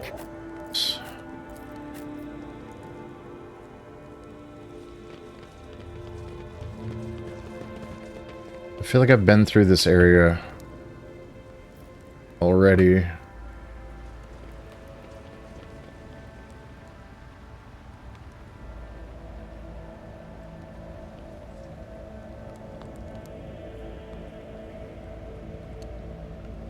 Yeah, that was the area that we took that went down below. None shall stand in my way. Let's see. We need to go to the starport. I'm at the starport. Reach the command center. Governor Rykod Minoris is commanding the planetary forces from a fortified bunker. To reach it, the rogue trader will have to traverse the upper way, which is controlled by the rebels. Okay, well, I was already in the upper way, and I already kicked the shit out of most of them. There we go. That's what I'm looking for. Map. Loot I missed over there.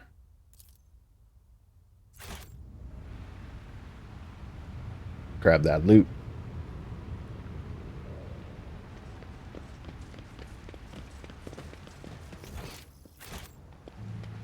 There it is.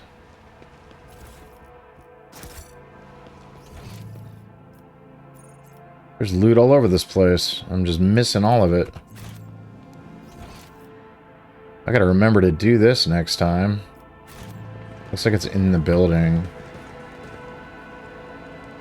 Yep.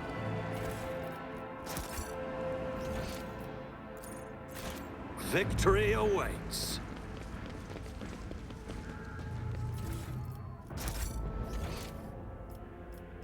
That's crazy how much of that is, like, kicking around in the level. Holy cows.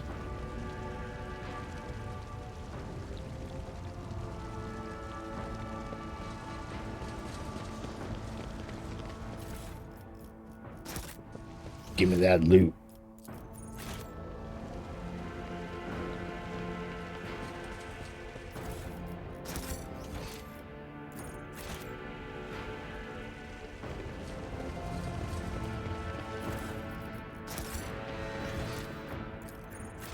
I I won't tolerate weakness. That's a nice thing about clearing out almost the entire map, is that we could just walk around everywhere. That's what I thought.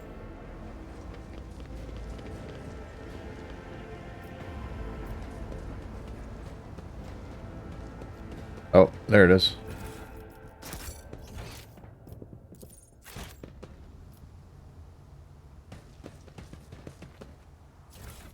More goods.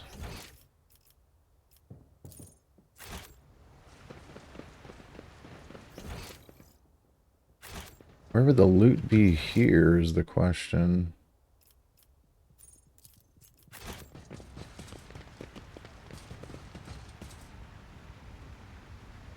Underneath? Oh, yeah. Claim to the stars. There it is. Oh. So much loot.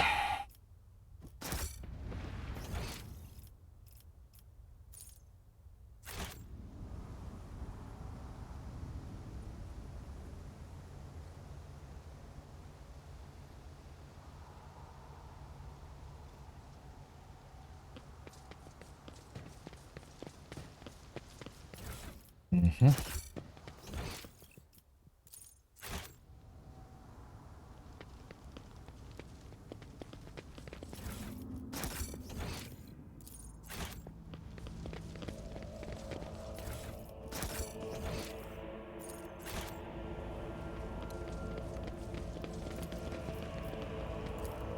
Man, having a tech priest in the party is awesome because I don't need to use any of my keys. Alright, western side, warehouse, go down to the starport. I don't think we need to go to the starport. I think we need to go down.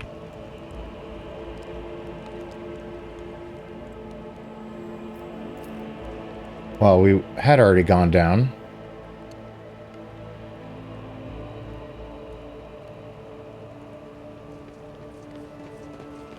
At least they walk fast. Now we're in the upper way. And I know that we already like cleared this out, but maybe I'm missing something. Missing a ton of loot, I can tell you that. Holy cows.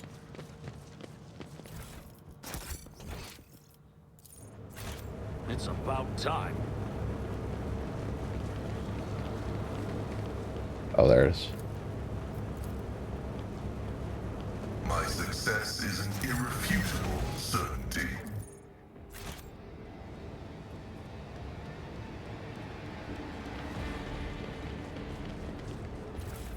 Gimme.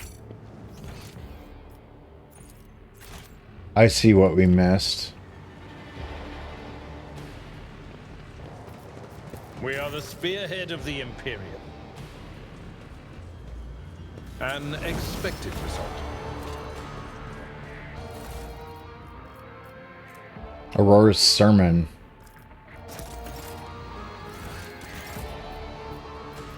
Heretics believe in the final dawn, a strange event that will soon bring doom to the world.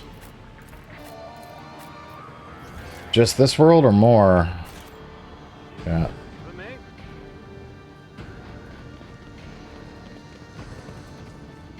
This is what I missed.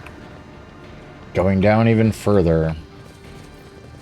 Into the sewers. Holy cows. It's already 11 o'clock. I need to stop. I thought it was going to be over soon. But this is going to be a whole thing. I'm going to be down here for a little while, so we're in the Underhive now.